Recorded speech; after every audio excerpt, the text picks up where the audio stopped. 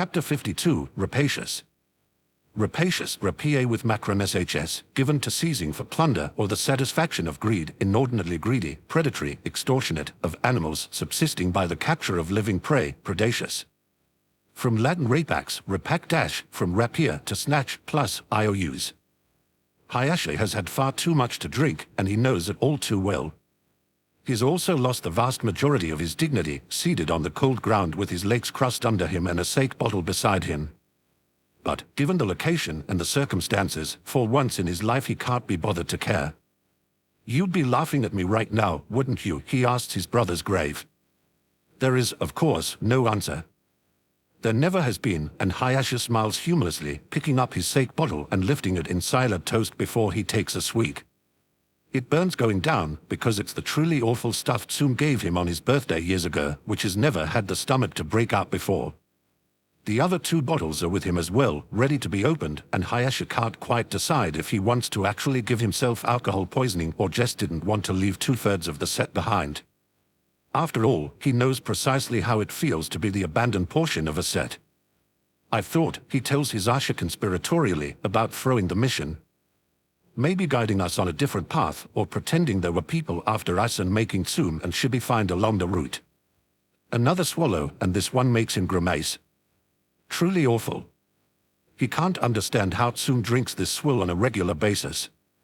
After all, there was no need for us to find the Rakage brother, the same way there was no need for him to kidnap my daughter and then demand my head for killing the kidnapper. The thought sits heavy and bitter in his gut, or maybe that's the alcohol. He sets it aside, rubbing his hands over his face with a tired sigh, and looks at Hayasha's grave, feeling just as tired and worn down and full of grief as he did when they buried Hayasha. "I hate you sometimes," he confesses, and it aches in his chest like shattered ribs, but isn't anywhere near as easily repaired. "There was no need to volunteer like that, you noble bastard. You would have been fine. It's true. Without the caged bird seal, without the branch house, Hayasha would have made Klein head as easily as breathing.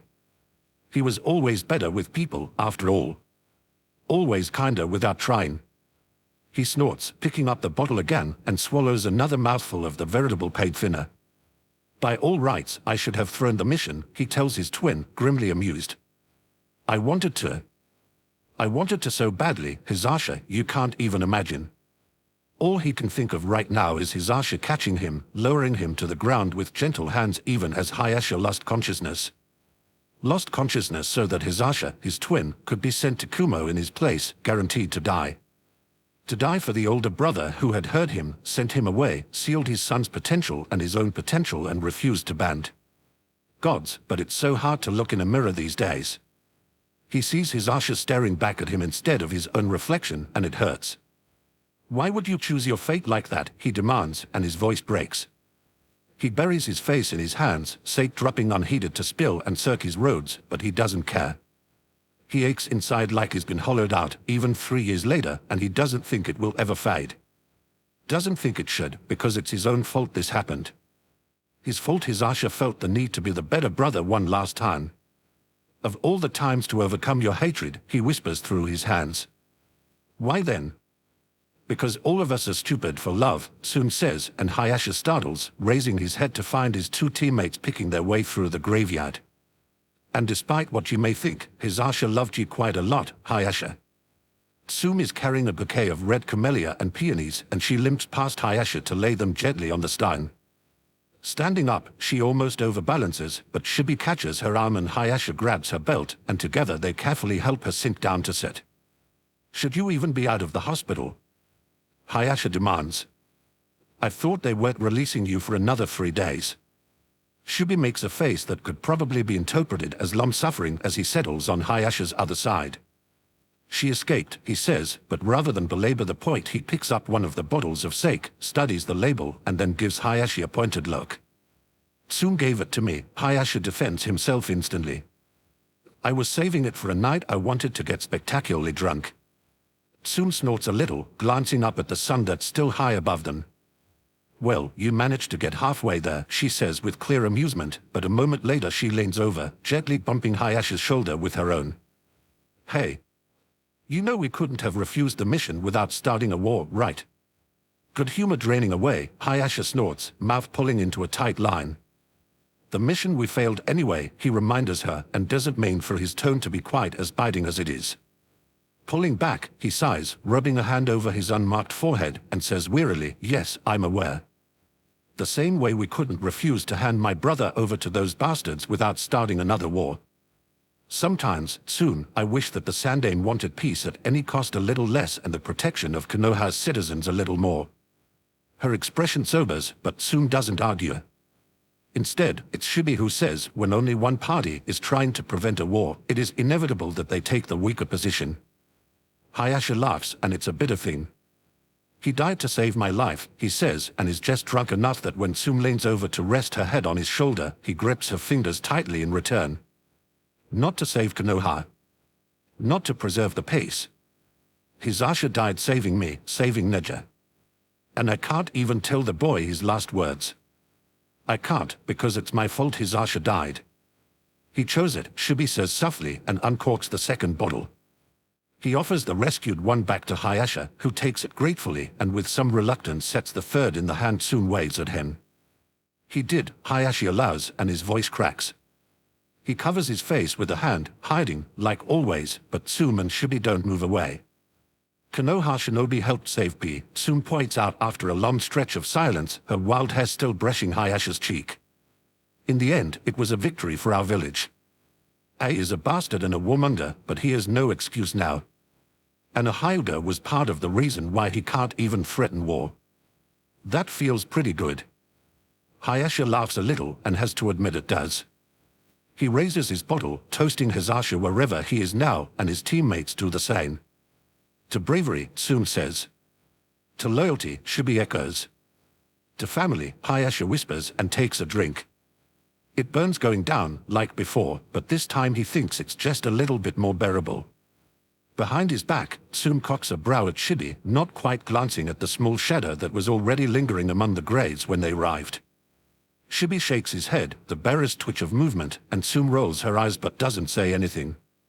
Damned emotionally constipated Hyuga, she thinks, and doesn't look back as Hayashi's nephew ducks away, heading towards the compound. Of all the many, many things that have happened to Kurama since he landed back in the past, this has to be one of the most surreal, standing across from his second Jinchuriki, his third in his arms, with the man who killed the former and saved the latter helpless on the ground between them. It's not a state of affairs he trusts will last very long. Obito is a slippery bastard at the best of times, and with potential allies all around, they need to get him pinned down permanently. Think you can switch that seal around and attach it to him, he asks Kushina, because he knows seals, but Kushina is brilliant at them. Kushina's mouth pulls tight, but she nods, and Kurama is more than experienced enough with her moods, even from the outside, to recognize the fury that she's keeping tapped down. Before, he would have reveled in it, strained against the seal just to make her angrier, hoping for her to slip just once. It isn't like that anymore. You really think this is going to be enough? Obito rusts, rough and derisive. He pushes himself up onto his knees, but Kurama can see how much that simple movement costs him. The seal is easy enough to recognize as the one Kabuto used on Anko during the war, only undirected this time. Obito's chakra is bleeding out into the air, leaving him on the very edge of chakra exhaustion, and Kurama is certain it couldn't happen to a more deserving asshole. His one visible eye is plain black again, and Kurama relishes the lack of Sharingan more than he has anything in a while. Maybe not, he allows, tightening his grip on Naruto, who glances up at him, one hand fisted in Kurama's shirt. And, sage, like that it doesn't matter, to keep Naruto safe, Kurama will fight Obito to a standstill again, and again, and again. He might complain about it, but he'll do it without hesitation. But you're sure as hell not a threat right now, you bastard. Obito snarls, full of fury, pushing upward like he's going to rise. In the same moment, though, Kushina makes a sound of victory, hands snapping together as her chakra flares. The seal beneath Obito's body twists, then bleeds upwards like it's being pulled onto Obito's skin. With a cry, he tries to jerk away but fails, and Kushina's mouth takes on a vicious slant as she lowers her hands. There we are, she says, bright and cheery, and that smile is so very much the Naruto Kurama left in an undone future that he feels it like a blow. He laughs, because it's either that or cry, and Kushina slants a grin his way, violet eyes full of merry mischief and an undercurrent of contained violence. Maybe, Kurama thinks, allowing himself half a second of optimism, this won't turn out as badly as he's been imagining. In that same moment, there's a shout. It sounds like Risha, and it sounds like victory. It makes Kurama's teeth curl back from his lips in satisfaction, even as he feels the other Jinchuriki in the past redouble their efforts. Someone just got taken out and is willing to bet it wasn't someone on their side. Judging by the fury suddenly snapping in Obito's visible eye, he assumes the same, and it makes Kurama laugh, a low and vicious rumble in his chest as he stalks forward. You could pick them off one at a time when they were alone, he challenges. But together? Yeah, you're fucked, bastard. And now that they've seen what they can do together, their first instinct is always going to be to run for each other now. Even if you could rebuild the Jedmaz, you'd never get the Jinchuriki to power it. Obito growls, but there's something very much like desperation rising in his gaze. He eases himself up onto one knee, clawed fingers aimed at the seal, and Kushina makes an aborted noise of protest as nails dig in and tear. Blood splatters the ground, but it's useless. The seal repairs itself with Obito's skin, and he makes a noise that's pure fury. No. It's not going to end like this. It's already over, Kushina tells him, sharp and grim and angry, and flips the kunai in her hand around. She lunges, and even though Obito tries to hold himself back, to dodge, there's no use. Kushina slams the hilt of the kunai into his temple with a loud crack, and the man collapses in a heap. For a long moment, Kushina looms over him, eyes fixed on his mask. She takes a breath, tucks the kunai away, and reaches down, her intentions clear. Kurama catches her wrist before she can even start to pull the mask off. Not yet, he says quietly. I'll tell you who he is, and then you can unmask him. Kushina's gaze darts from Obito to Kurama and then to Naruto, still settled on his hip. The hesitation is clear, but after a moment she nods, pulling back, and offers them a smile. I guess that means I know him, right? Of course she'd figure it out. Kushina isn't stupid, and never has been, no matter what Kurama liked to say to insult her when she was as Jinchuriki. Still, Kurama's pretty sure she's not ready to have the man who might as well have killed her husband and murdered her be the cheerful Chunan she used to want her future son to be just like. Soon, maybe, but not yet. Let her deal with actually having a son first. Kurama nai. Naruto asks, tugging a little on his shirt. Kurama nai, is everything okay now? There's something like wonder suffusing Kushina's face as she stares at Naruto, or maybe something like grief. She starts to reach out, only to abort the movement at the last moment, and it reminds Kurama of his first glimpse of Naruto in Konoha. Maybe not quite the same, but close enough to count, definitely. Close enough to see the sudden flare of hope and fear all mixed together. Kushina was his Jinchuriki, and he hated her. He spent 12 years pinned down, chained up, and seething with hatred for every moment of it. Naruto may have changed most of that, but this isn't going to be easy for either of them, especially when he tells her who he is. There's no way to avoid that, either. If anyone can recognize him by his chakra and temperament, it's Kushina. Besides, this is Naruto's mother. If Kurama regrets one thing above all concerning his part in her death, as much as it was against his will, it's that Naruto didn't get to grow up with family. Yeah, kid, he says, and watches Kushina dart a glance up at him at the nickname. That's the guy who was after you and the other Jinchuriki. Isn't your mom the best? She totally kicked his ass. The realization takes a breathlessly long moment to dawn. Naruto stares at him for a long moment, uncomprehending, and then as the words sink and he snaps his head around to stare at Kushina, who looks just as startled by Kurama's words. But there's a fearful sort of hope growing on her face that Kurama remembers all too well, and even though something in his chest is tight and uncertain, he gives her a crooked smile. Not that either sees it, they only have eyes for each other. You're my mom? Naruto asks, and his voice quavers. You really my mom? But you were trying to hurt Kurama nai. Not a fault, Kurama tells him. The bad guy was making her do bad things, but she's not being controlled anymore. Blue eyes widening, Naruto glances from Kushina to Kurama and back again. My mom, he repeats, like he still can't quite believe it. Kushina smiles at him, helpless and wondering in equal measures, and holds out her arms like she just can't stop herself. Yeah, she says, and laughs a little. Yeah, I am. Oh gods, look at you, Naruto. You're so handsome, just like your dad. Naruto wriggles desperately, already reaching out for her. Without hesitation, Kurama sets him down on the ground, lets Naruto bolt right out of his grip even though open in his hands feels like it tears something inside of him. He stuffs that feeling down, stomps on it viciously until it's no longer threatening to whirl up and drag at him, and half turns away from the mingled laughter as mother and son collide for the very first time. Blaming Obito, crumpled and unconscious, for the growing bite in his chest is a little too easy, but Kurama indulges anyway. 3 steps away from where Naruto is proudly telling Kushina about his chains and Kurama takes a breath, refocuses on the here and now. There's still a battle going on above them, but is reluctant to get that far away from Naruto right now, no matter what. Besides, he can still feel each of his siblings distinctly, and himself, darker and angrier but still stewing in bewilderment, which is by turns confusing and amusing as fuck, and he has faith they'd call for him if they needed him, even if their Jinchuriki couldn't. Besides, if this is a shogi game in its early stages, Obito is the gold general, the most valuable piece even if he doesn't hold all the power. Zetsu might by Kagui is keen, but one wrong move will be enough to topple him, so right now Obito is his greatest chance at advancing the game. As soon as he figures out that Obito has been captured, stones clatter down the embankment and Kurama jerks, spinning even as he raises his claws. It's Yudakada, though, not Zetsu, and the boy blinks at him in clear surprise as Kakashi appears behind him. Headache said, he starts and then snaps his mouth shut, closes his eyes, takes a breath. Golden amber eyes slide open, and he says determinedly, "I'm glad you're all right." All of Kurama's attention, however, is on the man behind him, and there's a laugh caught in his throat. Because Kakashi looks exactly the same as he did when they parted ways, if slightly more battered, but there's a miniature human perched on his hip and clinging to his flak jacket.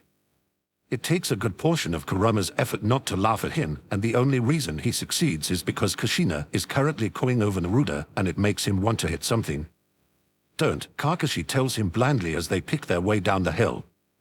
To Kurama's vast amusement, Gaara is the one to level an entirely unimpressed look at his bearer before he says firmly, "Put me down." With a roll of his eye that he doesn't even bother to hide, Kakashi swings him down and sets him on his feet. Gaara doesn't pause to say thank you, but skids the last few feet down the slope and practically teleports to Kurama's side. Before he even has to reach up, Kurama is already crouching down, pulling the little boy into a hug. "Hey, Squirt," he says gently. "I thought I'd talk to all of you about staying out of danger." Gaara glances at him, then over his shoulder at Naruto and Kushina, and then back at Kurama's face. For one heartbeat Kurama thinks he's going to ask, but instead Gaara tells him solemnly, "Kakashi isn't as useless as I thought." Oh, Kurama is never letting that one go, he thinks wickedly, glancing up, and even with the mask he can see the offense writ large across Kakashi's face. Grinning, he asks, "Oh really? He actually helped?" "He did," Gaara allows. "He can dodge fine."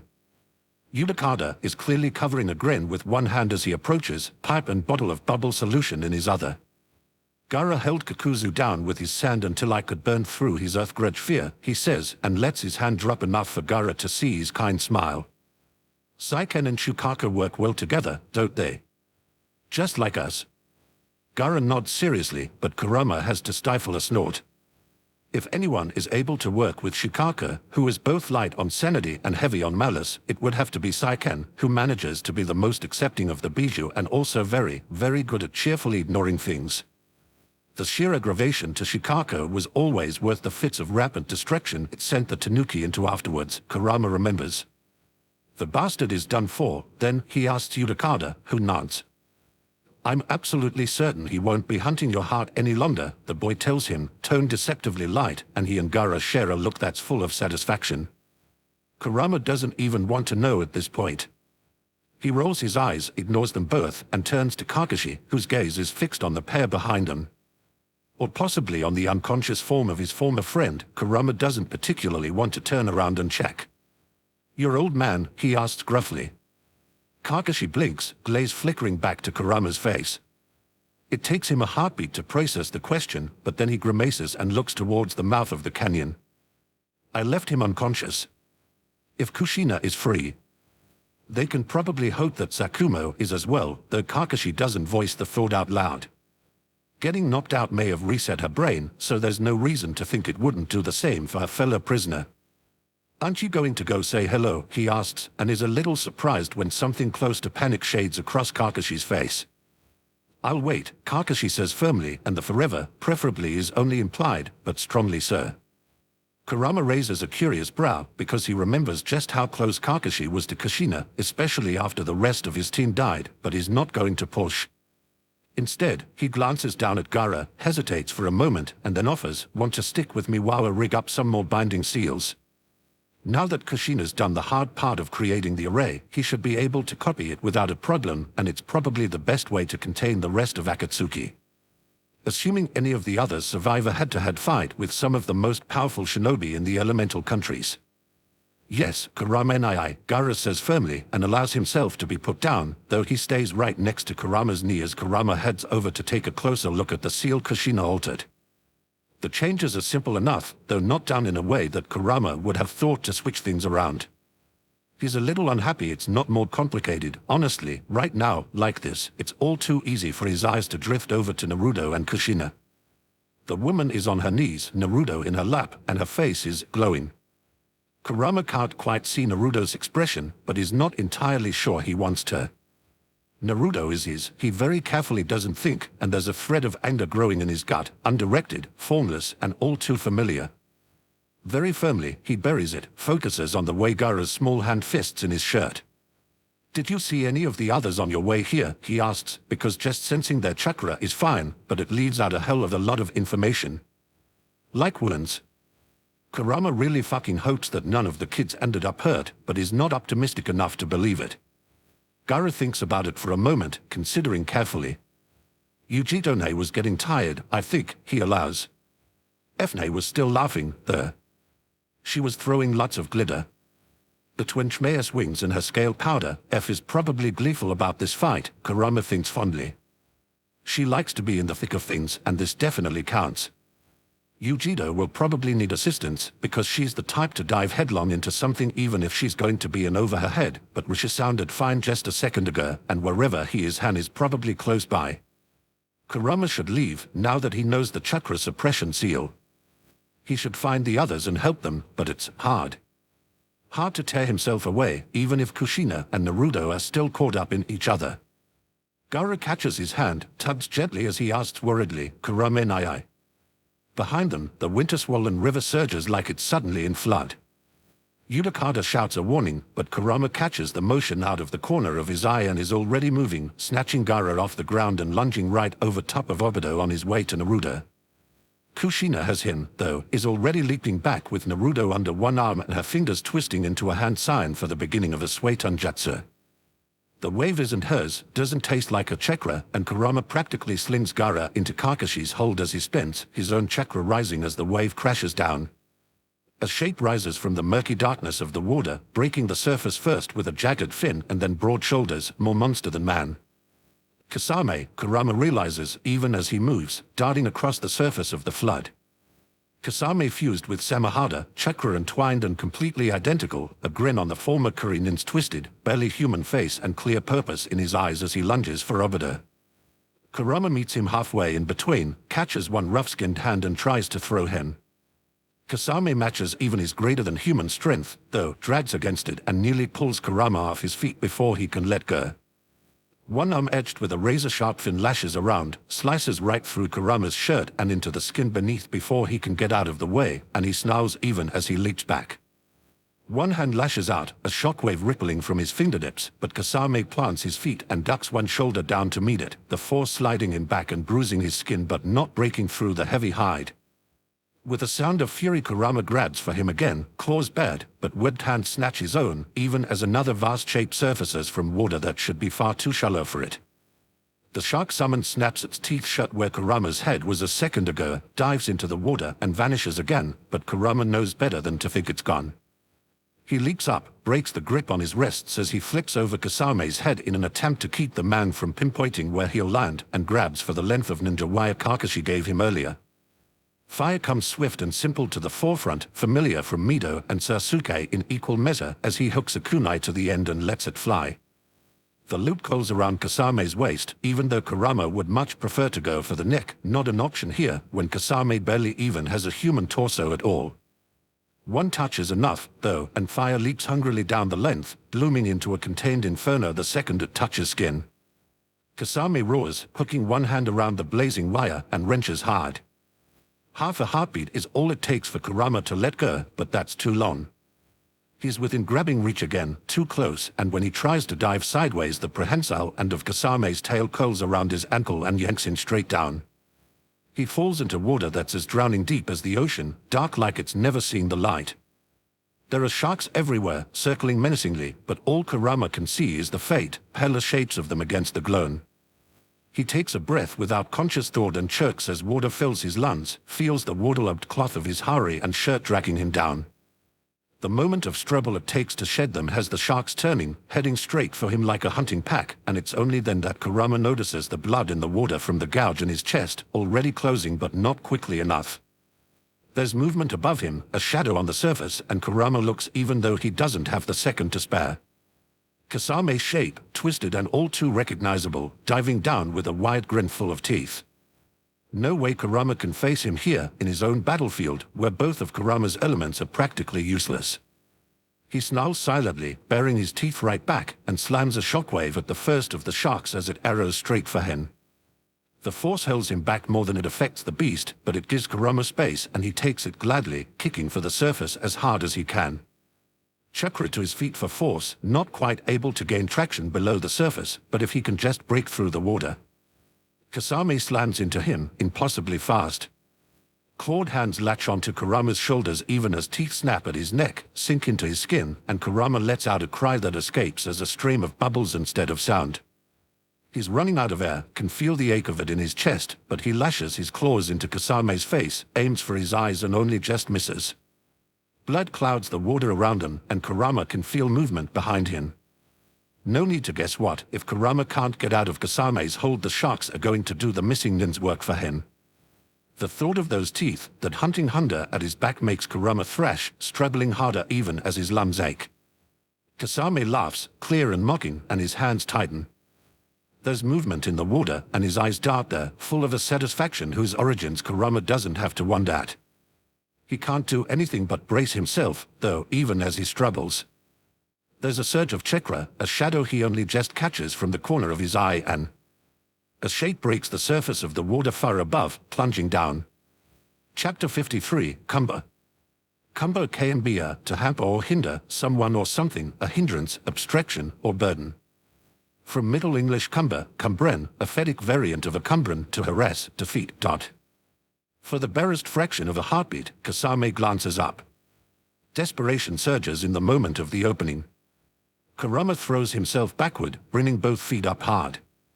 One slams into Kasame's gut as the other plants right between his eyes, and Kurama kicks off with all the force he can muster. Suspended in water, it's faster than he expects, and he ends up somersaulting deeper into the darkness, spots starting to swim in his vision from lack of air.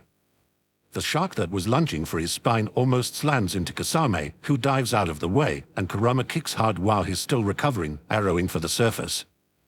For above, there's a light, broken by the shape of a human descending rapidly. A dart of color against the surrounding darkness, a flicker. Kurama very nearly loses his breath on a startled sound, even as brilliant light sparks. Kushina's ceiling chains erupt around him, turning the murky water golden in a sudden rush. She pulls up, floating suspended even as her chains will out to grab at summons, a handful aiming for Kasame directly. If there's anything that can hold him, it's those, so Kurama doesn't waste even a moment of his remaining air, stroking desperately for the surface. One hard kick, another, and his head finally breaks free of the water. Kurama and I. Naruto shouts, and a half-second glance at the shore shows him in Kakashi's hold, reaching like he's going to dive after them given half the chance. Like hell, Kurama thinks fiercely. Stay there, he shouts back, then takes a huge breath and ducks under again. Thinking is easier without the dire need to breathe pressing at him. As he dives, he calls up his Bajidama, lets his chakra condense at levels even Kasame and Samahada won't be able to absorb. Tighter and tighter as it spirals, past Kushina as she focuses on the summons, straight for Kasame with his Ida grin, and impact.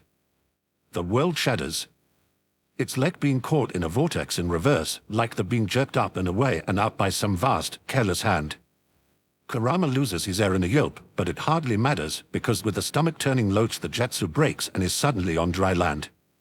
One staggering step, the sudden shift too jarring to leave him with anything close to his normal balance, and in that blistered second there are hands on him. Something drags at his chakra, cruel and ravenous, and Kurama snarls, but he's at a disadvantage. He turns, tries to punch, tries to kick out a knee, but Kasame overwhelms him, sucks his power down like it's a meal. "Fucking get off of me," Kurama growls, trying to grapple, but the angle is wrong.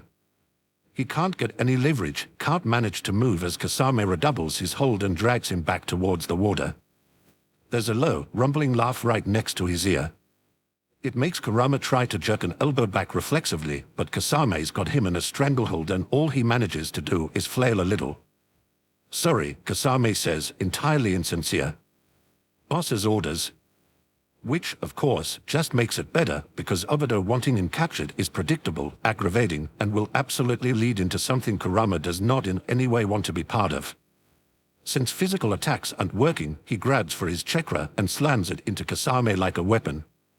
He's already heading towards tired from using so much against Kushina, but this he can manage. And it's enough. Kasame staggers, missing his footing, and the fraction of a second is just enough for Kurama to slam his head back into Kasame's face, then kick him in the balls and tear out of his grip. Half shark or not, Kasame wheezes and his face goes pale. In the same moment, there's a burst of brat laughter and an arm hooks through Kurama's, dragging him back. The familiar chakra is enough to keep him from tensing, so he goes with it, and Kushina pulls him up onto solid ground. They're both soaking wet, dripping massive puddles on the bank, and Kushina at least looks like a Kappa's victim, hair plastered to her face and wrapped in soggy hanks around her throat. Her grin is unflagging, though, especially when she tells him cheekily, "Nice shot." It startles a laugh out of Kurama, even though it shouldn't, and he smirks in return, even though most of his attention is still on Kasame as he pushes himself fully upright. "Thanks," he answers. "Fighting dirty is our specialty, isn't it?" Kushina's grin gains teeth, and for half a heartbeat Kurama wonders, stunned, if she knows he doesn't mean Uzumaki in general, but them in particular. There's no time to ask, though. With a snarl Kasame takes a step forward, clawed fingers curling into fists, and Kurama catches the bunching to thick muscle just in time to hold himself and Kushina out of the way.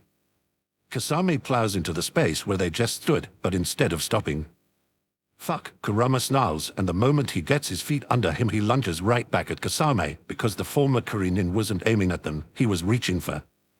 Kasame dodges the lash of Kushina's chains as they slam into the earth around him, shakes off the shockwave Kurama drives into his back, and scoops Obito up in his arms. From the other side, a stream of Yudakada's acid-filled bubbles whirls towards him, but a wave of water swamps them before they reach. Another step, faster, and Kurama almost reaches. The river surges again, cresting like a misplaced tidal wave, and Kurama has to leap back or be swamped. When the water recedes, Kasame is gone. "Fuck," Kurama repeats, letting himself straighten slowly. He glares ineffectually at the river as it rises once more, naturally this time, and halfway considers picking up a rock and hurling it into the water, just because. But that's childish, and moreover it won't make Kurama feel anything but more frustrated, so he buries the impulse as two more figures appear at the top of the slope and slide downward. "Is everyone okay?" Jiraiya calls, eyes flickering to Naruto first and Kakashi second. Allowable, Kurama supposes, and shoves his sudden hair out of his face as he turns to Kurama. Kushina cries joyfully, and there's a blur of sooty red out of the corner of his eye. He turns on instinct and somehow finds himself with an armful of former Jinchuriki as she wraps her arms tightly around him, burying her face in his neck.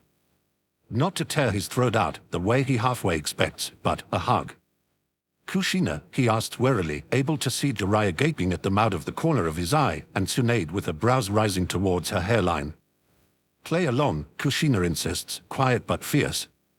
"You've been telling everyone you're my brother, you know. So act like it." Well, he's hardly about to argue with that, especially in front of Sarutobi's students. Kushina's brother is still a hell of a lot more likely to let him stay close to Naruto than Kyuubi in human form, so if Kushina is willing to run with it even when she knows it's a lie, Kurama will too. Instead of protesting, he hugs her back, and they are both wet and cold and a little bloody, but it almost feels like that last hug Naruto gave him, back when everything started. Kushina is strong and steady against him, and she presses her cheek to his and whispers, "Thank you for taking care of Naruto." There's a lump in Kurama's throat, and has only ever felt the most passing fondness for Kushina before, but this is all right. For Naruto, and also, just maybe, a little bit for himself. Kurama and I. Naruto cries, right on cue, and an instant later he slams into Kurama's leg. It makes Kurama snort, and he reaches down, grabbing Naruto by the back of his shirt and holding him up. "What, brat?" he asks, but can't quite make it as gruff as he's aiming for. Naruto stares at him for a long moment, wide-eyed, and then throws himself forward, wrapping small arms around Kurama's neck. "I was scared. You were gone and there were sharks, and then Mom went after you and she was gone." Hands tug at his pants, and Kurama can't quite manage to look down when Naruto's got his head under his chin, but he hardly needs to. With a laugh, Kushina crouches down, then stands back up with Gaara in her arms.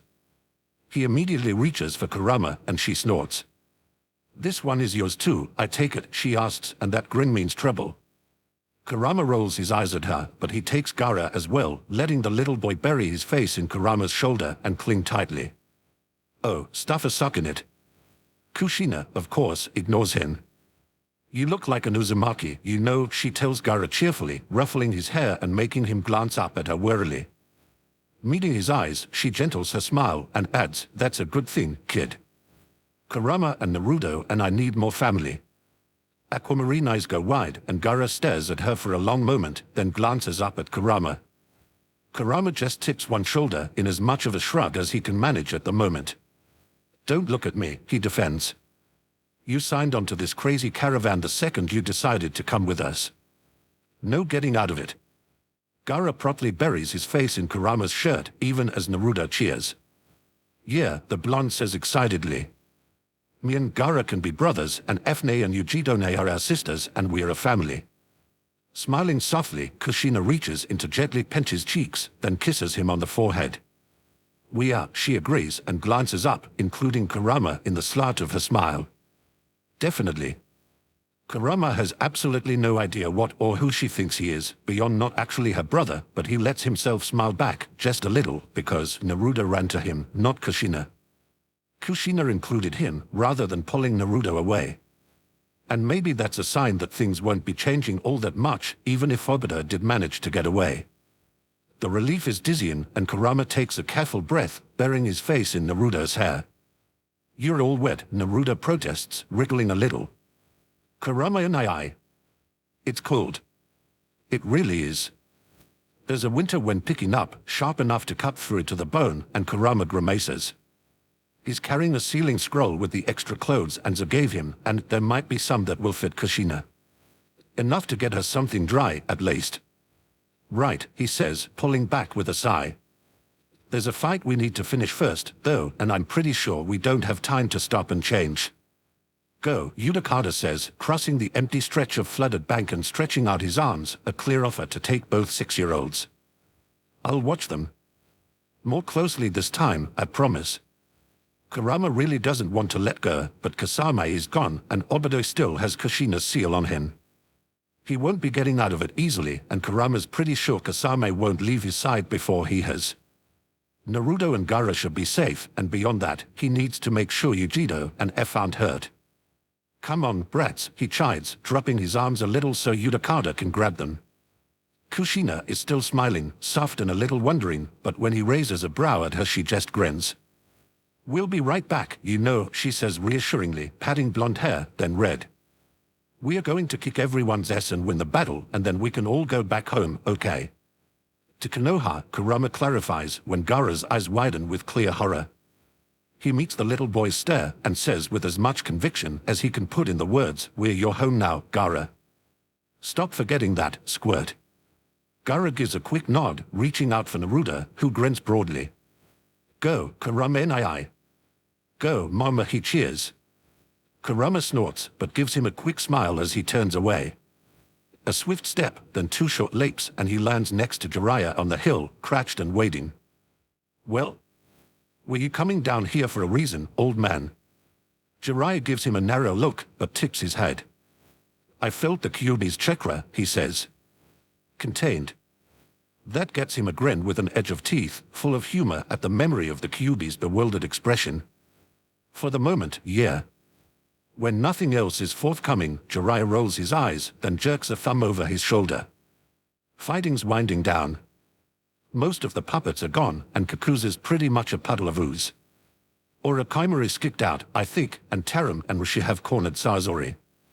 Nagato's parts are still fighting, but Han, B, Yagura, and Zabuza are over there right now. Toby escaped with Kasame, the bastard, Kushina says, cheerful and malicious in equal measure as she pauses next to Kurama. Jiraiya looks at her like she's a miracle, and when he goes to speak his voice shakes. Orochimaru, he implied that we brought more than one person back to life. Kushina's eyes soften, and there's something boundlessly sad in her eyes as she reaches out, touching Jiraiya's hand gently. Hatakes Akumo, she says. He was the other. Not Minada, she doesn't have to say. Joy flares, twined together with disappointment and grief and hope, and Jiraiya presses a hand over his face. We are wasting time here, Kurama says gruffly, and steps away, meeting Tsunade's grim eyes. The parts are the ones we need to deal with first. Right, Kushina agrees, and if Kurama didn't know her quite as well as he did, that tone might fool him. She cracks her knuckles, then glances at Kurama with a grin that's only just barely forced. Well, are we splitting them down the middle, or just taking them as they come? With a roll of his eyes, Kurama leaves her behind, leaping back up onto the road and heading towards the last of the fighting. There are destroyed puppets everywhere, and the majority of them look like they were used as scratching posts for a cat with pyromaniacal tendencies. Apparently Madatabi and Yujido were both having fun. He finds the girl herself a little further on, seated on a puppet that's still mostly intact, but lifeless, frowning at her scratched hands. Kitten, he calls, and she glances up immediately, relief spreading across her face. Kurama and I, she says happily, and when he reaches for her she takes his hands and tumbles forward to hug him tightly. Her chakra is lower than it should be, he judges, looping an arm around her shoulders. But, despite it being depleted, she doesn't look like she's been hurt, and Kurama runs one hand over her dusty hair. Nice work, he tells her, and Yujido makes a noise that she definitely learned from Madatabi. I'm a good kunoichi, she says without hubris. They weren't even real. Her eyes dart back, over his shoulder, and she tenses a little. Kurama and I. Kurama glances over his shoulder to see Kushina giving him an arch look. He makes a face at her, which makes her grin, and then tells Yujido she's fine. Yujido doesn't look like she fully believes him, but she allows it with a nod, pulling back a step. Are we still going to head for Konoha, Kurama and I? Of course, kitten. Be ashamed to come all this way just to back out now, wouldn't it? Kurama tugs lightly on the tip of a braid, then asks, would you go help Yudakata keep an eye on Naruto and Gaara? I'll send F your way too, if I see her. She takes another wary look at Kushina, but nods regardless. I won't let anything happen to them, she promises solemnly. Sage, this kid, Kurama thinks wryly, but he lets her go. I know you won't. Yujido smiles at him, sidles around Kushina, and hurries back towards the riverbank. She's not stumbling yet, Kurama assesses, watching her move with a faint frown, but she's definitely tired. Better to get her doing something without a lot of stress so she can wind down. Come on, he says to Kushina, because she looks like she's going to make a smart remark. Thankfully, she saves it for later, though Kurama has no doubt that this is just a delay in hearing it. Instead, she says, they are all Jinchuriki, aren't they? Why do you think they are with me? Kurama retorts, and incoming, a cheerful voice calls, just as a shape comes flying at Kurama's face. He lunges to catch it on instinct, and finds himself with an armful of green-haired little girl with wings. F, he says, somewhere between testy and relieved. What exactly do you think you're doing? F gives him her best innocent smile, then points over his shoulder. Following Yujido. I can't help against pain anymore, there are too many people, and I just keep blinding them instead of the bad guys. Kurama snorts, swinging her down to stand on her feet as the wings fade away. Smart, sweetheart. Anyone I need to punch for you? The question is considered for a moment, F wrinkling her nose thoughtfully. Then, with a faint huff, she says, the guy with the gravity. He almost knocked me out of the air a couple times. That makes Kurama's eyes narrow, but when he looks her over he can't see any sign of wounds. Will do, he agrees. Yujido headed for the others by the river up there. You good? I'm good, F confirms cheerfully. She gives Kushina a bright smile, then ducks past at a quick jog. Cute is Kushina's verdict. She casts a sideways glance at Kurama as they start forward again and asks, yours too? Kurama pointedly doesn't answer because they're coming up on a curve in the road and beyond it the sound of fighting is clear. Ready, he asks instead, and Kushina laughs. Of course. Let's teach those bastards a lesson, she agrees, and plunges ahead, leaving Kurama behind as she throws herself around the band. Sage damn it, Tamada, Kurama hisses, but not quite loud enough for her to hear him. He goes after her, immediately throwing himself the Deva path as it aims at Han.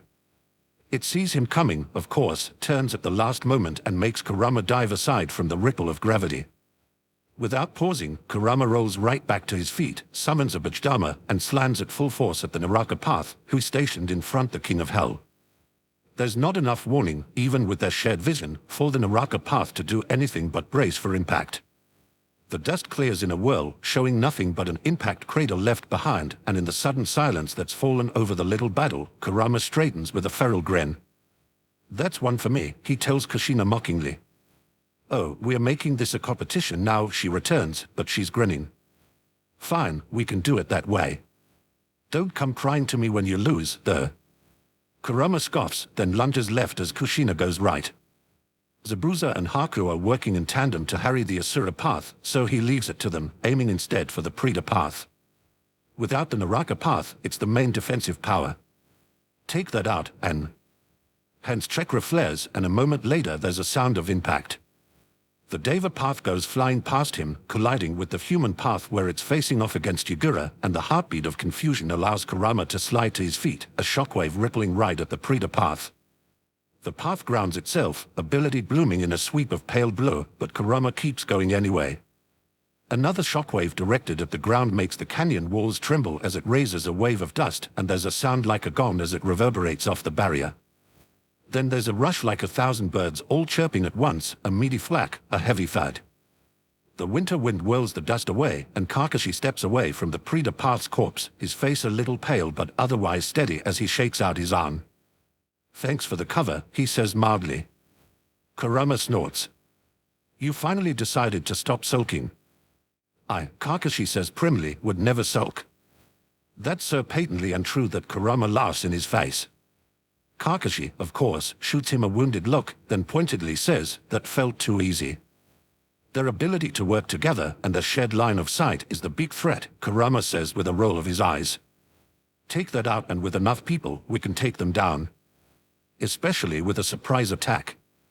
Well, I did say I was very good at killing people.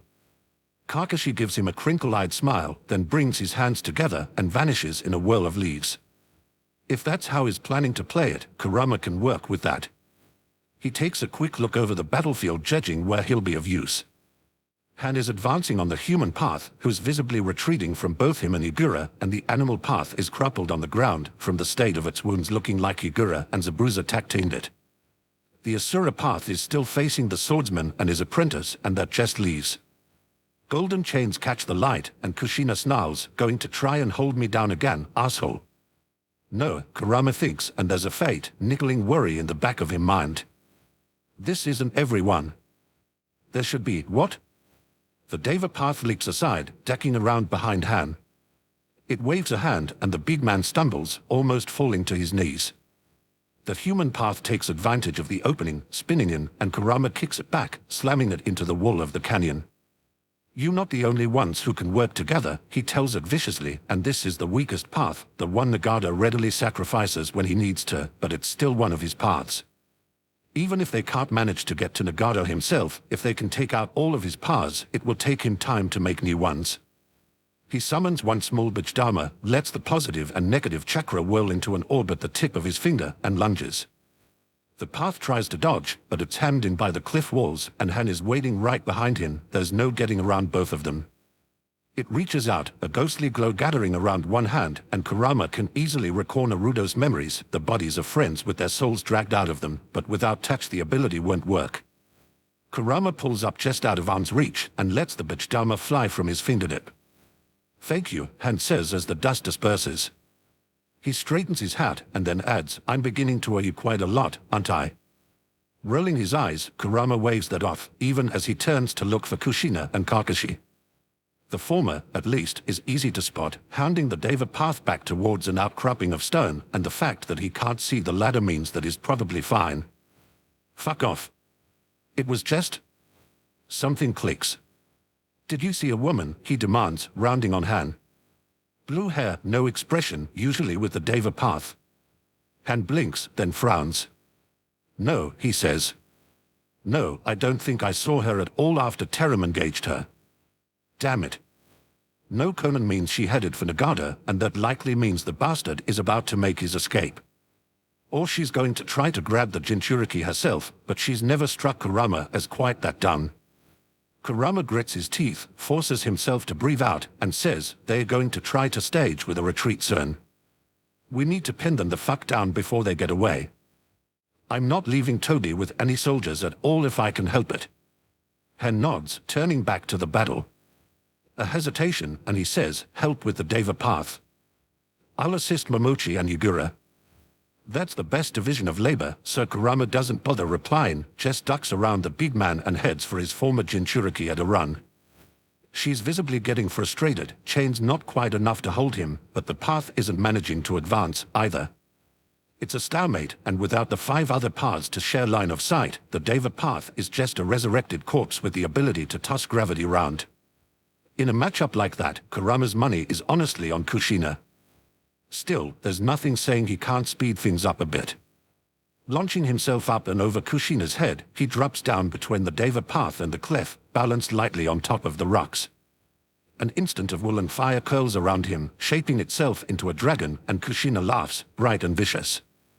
Her chains step forward, like they are aiming to tear right through the Deva path's chest, and in the same moment Kurama sends his jutsu whirling out, curling around Yahiko's body to cut off all avenues of escape. "You interfere on the path to peace," the path says, deep and warning. "This world tears itself apart, and the only way to halt it is..." "What, listening to a man whose face you've never seen?" Kurama mocks. "Following the orders of a man with his own agenda. Yeah, you make a convincing argument, all right. Tell me you ever choke on all that hypocrisy." Kushina giggles, incongruous against the backdrop of her bloodthirsty grin. "I don't know, little brother," she muses. "Maybe he's used to it by now. Still, that's a big mouthful, isn't it? Kind of makes me wonder." "Stop right there," Kurama cuts in almost desperately. "Sage, that is not something I fucking want to hear. Keep your dirty jerks to yourself." Kushina blows him a kiss and gives him a wink. "I didn't say anything. That was all you." Kurama gives her a dark look, shoving down the flicker of amusement in his chest. "Focus. And who the fuck said I was yonder?" If the Deva path had expressions, Kurama is fairly certain he'd look exasperated right about now. As it is, he takes 3 quick steps to the side and raises his hands. "If you can't be convinced of our task, I have no further need of you," he intones, and Nagato is always a dramatic asshole, but Kurama's pretty sure that this takes the prize, because there's no way. "Oh. Shit," he snarls and throws himself at Kushina, grabbing her around the waist and hurling them back towards the others even as the Deva path brings his hands together in a ringing clap. He spreads them, palms opening, and a sphere of impenetrable darkness rises, drifting up to obscure the sun. "Kaibaku Tensei," the Deva path says, and presses his hands together. The world trembles, shudders. Cracks. Chapter 54, Cirquadry. Cirquadry, cirque di, overweening pride, arrogance, presumption, insolence. From Old French cirquidia to presume, from cir over plus quidia to think, from Latin cogita to think. That's Nagata. Sakumo asks, faintly skeptical, but his hands are still gentle as he lets Orochimaru slide to the ground, good shoulder braced against the trunk of a tree. Orochimaru gives the man a half-hearted glare, annoyed by the doubt. "I assure you, Hatake, even if he's crippled, he will still be one of the most dangerous enemies." "It's not that," Sakumo interrupts, though he keeps his voice low. His eyes flicker back towards the clearing, almost out of sight from their position. He's bleeding from the nose and mouth. Any other shinobi, I'd say they were too close to chakra exhaustion to survive for more than another hour or so. Eyes narrowing, Orochimaru runs through all the situations he knows of that might lead to Nagato overexerting himself to that extent. Not Rinne Tensei that would wither Nagato as he completed it, feeding on his life if he tried to preform it without the necessary chakra. All of his other abilities are channeled through the paths, though, and Orochimaru doesn't have a complete knowledge of them anyway. He had attempted to find out, because the Rinnegan was the biggest draw as far as joining the Akatsuki was concerned, but Nagato was unforthcoming. I don't know what he's attempting, he confesses, and it's bitter. Orochimaru hates little more than not knowing something. It will likely not end well for those fighting him, however. Sakumo doesn't waver, simply nods and rises to his feet, drawing his tat from its sheath on his back. He weighs it in his hand for a moment, then says, as if it's an afterthought, "Thank you for recreating this. I'd feel naked without it." Orochimaru snorts, but keeping his eyes open is too much effort at this point. He lets his head drop to rest against the trunk, and says, "I had hoped it would jog your memory if Uzumaki's seal failed. Willpower has never been something you've lacked, Hatake." A wry, bitter smile twists Sakumo's face, just visible under the veil of Orochimaru's lashes, and he doesn't answer. "How far?" he asks instead. "You said I needed to remove him, but what's the minimum necessary distance?" That, at least, is something Orochimaru has had more than enough exposure to judge. Over a mile at least. More, if you want the paths to collapse rather than simply lose their abilities. I'd recommend more, as otherwise he'll simply call them back to him. Sakumo nods, takes a breath, and reaches up as if he's going to touch the hatayade he's no longer wearing. His fingers freeze, curling ineffectually, but he shakes himself and asks, "You'll be all right." "Go, Hatake," Orochimaru hisses, exasperated, and it makes Sakumo cast him a crooked, sideways smile before he leaps forward with a flicker of blazing white chakra. There's a surprised cry, a climb, a burst of chakra that sends heat washing over everything. Orochimaru is in no position to see anything, unfortunately, but when the sounds abruptly cease with a scatter of whirling leaves, he leans his head back against the trunk, grimly satisfied. The bleeding from his wounds is slowing, even if he doesn't have quite the skill necessary to regrow skin. If he had even slightly more mobility, this would be the perfect chance to escape. There are no eyes on him, no enemies close by. Everyone is an enemy now, though Orochimaru supposes not all that much has changed. The masks have been stripped away, that's all. He's stopped playing, and it makes him angry, furious, so close to his goal, so painfully close, and now it's turned to just a heartbeat before his fingers can close around it. He's just about to close his eyes when the ground starts to shake. No time for dwelling, he tells himself, getting a hand on the trunk and taking a careful breath. Shinobi can only run so fast, even if Nagato isn't fighting back, which he undoubtedly is. It will take a few minutes for Sakumo to get him out of range. And in the meantime, whatever jutsu he was attempting will be more than powerful enough to. Stones are rising, slow and stately, towards a black sphere that blots out the sun. The fact that Orochimaru isn't aware of the nature of this technique doesn't keep him from recognizing that it's likely a devastating one. Moreover, a delay of this long in using it, clearly Nagato has been holding it in reserve. Which means that it's a final play, either an endgame or a last resort, and seeing as Madara's aim is to capture the Jinchuriki, it's almost certainly meant to assist in that. Damn it, Orochimaru thinks, curling his fingers into the bark. Painfully slow, carefully deliberate, he gets first one knee under him, then the other, and cautiously pushes to his feet. The lightning bolt of pain the motion brings with it almost drives him back down, breathless and dizzy, but he forces himself upright anyway. For a moment, he considers hiding himself, waiting out the result of this battle and seeing which way the wind turns. Between Uzumaki and Uchiha Madara, he can't quite say who will win, but if he simply lets them have it out, he can react accordingly when the dust settles. Of course, that doesn't account for the fact that Madara considers him a traitor, or that Sakumo might not have told Kushina about how he got the control seal to begin with. That's likely no longer an option, no matter how tempting the idea of sliding back into place so easily might be. What do you think Nawaki would say if he saw you now? His beloved teacher, trying to destroy Konoha. He'd be heartbroken, Tsunade whispers in his head, and in that moment he hates her more than he has since she disappeared into the night and left Konoha, left him behind. Well, looking at things logically, there's only one real choice. You set your feet on this path, so keep going, Jiraiya always told him when he faltered learning a jutsu or a kata. Unhelpful advice, aggravating, but strangely useful now, Orochimaru will admit, and he lets go of the tree, takes one wavering step forward, and doesn't fall. There's little chance he can reach Zakumo in time to warn him to stop Nagata's jutsu, but trying loses him nothing but time. Running footsteps, incautious with haste, make him freeze in his tracks. Before he can so much as turn, Conan bursts into the clearing, dark cloak flaring like winds behind her. She falters when she sees him, eyes flickering over his ragged hair, his blood-covered skin, the gaping wounds he hasn't managed to close. Comprehension is just a moment behind, with contempt on its heels, and she draws up, expression deadly with implacable intent. Are you going to make me go through you, Orochimaru? She asks, bland as if she doesn't care about his answer either way. Are you in a hurry, my dear? He counters, and the flirtatious lilt he gives the words is carefully practiced, engineered to unnerve. It makes Conan's lip curl faintly, though after so many months together she must realize it's only for sure. You're not going to be able to stop me, she says, eyeing his wounds, and Orochimaru very carefully doesn't grimace. She's right, unfortunately, any fast moves at all will reopen them, and is not arrogant enough to think he can fight Conan without quite a lot of effort. Nagata might outshine her on the battlefield, but she's one of the world's most dangerous kunoichi, and Orochimaru isn't about to forget that. Thankfully, Orochimaru hardly needs to fight her himself. He tests his chakra, finds bits of it trickling back. Not much, not enough for the massive and destructive jutsus he usually favors, and Conan can probably sense that. But enough. Maybe. Orochimaru is willing to stake his life on it, since he has to. He lets his power rise, just a trickle, and pulls it in his hands as he raises his arms.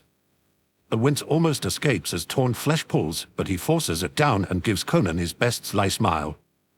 Would you care to test that theory, little girl? Buried indignation surges, and Conan's skin seems to fracture, paper peeling away to whirl around her. Move, she snaps, and the papers fold themselves into shuriken and hurtle forward. It's as simple as breathing to shove all of the gathered chakra into the tattoo on his left arm as he drops, and Orochimaru slams his palm against the ground with all the force he can muster. Manda is going to eat you one of these days, Kabuto always tells him, entirely unimpressed, but he doesn't know the snake summons like Orochimaru does, hasn't spent years training beside him. Orochimaru doesn't fear his oldest summons and never will. Manda is vicious, undeniably a bastard, but then, so is Orochimaru. They are a matched set in all the ways that matter. The bloom of thick, ash-white smoke is enough to cover the massive snake's first lunge, but Orochimaru can feel it in his bones as Manda moves, can track his smooth slide as he snaps his head forward, mouth open and fangs bared. There's a cry, startled and lost to movement, and in a rush the smoke shreds, a flurry of knife-edged origami scattering it. Orochimaru laughs a little to himself at the sight of Manda bearing down on Conan, even as he slumps back against the tree again, strength spent. The world spins, and he closes his eyes to block it out. Other senses are more trustworthy right now, so he focuses on those, on the pull of Nagata's jutsu in the sky, on Manda's chakra, on Conan's. Humans are unevenly matched against summons, even skilled humans, so he doesn't worry. Besides, this is more of a distraction than an actual fight. Hey. That's one damn big snake, made me do a double take. Oh, lovely. The cavalry. Even if he wasn't the Akatsuki spy master, Orochimaru would be well able to recognize the Reikage brother and Kumo's elder Jinchuriki. Killer Bee is distinctive, and not just for the way he talks.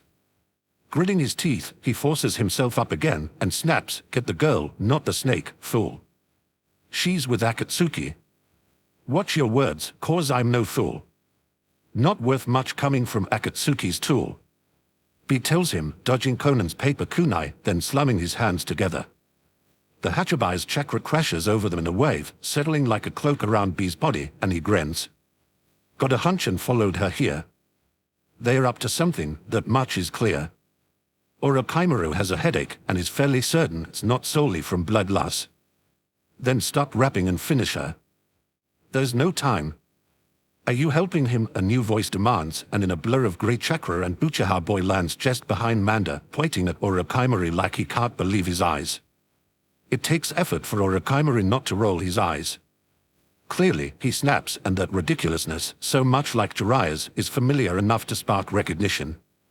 Uchiha Shisui, graced with one of the most powerful manifestations of the Sharingan, a very clever mind, and all the composer of a particularly frazzled ferret. There's a reason Orochimaru always gravitated towards Itachi, even beyond his brilliance. I'm so confused, Shisui laments, even as he pulls a length of ninja wire out. This time Orochimaru really does roll his eyes. The Jinchuriki has her, he says sharply. In the forest, Hatix Akuma has Pain's main body. Help him before that jutsu completes. Like hell, Shisui spits, and in a whirl of leaves is gone, too fast for any eye to catch. Koen appears briefly, leaping away from B, and fire sparks. Shisui shimmers into view in the midst of the blaze, sweeping it around him like a tide before the moon, and it crashes into the kunoichi with nearly as much force. B calls something bright and enthusiastic, but Orochimaru doesn't catch it even as heavy hot Bijou chakra surges.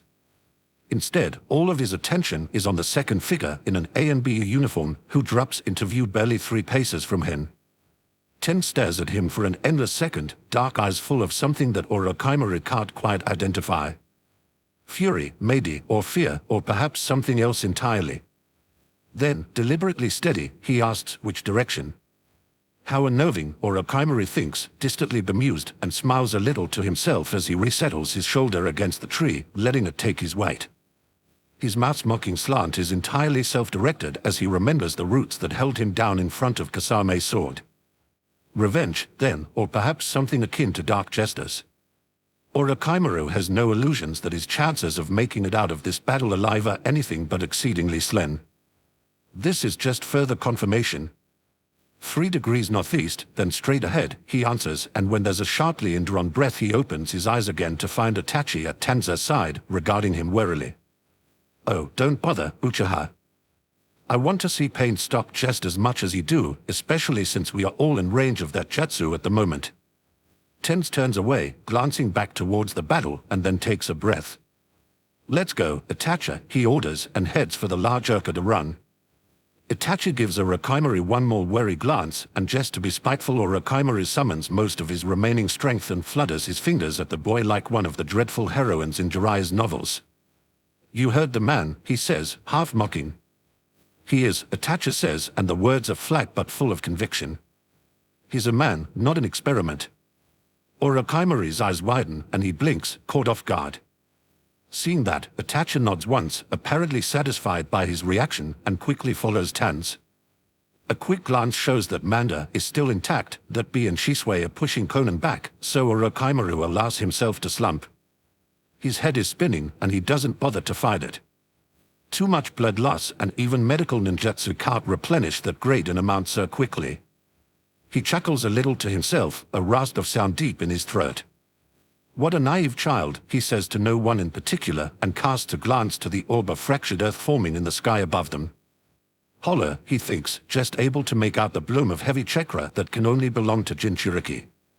A hollow creation of stone and chakra to trap the Bijou and their hosts, and any enemies that might be remaining. There's no use in saying Nagato isn't clever, is there? It's a plan worthy of Madara himself. But it's not going to succeed. Orochimaru presses his palm against the wintergreen grass, sends just a trickle of chakra into his summoning tattoo. The whirl of smoke that rises is smaller, easily dismissed amidst all the dust the others are raising. The snake that appears to curl around his hand is deep tan with a pattern of broken chevrons edged in black, and a darker brown head. She's small enough to be overlooked, and Orochimaru runs a light finger over her skull. Go carefully, he tells her. A handful of bites should be enough with you, my dear. The snake slides around his wrist, between his fingers, and drops to the ground. She's almost invisible against the earth, and Orochimaru chuckles. He thinks of Conan, dry paper dust flowers rain to his senses, and the taipan flicks her tongue out as if she can taste the same in the air. It must register, because she turns and vanishes into the grass, and even Orochimaru can't mark her passage when he looks. Shinobi, he's come to realize over the years, always underestimate the dangers of the world around them, as if they are the most dangerous creatures in existence. Hubris, and Orochimaru certainly isn't immune to that, but it's still amusing to witness. There's chakra raging beyond the cliff, weighty and harsh and corrosive, and a part of Orochimaru wants to go and look, study, observe. Jinchuriki fighting is something unusual and sure to be interesting, even if they are only fighting the pull of a jutsu. He's tired, though. What little bits of chakra he managed to gather are all but exhausted now, and all the scratch remaining is pushed towards healing. The tree is starting to creak and shudder, fragments of earth and stone pulling out of the cliff on either side of them as the orb above grows. There's no one to shout a warning to, no way to move in time unless he calls Manda back and orders the snake to take him to safety. The thought is tempting. So very appealing, given Orochimaru's goals, but he's petty. He's petty and angry and thwarted, and if his snake can kill Conan, if Nagata can be captured, if Madara can be undercut here, Orochimaru will be viciously glad and spitefully satisfied. And for him, that will be victory enough. Well, fuck, Zabuza says, drifting up past Kurama. He's upside down, sword in one hand, Haku tucked under his other arm, and looks vaguely affronted to find himself in the grips of the new planetoid's immense gravity. Kurama rolls his eyes, even though no one is looking. Behind him, Kushina is cursing, trying to get away from the pull, but the entire section of earth she was standing on is rising. Her chains thud into the ground, only to immediately lose their grip as that starts to rise as well. Even Hen looks a little perturbed, hanging onto his kasa as he's dragged up off the battlefield. Kaibaku Tensei is a village ender when Nagato uses it, though, or a trap at best. It's nowhere near on par with the Sage's, or even Sasuke's version of the technique. Naruto beat it once without full control of his power, and Kurama's hardly about to do any less. You think this will do anything? He snarls at the Deva path, who doesn't waver as it meets his eyes. You really think this will hold me? Rinnegan eyes narrow, and the path takes a step back as the ground before him fractures. It will hold, he says simply. Kurama laughs, and if there's a bitter edge to it, it's from the memory of the last time he saw this technique up close. Naruto had almost broken down, had still been reeling from the destruction of Konoha and the deaths of those he loved. Kurama had goaded him, pushed and prodded until Naruto had reached for the seal himself, ready to tear it down and allow Kurama free rein. Minado's chakra impression was the only thing that stopped him, then. A return of conscience, a slap to the head, and he'd ended up making Nagato an ally even with so many deaths between them. Kurama isn't Naruto and never can be. He isn't about to lay out a welcome mat to those who hurt him, not without a lot of other incentives, and is definitely not about to hold back for fear of hurting his enemy. Turning, he leaps from the spur of rock beneath him, but rather than trying to jump back to the ground, no matter how much he wants to pound the path's face in, he aims upwards. A strong push, aided by the gravity, and Kurama reaches. It's harder to channel the same amounts of chakra that he used to as a Bisha, now that he's in this body. Human chakra pathways simply aren't designed for the load, and while Naruto's body has hosted him since birth and is better for it than most, it's still an effort. Not enough of one to stop Kurama, though. He pulls and twists, molds and balances. 8 parts positive black chakra, 2 parts negative white, and they swirl together in the air before him. Kurama doesn't make any attempt to contain it to a hand gesture, doesn't try to keep it small because of collateral damage. He focuses all of his power on the Bichdama, lets it build until it's taller than he is, a seething warp of chakra ready to destroy. The strain of it is noticeable, and this might be his body now, but that doesn't mean he can use it like he would his old. One blow, he tells himself, and snarls, if you're in my way, move. 5 seconds for anyone in the path to hear, another 3 for them to get away, and Kurama takes a breath. No way to internalize this Bichdama, not at his current size, but that's fine. Some of his siblings have never bothered, and he follows their example, hanging on until the moment he'd have swallowed it before, and then letting go. Naruto was able to interrupt Sasuke's Kaibaku Tensei as it formed with a Rasengan. Nagato's hasn't finished yet, the black glowing orb still visible, pulling everything into its orbit. The Bichdama is no different, Kurama doesn't even have to aim for the core. All he does is release it, and it flies upwards in a streak of violet black, arrowing straight for the center. The impact is like a detonation, like a sun imploding. Light flares, magnesium bright, and destruction ripples out like a wave to shatter stone. The force of it hits like a hammer, throwing Kurama back to slime into the fractured wall of the canyon, and stones rain down on top of him. A hard leap carries him to the side, out of the path, and he doesn't bother pausing. Breath comes hard, his lungs tight with spent effort, but wherever Nagata is likely in far worse shape. Any more, and you're more powerful than I anticipated, the path says darkly, and ducks Kurama's claws as they swipe at his face. Kurama bares his teeth, leaps to the side of a ripple of gravity, and takes advantage of the 5 seconds Nagata needs to recharge the technique to shove his way in and slam an elbow at the body's throat.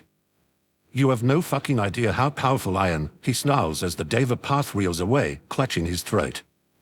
Another Bachdama, this time small enough to fit in his palm, but he thinks of Naruto's Rasengan and lets it spin, faster and faster as he thrusts his hand forward and slams it into the path's chest. Dead flesh ruptures, and in the same moment all fragments of Nagata's power disappear from the piercings with their black receiving rods. Yahiko's body crumples, devoid of all traces of life, to sprawl at Kurama's feet. For a long moment, the only sound on the battlefield is the clatter of stones falling like light rain. Kurama feels his breath rasp in his throat and pulls back, coughing to clear it. There's no blood on his hand, because long-dead corpses don't bleed, but it's satisfying regardless. An enemy beaten, and if not the way Naruto would have, then at least Kurama's way, and that's good enough for him. Shinobi sandals crunch lightly over the new layer of gravel in the road, and Kurama glances up, shoving his hair out of his eyes to find Kakashi approaching. He doesn't look all that much worse for wear, though he's definitely a bit more ruffled than before, and he glances down at Yahiko's body with cool assessment. Is he going to get back up, he asks, and the words are wry but the tone is serious.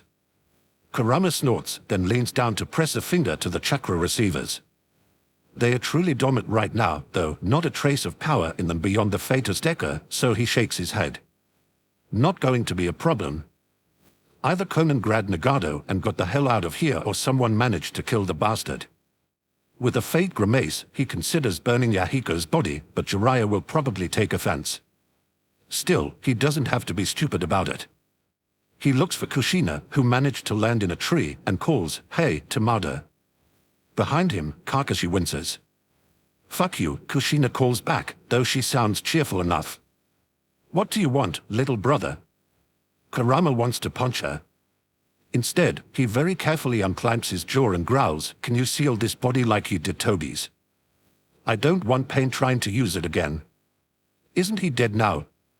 Kushina asks, but she drops down from the branches and comes over, quickly enough that it's clear she recognizes it as a possibility. "He was dead before," Kurama tells her dryly, then takes stock. Zabuza and Haku are on the far side of the canyon, with Zabuza bent over Haku and offering a hand. Yagura and An both ended up along the other cliff, Han in a crater and Yagura on top of a fallen shard of stone, and all around them the canyon is now much less narrow pass and much more new valley. No one's dead who wasn't like that already, though, so that probably counts as a success. "I'll find the other ones too, then," Kushina says, wrinkling her nose a little as she surveys the field. "Well, I'll try." Green light sweeps over the edge of the cliff above them, then drops, and Shisui appears, touching down in front of Kakashi. One staggering step and then he steadies himself and says brightly, "Captain, you're still alive. That's awesome. I hate changing commanders halfway through the year." Kakashi doesn't quite roll his eyes, but it looks like he wants to. "Shisui, where exactly did you go?" Shisui gives him a cheerful smile, though there's something dark beneath it. "Killer Bee took off after Conan, so we followed, thinking she'd lead us to Nagata. Orochimaru intercepted her and tried to kill her, though, so we ended up helping with that. She got bitten by a snake and then managed to get away. She can make some kind of camouflage with a paper that even the Sharingan can't see through." "Nagata?" Kurama asked sharply, stepping around Kakashi's shoulder to glare at the Uchiha. "Did he get away too?"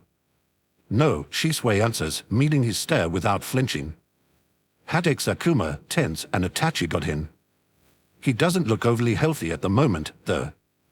And by that, I mean he looks like the next heavy breeze is going to make him start coughing up blood again and die." "Good riddance," Kurama doesn't say. It does offer the problem of how they are going to cart Nagata in his walker all the way back to Konoha, though. They could just kill him here, or take his eyes, but somehow Kurama doesn't think Jiraiya will allow either of those things. It makes him scowl, considering options. "Shisui?" Kakashi asks quietly, before Kurama can say anything.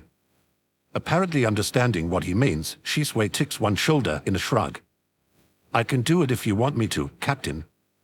We'd have to wake him up again, and that's definitely a risk, but he's a captive, and all I need is a few seconds of eye contact. What? Kurama asks, faintly mystified. All respect to your magic Ijetsus, but I don't think a genjutsu will. Yeah, normally, Shisui agrees cheerfully, and his eyes slide into scarlet and midnight, spinning slowly in a way that raises every hair on the back of Kurama's neck. He takes 3 steps back before he can stop himself, and has to swallow the growl that bubbles up in his throat. Shisui blinks at him for one moment, then rolls his eyes and says, I'm not going to use it on you. Kodo Matsukami means I can turn pain into an ally just by telling him he doesn't want to fight Konohara anymore. That really doesn't help put Kurama at ease. He remembers all too clearly the first time he faced the Freak Squad, tense dreading him to his knees and Shisui about to use his Sharingan on him. Only Fuji's appearance had saved him from that, and to find out that it wasn't just basic control but actual fucking brainwashing. Kurama takes another 2 steps back and feels no shame in it. Fuck, he growls. Fair warning, brainwash boy, you activate those near me again and I'm going to fucking pull them right out of your skull, got it? With a yelp, Shisui leaps out of possible grabbing range, all but ducking around behind Kakashi as he puts the older shinobi between them. What? Hey, no, come on, you were done being terrifying to me, that is not fair. That is totally fair, Kurama counters, bristling. I've warned you, and I hate this Ringden more than any other fucking manifestation of chakra, got it? Don't use it near me. And here is where I remember yet again that you threatened to eat our corpses, Shisui complains with a theatrical shudder. I've met other Jinchuriki now, and Han is 7 feet tall, so why the hell do I feel like you're still the scariest one? Kurama bares his teeth right back. Because sometimes you actually have sense, Uchiha. Kakashi sighs a little bit. Ma, he soothes as he steps fully between them. You're an ally, Kurama, so it's not a threat to you. Shisui, how likely is pain to stay unconscious? A little warily, Shisui straightens, though he keeps one eye on Kurama. Between the knee chakra exhaustion and your dad hitting him with a paralysis seal, pretty likely. Then we have time to decide, Kakashi concludes, though his expression goes minutely tighter at the mention of Sakuma. Guard him, and if he wakes up, take any necessary measures to suppress him. Yes, sir. Shisui salutes, then disappears in a blur. Kakashi doesn't quite slump, but it's close. His eyes close for half a second, and then he reaches up and pulls his hatae back down over his Sharingan. Kurama studies him for a second, then looks away, back over his shoulder. Crouched down by Yahiko's body, Kushina is watching them, watching Kakashi in particular, her expression equal parts determined and sad. She rises to her feet and takes a step forward, then another, reaching out. You grew up, Kakashi, she says gently, and Kakashi visibly flinches. Kushina ignores it, curling a hand around his shoulder and tucking a little, and as if she's an irresistible force, Kakashi turns. Slowly, reluctantly, he meets her gaze, and Kushina says lightly, I should punch you, you know. I saw Kasame kill that clone, and I thought it was you. I'm good at surviving, Kakashi says, equally light, and Kurama wonders if he's the only that can hear the thread of despite myself that's buried under the words. Kakashi pauses, though, clearly debating something, and glances up. He looks at Kushina and then at Kurama and takes a breath. I'm sorry, he says quietly. Kushina blinks, drawing back a little, and frowns at him. For what? Kakashi, if you're blaming yourself for not saving us, or for what happened that night. No, Kakashi interrupts and then winces faintly. Not just, that isn't what it's for. For Naruto. For what I should have done for him, but didn't. I abandoned him, even though I knew you would have wanted me to. You were 14, brat. I would have liked to have you raise him, but I wouldn't have expected it, Kushina huffs. Just being around him, she must catch something in Kakashi's face, because she trails off, eyes narrowing. Kakashi. He doesn't know, Kakashi says, and the tone might pass for bland to someone who doesn't know him, but Kurama can hear the strain beneath the surface. Until 2 weeks ago, he didn't even know my name. A month ago, he didn't even know yours. Or Minato-sensei's. Naruto didn't even know he was a Jinchuriki until Kurama found him. Hey, Kurama starts, taking a step forward, because he knows exactly how this is going to end. He's not nearly fast enough, though. Before he can even get another word out, Kushina rears back, balls up a fist, and punches Kakashi square in the nose. Chapter 55, Furibund. Furibund, a furor, BND, full of fury, rage, anger, choleric, irate, having the propensity to be furious. From Latin furibundus, from fur, rave, rage, plus, bundus, from Proto-Indo-European * but dash, to become, to grow. Kurama is surrounded by children. It would be fine if that simply referred to the 4 Jinchuriki who have yet to hit puberty, but unfortunately it's expanded to include pretty much all of the other people around him as well. Case in point, Kushina and Kakashi are both sulking. It's conceivable that Kurama could take the initiative here and act like an adult. He could possibly step in, continue Naruto's legacy of sticking his nose into anything even vaguely resembling a problem, but to be completely honest, Kurama would rather eat mud. If they want to dance around problems and ignore them and stew in their own angst, it's none of Kurama's business anyway. Humans are stupid, he says with conviction. F, who is currently sprawled out with her head on his thigh, giggles a little. Does that mean you think we are stupid, Kurama? She asks, curious rather than offended. Kurama rolls his eyes at her. You don't count. Chmei might be an overgrown bumblebee, but she's a beezer. She's got at least a little common sense, and it's infected you by proxy. Me too. Naruto wants to know, leaning forward where he's perched on Kurama's shoulders, hands fisted in Kurama's hair. He paws a little, and Kurama grunts at him in warning. Instantly, he loosens his grip, though he doesn't stop trying to peer at Kurama's face upside down. Brat, Kurama tells him, exasperated. You've got a bijou, don't you? Of course you can't. Naruto cheers happily, slipping a little to the side in his enthusiasm. Since this is hardly the first time it's happened, Kurama catches him with ease, pushing him back upright without disturbing Gaara, who's asleep in the crook of his arm.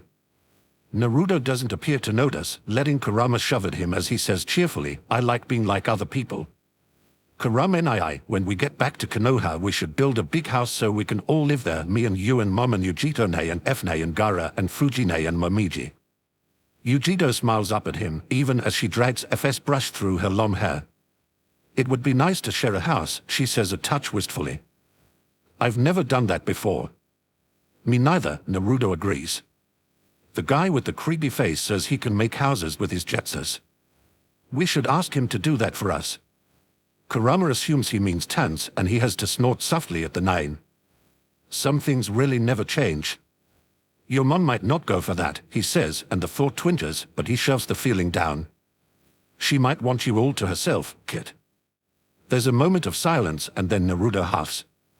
Well, she can't have me, he declares, and the hands in Kurama's hair tighten a little bit. You're my Kurama, so she needs to share. That's heartening to hear. It would be more heartening if Kushina agreed, but then, Kushina is currently brooding under the cover of trying to redesign a chakra suppression seal that Orochimaru won't be able to wriggle out of and isn't paying attention to their conversation. Kurama kind of wants to tell her it's futile, they might have managed to capture Orochimaru when he was half dead of chakra exhaustion and blood loss, but Tsunade fixed the latter in a fit of panic, and the hours since their fight have gone a long way towards fixing the former. Besides, the Orochimaru he remembers managed to survive 3 world wars and a good portion of Kaguya's apocalypse and slither out of any sort of justice at all over the solid 80 years he lived. Besides, Kabuto is still definitely a player in this game, and that's one game piece Kurama is going to make a point of waving in front of Orochimaru's face the moment Jiraiya stops hovering over his old teammate and goes back to mourning over Nagata. Favors owed by one of the most powerful shinobi in the elemental countries and nothing to sneeze at, and Orochimaru is going to be a hell of a lot more useful out of Konoha with one ear to the ground. Besides, Kurama may have had no love for Sasuke, but Naruto did. And for all the Uchiha bred had an unfailingly complicated relationship with his mentor, Orochimaru was still his teacher, and in the end Orochimaru managed to help them more than anyone thought he would, for Sasuke's sake. Maybe it doesn't have any bearing here and now, but Kurama can't just forget about it. We're not going to let anyone take us away, F says, just as stubborn as Naruto, wrapping her arms around Kurama's elbow as if daring the world to drag them apart. Even you can't make us leave, Kurama. Yeah, Kurama grouses, shaking her off and ruffling her hair. You say that like Chmei wouldn't make my life living hell if I let you out of my sight. F laughs, bright and happy. Did you see me fly? She asks enthusiastically. She let me borrow her wings. It's so cool. I don't mind being a Jinchuriki if I get to fly like that. Kurama smiles a little, crooked even if he really does mean it. He's glad, but at the same time it makes him want to find everyone in her village and punch them in the face. And on that note, Kakashi is ostensibly patrolling the perimeter of the camp with Tens and Itachi, keeping an eye out for Conan and Sazori, who managed to escape Mai and Rishi at the last moment. It's a fancy way of saying he's brooding in the trees, though, at least in Kurama's opinion. Tsunade keeps staring hawkishly at his black eyes and spectacularly bruised nose, but he's already waved off her offers of healing twice, and Kurama's fairly certain he's not going to change his mind anytime soon. Humans are really stupid, he thinks, exasperated. Of course, Kakashi isn't the only one who's going to end up punched, or worse. Kushina is likely going to go on a damned rampage the moment she learns what Naruto's childhood was like, or Kurama doesn't know her at all. The Sandaime in particular has an avalanche thundering down at his skull, and he doesn't even know it yet. In Kurama's opinion, Kakashi deserved it.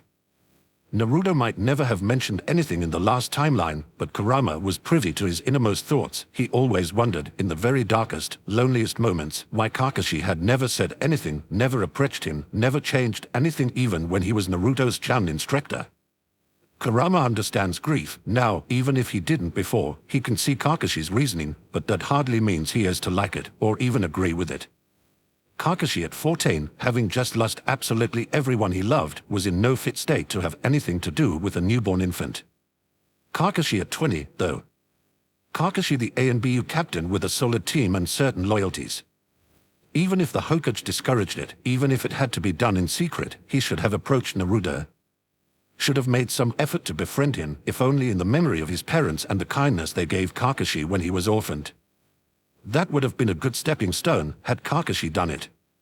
But he didn't. He stayed in the shadows, drowning in memories and grief, and Naruto was the one to suffer for it. Naruto is worth more than an existence as a shadow of regret and guilt. Taking a breath, Kurama drags his irritation back under control. Of course, even if he tried to stop her punching Kakashi, Kurama will have no compunctions about sitting back and laughing his ass off when Kushina turns her rough on the rest of Konoha. Kakashi might have deserved it, but they sure as hell deserve it a whole lot more. Kurama NII. Yujido asks, watching him with sharp eyes. Kurama blinks out of his thoughts, meeting her gaze, and offers a reassuring smile. I'm fine, kitten. How are those scratches? Yujido glances down, distracted, and sets the brush on her knee so that she can study her hands. The chakra-infused wood from Sasori's puppets managed to scrape off a bit of skin, but with the number she decimated, Kurama isn't surprised. Still, she flexes her fingers without a problem and says reassuringly, I'm fine, Kurama NII. It was just superficial. Madatabi fixed it in a few minutes. Good. The word comes out a little gruffer than Kurama intended, but Yujido doesn't seem bothered. She hesitates, weighing her options, and then offers him the brush a little shyly. Would you mind, she asks. I like the way you braid it. It's easy enough to shift Gaara to his lap instead of the crook of his arm, and F is mostly out of the way already. Kurama takes the brush as Yujido twists around to put her back to him and pulls the blonde strands free of her shoulders. He doesn't point out that she's done most of it herself and hardly needs his assistance because he's finding that he really doesn't mind. Somewhere, somewhen, his Naruto is definitely laughing at him. When are we going to get to Konoha? F asks, one orange gold eye cracked open to watch the slide of the hairbrush, the other closed. When Kurama's elbow glances past her nose, she huffs and squirms back, shoving her head back into his stomach. Kurama grunts, more because it neatly doubles as a sound of annoyance than because she's knocked the wind out of him. Probably tonight, if Fuji and Momiji don't mind carrying the invalids. All of whom are enemies, so he doesn't think the other shinobi will object to a couple of fox spirits keeping an eye on them. The pile of fur on Kurama's left heaves.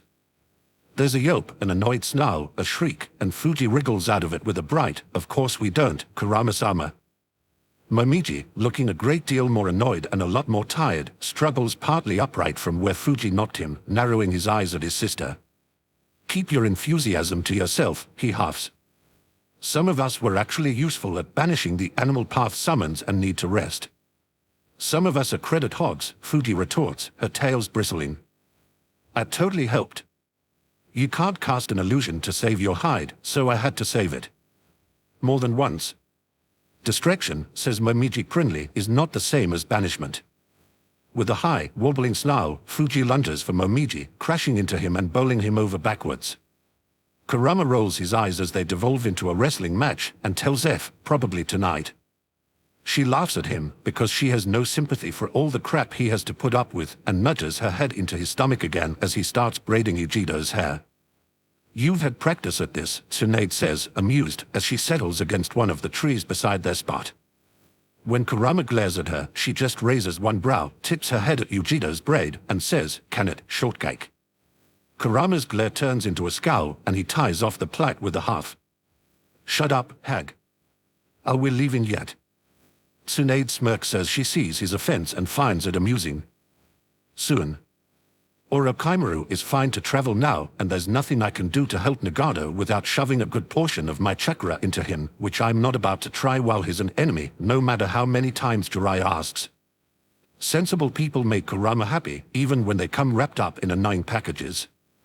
Forgiving an enemy is one thing, and he'd gotten used to it over the years with Naruto, who was positively idiotic about some of his opponents.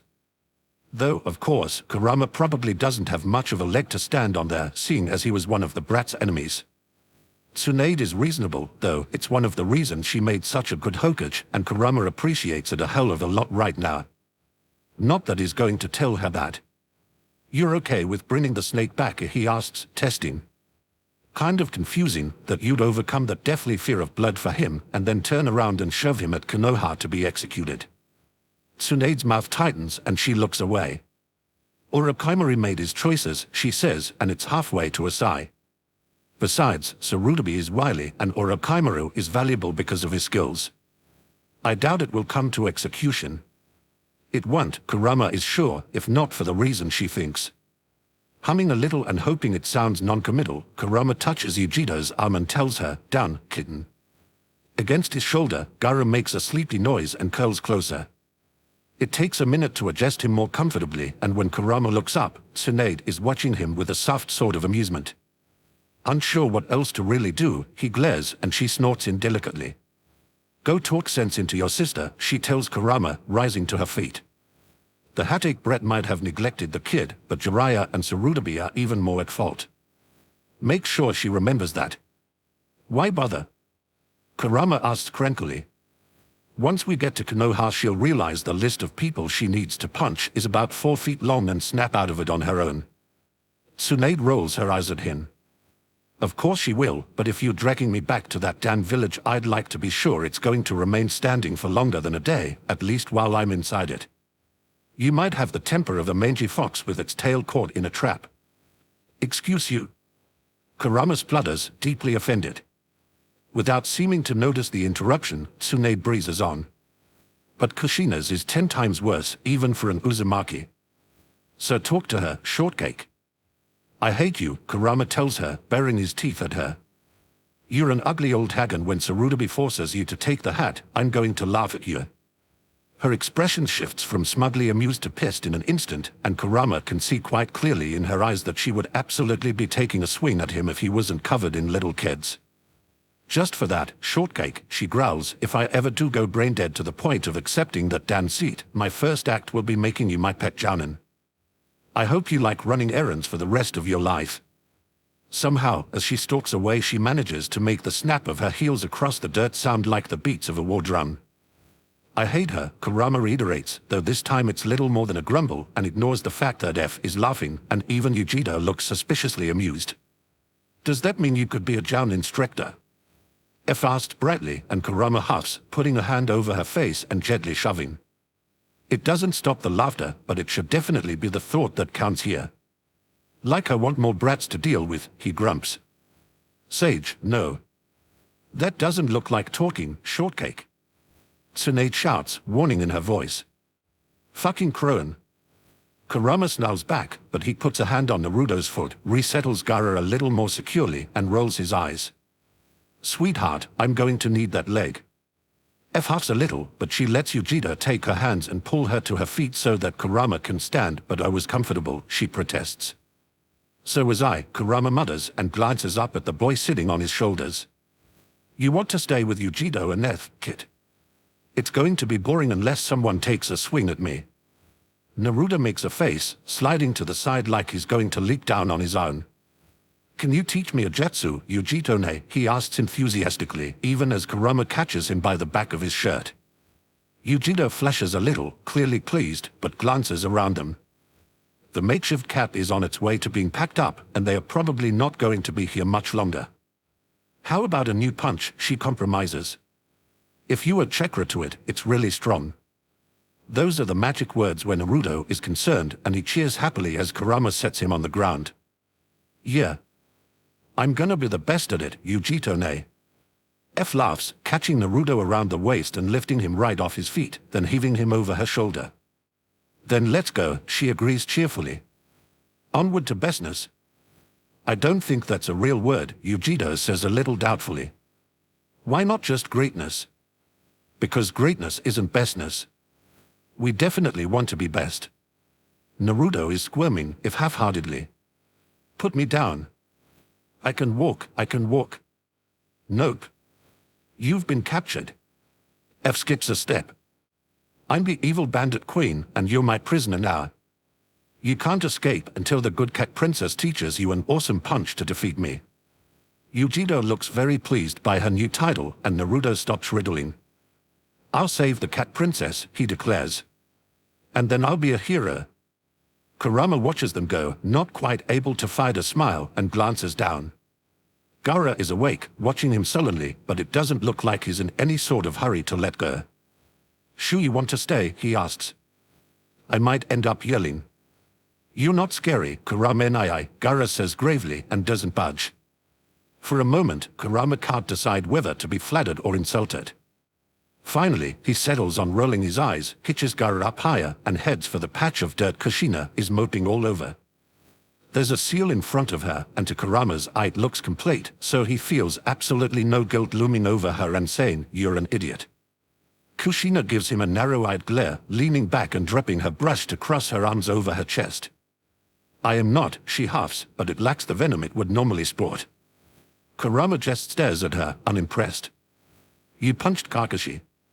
So what? The look Kushina gives him is sour. So I shouldn't have had to do it in the first place. For a moment, Kurama just stares at her. Then, with a sigh, he sinks down, settling Gaara in his lap, and favors his first Jinchuriki with a flat look. Kushina glares right back. You were the one to find Naruto, she says, and there's a thread of stubbornness to it. Was he happy? It's easy enough to remember Naruto beneath that tree, perched alone on the swing with his head bowed and his shoulders hunched, blue-eyes dim. Kurama's grip tightens on Gaara before he can really help it, and he refuses to meet Kushina's gaze, not wanting her to see his reaction. What do you think? He snaps, and it comes out sharper than he intends. There's a long moment of silence, and then Kushina lets out a sound that's a mockery of amusement, without any actual humor behind it. She pulls her knees up to her chest, wrapping her arms around them, and hides her face behind a spill of dusty crimson hair. I didn't want Minato to be wrong, she says, and her voice is something very close to small.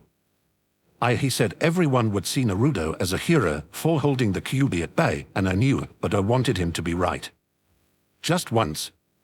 Just once I wanted people to see. She breaks off with a sound of aggravation that's entirely self-directed and curls in tighter on herself. Kushina was a Jinchuriki for more than half of her life. Maybe it was better, because the villagers didn't yet fear the Kyuubi's capacity for distraction with the fervor of those who had experienced it firsthand, but she was still other. And Yuzushiya Kunoichi hastily cooped Ted into Konoha's ranks, with an angry sort of grief still riding her and a monster inside of her. It took years and several dozen ranks for people to stop regarding her like an explosive tack about to go off. Maybe Kushina doesn't know what Naruto faced after the attack, but she can still understand. Kurama sighs, and when Gaara wiggles a little closer to tuck his head under Kurama's chin, he doesn't protest. Well, he wasn't, he says bluntly, and watches the line of Kushina's shoulders tense. There were still other factors, though. Kushina makes a sound of fury that's only just contained, though she doesn't look up. I had friends, she hisses, and it sounds like a threat. Mikoto and Yoshina and soon even Minado's guards. Raid could have Organma. She curls her arms over her head, twisting her fingers into her hair like she's going to wrench at it. We asked Jiraiya to be his godfather. Why doesn't Naruto even know who he is? The pained bewilderment in Kushina's voice is harder to hear than any sort of anger. This is Kushina hurt and lost and trying to find reasons. Kurama snorts a little, unamused, and looks away. The pervert was off chasing Orochimaru and then Akatsuki, he says, and Kushina lifts her head just enough to look at him. Kakashi buried himself in A&BU. Rumors started up that the Uchiha were the ones who brought the Kyuubi down on the village, so of course the Uchiha clan head's wife couldn't take in a human container, and the guard platoon were told not to get too close, so that no one would figure out Naruto was the Ondan's son and the Jinchuriki. The order was never rescinded, even after someone spilled the information. Those aren't reasons. There's a building fury in Kushina's voice, sharp and heavy and as threatening as an avalanche poised to fall. They're excuses, Kurama. People only have excuses when they know they've done the wrong thing and don't want to be blamed for it. Kurama gives her a grin that's all teeth and no humor. I never said I accepted them, I just know them.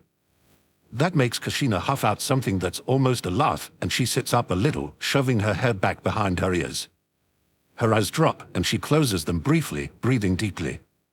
It hurts, she confesses, and some of her bewilderment is back. Minato and I tried to be a family to Kakashi after Sakumo killed himself. We did everything we could not to let him grow up alone.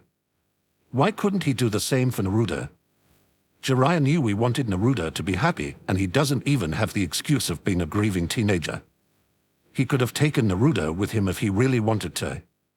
Tsurutobi could have raised Naruto, too. He didn't have to leave my son to grow up completely alone. She snarls in belly-contained fury and slams a fist down into the ground. Kurama eyes the small crater, then his former Jinchuriki. Tsunade wanted me to talk you out of leveling the village when we get there, he says, and lets a little bit of his amusement at the order show. Kushina blinks, then laughs.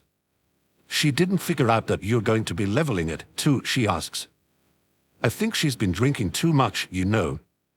Snorting, Kurama shifts Gaara a little, checking on the boy, and sees his eyes closed again, his breathing slow and steady. Another glance around them shows that there's no one close enough to eavesdrop so long as they keep their voices low, so Kurama takes a breath and says, "You're playing along." I didn't think you would. For a moment, Kushina doesn't say anything. Then she hums, carefully careless, and offers, "Minato split the Kyuubi's chakra in half, you know. He was the best with seals after Mito died, but there was lots of stuff going on. Half went into Naruto, but the rest, a pause, and when she looks up she's smiling, just a little.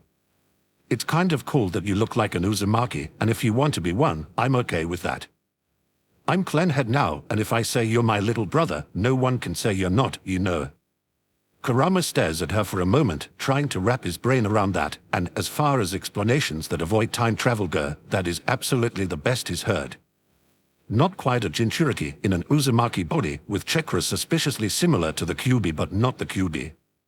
Kushina is a genius and she doesn't even know it. That she believes it is even better. Clearing his throat, he glances away, very carefully not responding, and says gruffly, "So, who's next? Tsurutobi or Jiraiya?" Kushina laughs, bright and happy, and sits up all the way. "Sakuma," she corrects, glancing over at where the older Hataike is hovering in the shadows, trying to surreptitiously watch his son. "I want to hear Tsurutobi's explanation first, you know. More satisfying to punch him afterwards, once I've got all the information. And it will show Kakashi that, punch aside, Kushina still considers him family." Kurama snorts, because it's exactly like Kushina to cover up clever manipulation with a veneer of cheerful violence, but he'd hardly expect anything different at this point. "Need me to distract him?" he asks. Kushina actually thinks it over for a moment, but ends up shaking her head. "I'm good," she says brightly, and climbs to her feet, cracking her knuckles. "All right, here goes." Well, Kurama thinks judiciously, watching her march across the road. At least she's not moping anymore. He very carefully doesn't glance over towards Tsunade, who's giving him a poisonous stare, clearly guessing what Kushina is planning. It's not his fault that the hag forgot Kushina's default reaction to a problem is to hit it until it's not a problem. That's a standard Uzumaki tactic, and Kurama knows all too well that even Mida defaulted to it, poise aside. There's a thud, a loud yelp, and an even louder, "That one's for abandoning Kakashi, you jerk. Thanks for helping get us out, but I'm still mad at you." In the trees on Kurama's left, Kakashi trips over a branch and almost falls flat on his stunned face. Kurama laughs at him and doesn't bother trying to hide it. Hiruzen's headache is already in full force. On the edge of the roof next to him, Itachi's crow shuffles a little, one beady eye trained on the road beyond the gate, which is a sure sign its summoner is close. Hiruzen isn't sure whether he wants the group to move faster or slower at this point. Either one is more than likely to make his headache worse, given the way he looks ready to storm out and track down his brother by himself. Even Rosa isn't quite as collected as usual, balanced on the balls of his feet and staring down the road as if he can make the group appear just by willing it. Hiruzen looks sour and stubborn, but that's hardly a change from the usual, so Hiruzen feels just fine ignoring him. Noki, standing 2 paces behind and to the side of the rest of the cage, has far more of Hiruzen's attention. The man arrived yesterday, full of snarling anger at being pried out of his mountain, and it hasn't faded much. Hiruzen can recognize the brooding sword of darkness to Noki's temper, though 2 of the Jinchuriki traveling with Kurama are originally from IWA, even if they apparently abandoned it years ago. Hayashi was the one to pick up that information as he shadowed the IWA contingent, and Hiruzen is honestly rather astonished to see the Haida clan head acting like a regular Jamin again, something he hasn't done since well before Hisashi's death. Tsume's been looking particularly smug, though, so it's easy enough to assume she has some hand in it. Hiruzen certainly isn't about to complain. Hayashi is a very good shinobi, even beyond his Byakudan. Besides, watching Fugaku stew and huff and then finally drag himself out of the Uchiha compound in his Jounin uniform, wearing a look that dared anyone to comment on it as he reported in, is more than enough to keep Hiruzen entertained. He likely shouldn't be celebrating the resurrection of that old rivalry, but it's honestly rather heartening to see it. The fact that things with the Uchiha had gotten bad enough to bury Hayashi and Fugaku's eternal competitive streak is a sign of just how far things had crumbled without Hiruzen really noticing. Still, matters right now are all centered around the Tanjinchuriki approaching Konoha, and Hiruzen can't let his attention stray. 10 shinobi capable of leveling villagers individually, 2 of them having abandoned their village, 2 of them Kurinin, 1 without any current affiliation, and 4 of them young children. Only B's loyalty is certain, and even he was more than happy to wander off in the middle of a crisis just to meet the others. Not for the first time, Hiruzen wonders a little despairing just what possessed Mida to decide that this was the best solution to Biju running around the continent. Then again, Mida was an Uzumaki. This sort of logic is par for the course in their clan. Trying to strangle a sigh, Hiruzen rubs at his brow, wishing for his pipe. The sun is setting, and it's getting late. Something delayed the group if they are only getting to Konoha now, and Hiruzen hopes it was nothing worse than an impediment on the road. He hasn't received any reports, which is either a good sign or a very bad one. If those coming fear that even a summons might be intercepted, something very serious indeed happened. Hiruzen is tired of this. All of this. If even one more piece of ridiculousness lands on top of the already weighty pile, he's going to. With a rush of wings and a croaking caw, the crow explodes into flight. Hiruzen watches it swoop down the road, towards the curve where Konoha's great trees lean over a bend in the path and hide those approaching from sight. Shadows are separating from the tree line, and he squints faintly, wishing futilely that advancing age didn't mean having to rely on the younger generations even to say. It's a large group, though, and the figure at the front is carrying a familiar hook-ended staff. No one but Igura has ever used such a weapon that Hiruzen can remember, so he steps forward, ready to greet the Mizukichi as soon as he's close enough. Red hair catches his attention before he can even open his mouth. It's not simply Kurama, though he's part of it. Not Rishi of the Lava Elise, either, because he's further back in the line. Long red hair, almost ankle length, framing a laughing, teasing face he hasn't seen in 6 years. A face he watched be buried in the aftermath of the Kyuubi attack. A face he mourned like a lost daughter, and... Oh gods, Hiruzen says faintly, but absolutely out loud, because the entire collection of cage and headmen behind him needs to know how very screwed they are about to be. Sarutobi? Rosa asks, concerned, and there's the faint sound of steps behind him. Hiruzen resists the urge to tell them he's retiring then and there. And really, if anyone was able to come back from the dead to display just how misguided some of his choices have been, of course it would be Uzumaki Kushina. He's not even sure why he's surprised. And that is absolutely uncontestably Tsunade walking right behind the Uzumaki siblings. Hiruzen wonders if there's a word in any language to encompass the strange mix of joy and overwhelming horror he feels right now. Chapter 56, Grith. Grith, a grth, protection or sentry provided by Old English law to persons in certain circumstances, as when in a church or traveling on the King's Highway, peace, security, or sentry imposed or guaranteed under various special conditions. From Middle English, from Old English, from Old Norse grid domicile, asylum. They've only just come into sight of Konoha's walls and Kurama can already feel himself starting to bristle. Kakashi, who had moved up to walk next to him as soon as Kushina decided to go heckle Jiraiya, who's sporting his own bruised nose and bruised balls as well from where Kushina need him, eyes him sidelong around his book. Should I get the Sandaime to start an evacuation? He asks dryly and flips to the next page. Are there going to be random bouts of stupidity like last time? Kurama growls, not quite able to bring himself to loosen his grip on Naruto. The little boy has tucked himself into the curve of Kurama's left arm, while Gaara is in his right. F and Yujido are so close they are practically walking on his heels, and Kurama can feel at least one hand fisted in the back of his shirt, but is not about to say anything. Not given the way F is watching the sour-faced man with white hair around the protection of Kurama's body. Kakashi doesn't move his head, but his eye flickers up, assessing the way Igura is greeting the Hokage and then sweeping left, then right. Not on my part, he says mildly. I think he might find it a little harder to bolt with 4 children rather than 1, though. Then it's a good thing there are 3 other adults as well, Yudakata says politely, though he's watching Igura greet the other cage closely. Kurama makes a face at the boy. I did the running thing once already and ended up with 8 tag-alongs. No more, thanks. Did you hear that, Han? Rishi asks dryly. We've been upgraded. I'm so proud. The big man chuckles faintly, tipping his head down over his eyes. Quite the accomplishment indeed. Rishi makes an upset sound of agreement, though most of his attention is on the short figure of the Tsukikage, who's glaring in the direction. They must have turned over a hell of a lot of rocks to find old Noki, he says, and there's a thread of bitterness beneath that humor. For all the good it will do them, Kurama says, faintly sour, and takes a step to the side, putting himself in front of Rishi. Han in pretty much a lost cause, seeing as he is almost 2 feet on Kurama, but it's the thought that counts. Rishi just snorts and doesn't protest. Between the politics that are going to be happening and Akatsuki, there's no way they could have left him out. He folds his arms over his chest, eyes narrowing. No, Han says firmly, dropping a hand on his shoulder.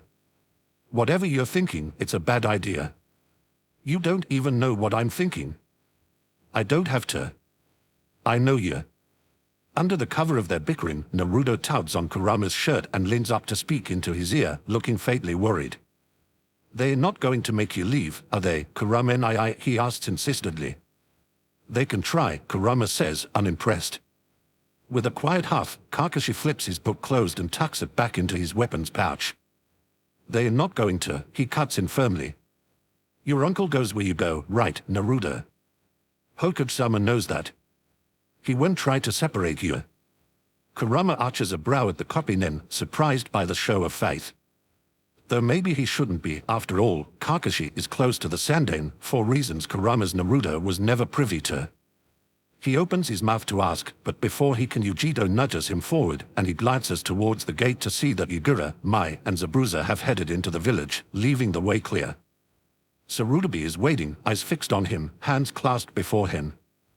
Like the last time Kurama met him, his chakra is a ripple deep beneath the surface, strong enough to drown but tightly contained, and his smile is wry. Uzumaki Kurama, he says as Kurama stalks up to the gate. Sharp brown eyes dart over Naruto, then Gaara, and flick down to take in Yujido and F. It's been a while. Perhaps this time your stay in Konoha can be more peaceful. I won't start anything if you don't, Kurama agrees, baring his teeth in mockery of a friendly smile. If anything, that makes amusement spark in Sarutobi's face, though it's quickly buried. He opens his mouth. Gaara, a sharp voice snaps out, and the Kazekage elbows his way past his guard, already reaching. Come here, An. Gaara flinches, burying his face in Kurama's shoulder and clinging like it's going to take a crowbar to pry him off. No hesitation. Kurama snarls, jerking back, and if he didn't have a child in each arm, Raza would already have lost his hand. "Don't you fucking dare," he growls, and it rumbles low and warning in his chest. "Gaara is mine, and you don't get to touch him if you want to keep your fingers, asshole." Sarutobi presses a hand over his face and mutters something inaudible and very deeply aggrieved. "Yours?" Raza demands, puffing up like he's getting ready to yell, and Sage, Kurama invites him to try it. The bastard's gold dust against the Kyuubi no Kitsun's power. Kurama knows precisely which his money is on in that matchup. "That's my son." "Not anymore," Kurama snarls. "You lost your chance when you tried to have him assassinated. He stays with me." There's a shaky breath against his neck, the curl of small hands in his shirt. Red hair tickles Kurama's jaw as Gaara raises his head and says, "I'm staying. I'm staying. I'm staying with Kurama and I." The ground shakes, sent sliding up from between the stones to swirl around Kurama's feet, and when Gaara looks up, his eyes have bled to black and gold, full of fear and determination in equal parts. Kurama can feel Shukaku beneath the surface, feeding power, but the Taniki can't slip past the repaired seal to overwhelm Gaara's mind. This is all Gaara talking right now. Raza's eyes go wide at the sight, and there's a shout. Baki grabs the Keisuke by the arm, wrenching him back out of range, and Raza lets him. Dark rings shimmer into existence around his eyes, even as a glittering cloud of golden dust streams into the air, and a blue of dark blue and silver, and Kakashi lands directly between Kurama and Raza, hands raised, even as Sarutobi thunders, "Enough," with all the force of 40 years as Hokage behind it. Kurama steps back, more because of Kakashi's sudden presence than Sarutobi's command, and boosts Naruto up enough that he can get one arm around both of the boys. At the same time, F presses forward, her hand already full of Chmea scale powder, while Yujiro fades back, sharp eyes marking targets as ghostly fire sparks. "Gigi," Naruto says loudly into the crippling tension. He wriggle in Kurama's tight hold, but thankfully instead of trying to escape he simply waves. "Gigi, Kurama and I found my mom. And Gaara and Yujito-ne and F-ne too. We are going to live in a big house together. The tree guy with the creepy face said he could build one for us." Tense, halfway hidden behind a worry hand, makes a sound of quiet despair. "I told him my name. That's not even accurate." Shisui coughs. "It sounds suspiciously like completely accurate, sorry." Sarutobi puts a hand on Raza's arm, steering him back even further, and when the younger man opens his mouth to protest, the Hokage levels him with a steady stare. "So I see, Naruto. It's something of a surprise, considering I had been sure your mother passed away 6 years ago. And I see other lost faces as well. You must have been busy." Muscle by muscle, Kurama forces himself to ease back, just a bit. Kakashi is watching him, carefully intent, but when Kurama meets his gaze he nods once, dropping his hand and stepping to the side. Unfortunately, it leaves Kurama with a clear view of Raza, who looks very unhappy, and Gaara doesn't like that at all.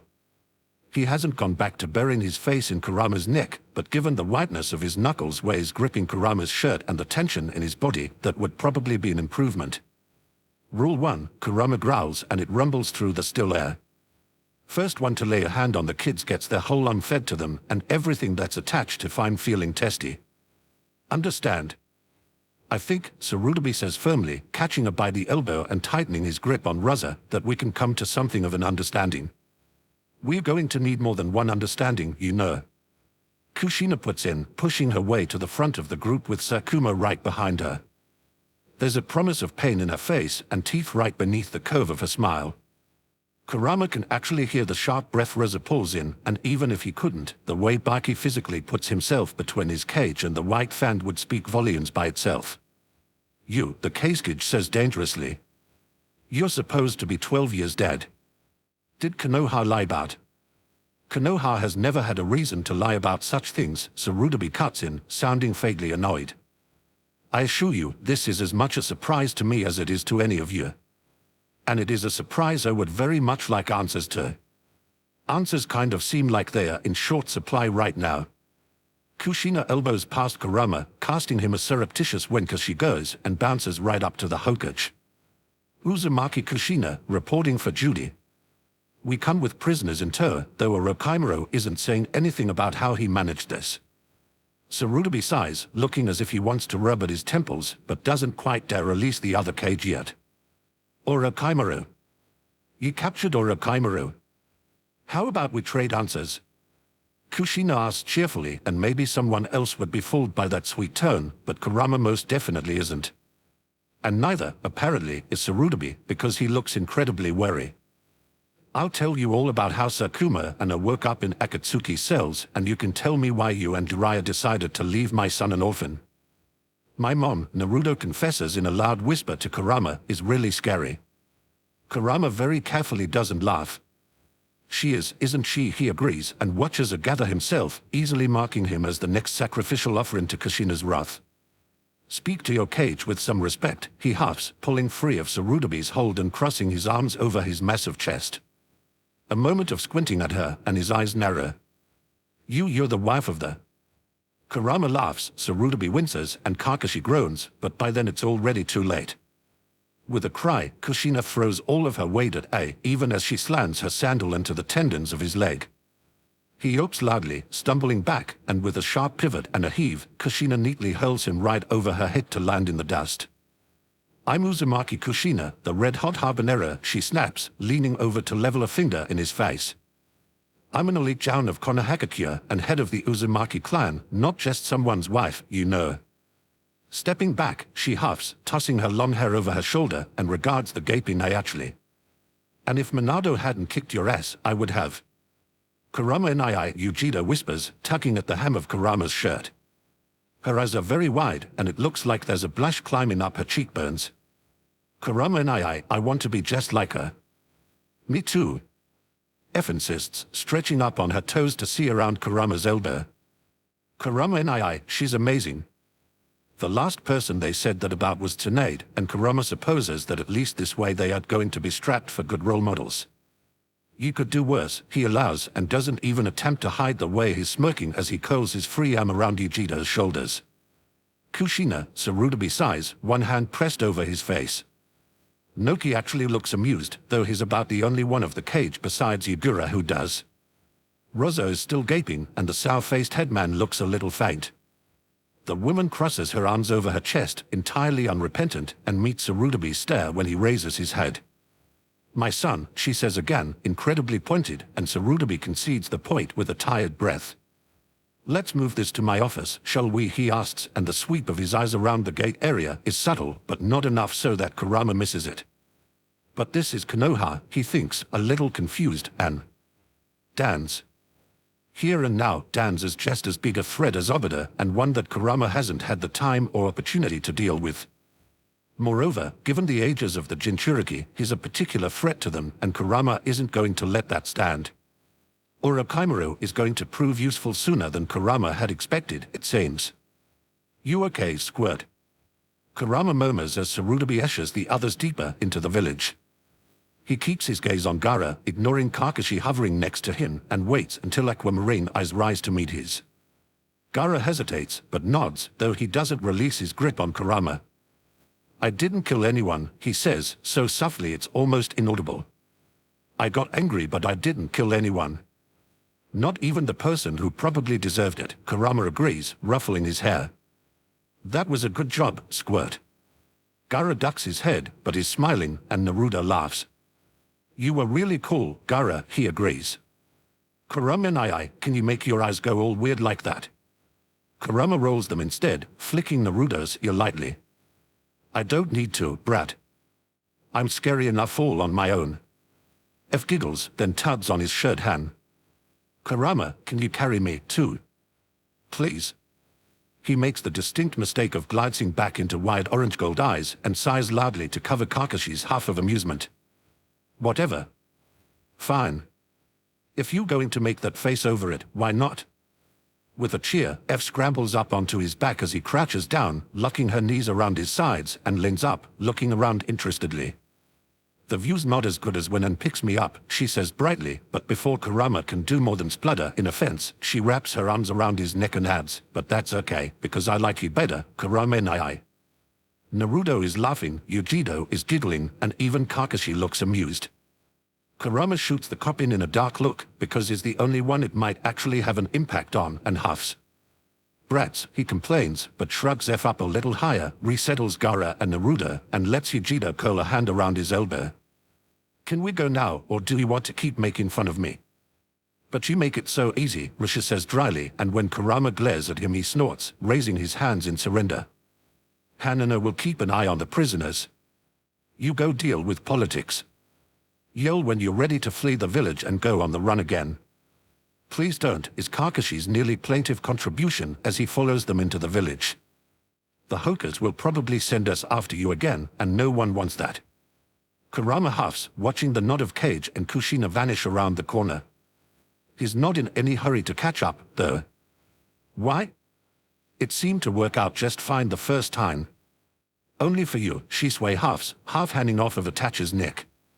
We took maybe 5 breaks over almost 2 weeks. That's torture. Itachi sighs and doesn't try to fight the hold, though he does give his cousin a flat look and peel his arm away enough to breathe. Just because he can, Kurama bares his teeth at Shisui in a quasi-smile. Who said I was talking about anybody but me? Why do you do that? Shisui complains, though he very noticeably doesn't get so much as a step closer. Just when I think we are finally getting along and that you're not going to eat me, you go and pull something like that. Captain, I want to be reassigned. I hear bathrooms in the ANBU barracks are in need of cleaning again, Kakashi says mildly. You even have experience with that, don't you, Shisui? Shisui says with great dignity, don't need to listen to any of this. You're all traders and I am above your petty ways. Tens appreciates me, so I'm going to go and walk with him.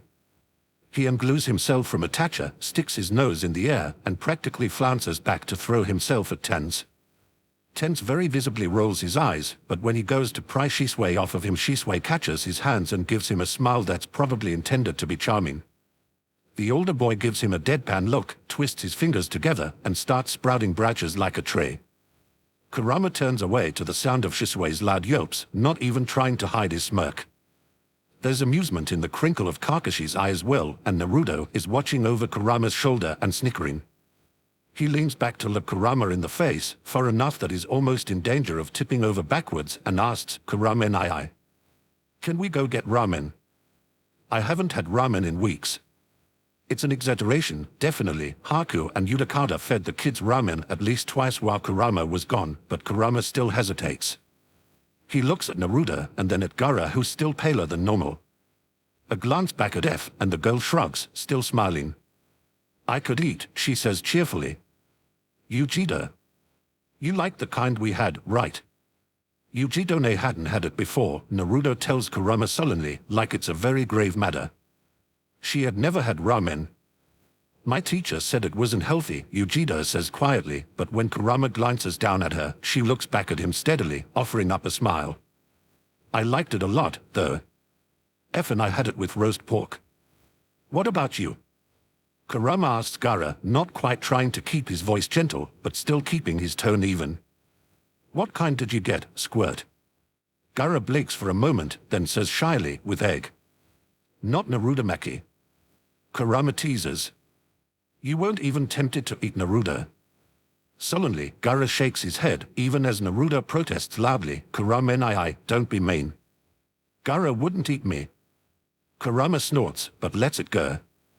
He casts one more glance after the others, but given a choice between sitting in room with a bunch of old men who want to treat the Jinchuriki like useful things and having lunch with the kids, he'd pick the latter any day.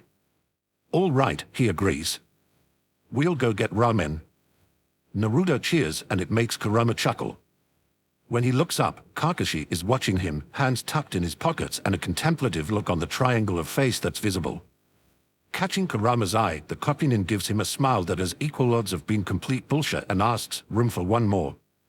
Kurama considers, but, well, it won't hurt anything to have him alone, and he can remember how the Kakashi from before used to go to just about any lengths to get out of political maneuvering. It stands to reason Kakashi would want to avoid this meeting, too. Why not, he huffs, and though it's still hard to tell, he thinks this time the smile is a little closer to genuine. Rishi, hand Yudakada, you coming? Not much of a fan of ramen, Rishi says judiciously, ignoring the offended squawk Naruto gives. He tugs on the tip of his beard, then shakes his head. No, I'll stick with the prisoners, give Fuji and Momiji some backup. Hen makes a sound of amused agreement. Alas, food stalls are rarely built to accommodate someone of my size. Rishiano will find you later, once Orochimaru and Nagato are secure. Yudakata glances from Han to Kurama, then smiles and shakes his head, folding his hands into his sleeves. I'll stay as well. Saiken's abilities are well suited to containment, and I don't need to eat quite yet. He hesitates, flicking a quick look around the quiet street, and then adds more quietly, it might be better if we aren't all in one place. Not alone, but also not all together. Of course Yudakata would be the one to realize that Kurama, Han, and Shu might all be used to living on the run, but Yudakata is the one who grew up in a village controlled by what might as well have been a dictator. Not that most Kades are democratically minded, but Obito used Yugura as a tyrant. Good thinking, Kurama says gruffly, and it makes Yudakata smile faintly. Stick with the others, then, all right. Yugura will be fine, since Fishface and Maya with him, but... We'll be fine, Kurama, Han cuts in, amused but indulgent, and he just laughs when Kurama narrows his eyes at him. Go feed your brood. Fuck you, Kurama returns, hitching Naruto up a little higher as he turns away. A flash of silver draws his eye before he can make it more than a handful of steps, though not Kakashi this time, but Sakuma. The older Hatake is still hovering at the edge of the gate, out of the way of Fuji and Momiji with their prisoners and the Konoha shinobi moving to take charge of them as Tense, Shisui, and Itachi direct. His eyes are fixed beyond the village, watching the spread of color from the sunset as it stains the sky. Kurama pauses, not sure whether he should call out, but... Kakashi catches his elbow, keeps him turning. Come on, he says quietly, and he doesn't look back at his father. You're going to have to talk to him Sunday, Kurama points out, but the words don't come out nearly as irritated as he intends them to. Just because you managed to avoid him the entire trip here. He's going to visit my mother's grave, Kakashi says simply, though he doesn't loosen his grip on Kurama's arm. It was always the first thing he would do when he got back from a mission. Kurama grimaces a little before he can help it. And you're not going to warn him that he's going to wander over his own grave while he's there. Kakashi just hums noncommittally, eyes fixed on the road ahead of them. Stupid emotionally stunted shinobi geniuses, Kurama thinks, deeply annoyed. Sage, he can understand awkwardness after parting on such poor terms, but really, if he had another chance with his Naruto, or even with his Sakura or Sasuke, damn it, he'd take it. If Kakashi keeps wasting chances, Kurama is going to have to step in and is pretty sure that no one wants that. Kurama NII, this way's faster. Naruto crows right next to his ear and Kurama winces. When the boy starts to riddle, Kurama sighs and lets him slide down to the ground. Easy, kid, easy. I'm sure the ramen isn't going anywhere. With a stubborn huff, Naruto just sets his feet and starts tugging at the arm Kakashi helpfully relinquishes. The ramen isn't, but we aren't either. Come on, Kurama NII, let's go. Clearly Kurama was wrong to expect logic with ramen on the line. He hides his amusement even as he allows Naruto to tow him down an overgrown side street and out into a busier square. Several heads jerk up, turning to watch the procession, but Kurama ignores them pointedly. Kakashi's presence should keep away anyone who wants to start trouble, and even if it doesn't, Kurama is all too happy to break heads. Over his shoulder, F laughs a little, digging in with her knees so that she can lean further forward. What's the big rush, Naruto? She asks, grinning. Is this ramen place special or something? Old man Tucha's ramen is the best. Naruto insists. He slows a little now that the hangings of the stall are in view ahead of them, and beams back at F, and he doesn't care that I'm a Jinchuriki, so he shouldn't care that you are, either. F's eyes widen, and she almost loses her grip on Kurama. He catches her just in time, managing to get an arm under her thighs and hoisting her back up with a grunt. She doesn't even seem to notice, leaning forward again to demand, a civilian. A crook? He doesn't care. Yujido is just as startled, and Kurama can feel a trace of claws in the hand that's gripping his arm. Really? She asks, glancing up at Kurama for verification. Really? Kurama confirms and then grunts. Sweetheart, I can't walk if I can't breathe. Oops. Sorry, Kurama NII. A little sheepishly, F unwinds her arm from around his neck, settling more securely against his back. There wasn't anyone like that in Taki, though. Not anyone. At least, not that I ever met. People can be surprising, Kurama tells her, and can't fight a faint smile, thinking of his Naruto, of this one. Innate nature, a lot of it, but Kurama's pretty certain some of it was learned, too, pulled in from Tuchi and Iruka and Tsurutobi at his best, Jiraiya at his most hopeful. It was always easy to tell the people who had the most influence on Naruto, because he took on their brightest aspects. Kakashi glances at him, almost as if he can read Kurama's thoughts, and then brushes the hangings aside so F doesn't have to duck as Kurama carries her into the stall. That they can, he agrees, as mild as a summer sky, and when Kurama regards him warily he just crinkles his eye, then raises his voice and calls, "Are you done for the night, Tucha-san?" There's a clatter of dishes, the sound of running water, and a moment later the ramen chef's cheerful voice precedes the man out of the back. "Hate. I haven't seen you pass through in a while," he trails off, wide eyes on the six of them, and then asks disbelievingly, "Naruto?" "Hey, old man." Naruto says cheerfully, hauling himself up onto a stool. "This is my Kurama nai. And that's Gaara and Efne and Yujito nai. They are my family." Tucha blinks at Naruto, then at Kurama and the rest. His eyes settle on Gaara, who's watching him cautiously, and drift up to F, who's practically falling over Kurama's shoulder again as she cranes her head to look at the menu. A long pause and, "Good to see you again, kid. First round is on me," he says with a wide smile, leaning over to ruffle Naruto's hair lightly. "What can I get you? It's a good day for some ramen, isn't it?" Kurama chuckles a little, letting F slide down to the ground and taking a stool of his own. Gaara looks between the empty stool between Kurama and Yujito, then very plainly decides to stay where he is, and Kurama doesn't protest. Kakashi takes the empty seat, with F at the far end, and it feels... well, they are back in Konoha. Last time may have felt like old wounds reopened, but this time it doesn't feel too bad. Chapter 57, Sibylline.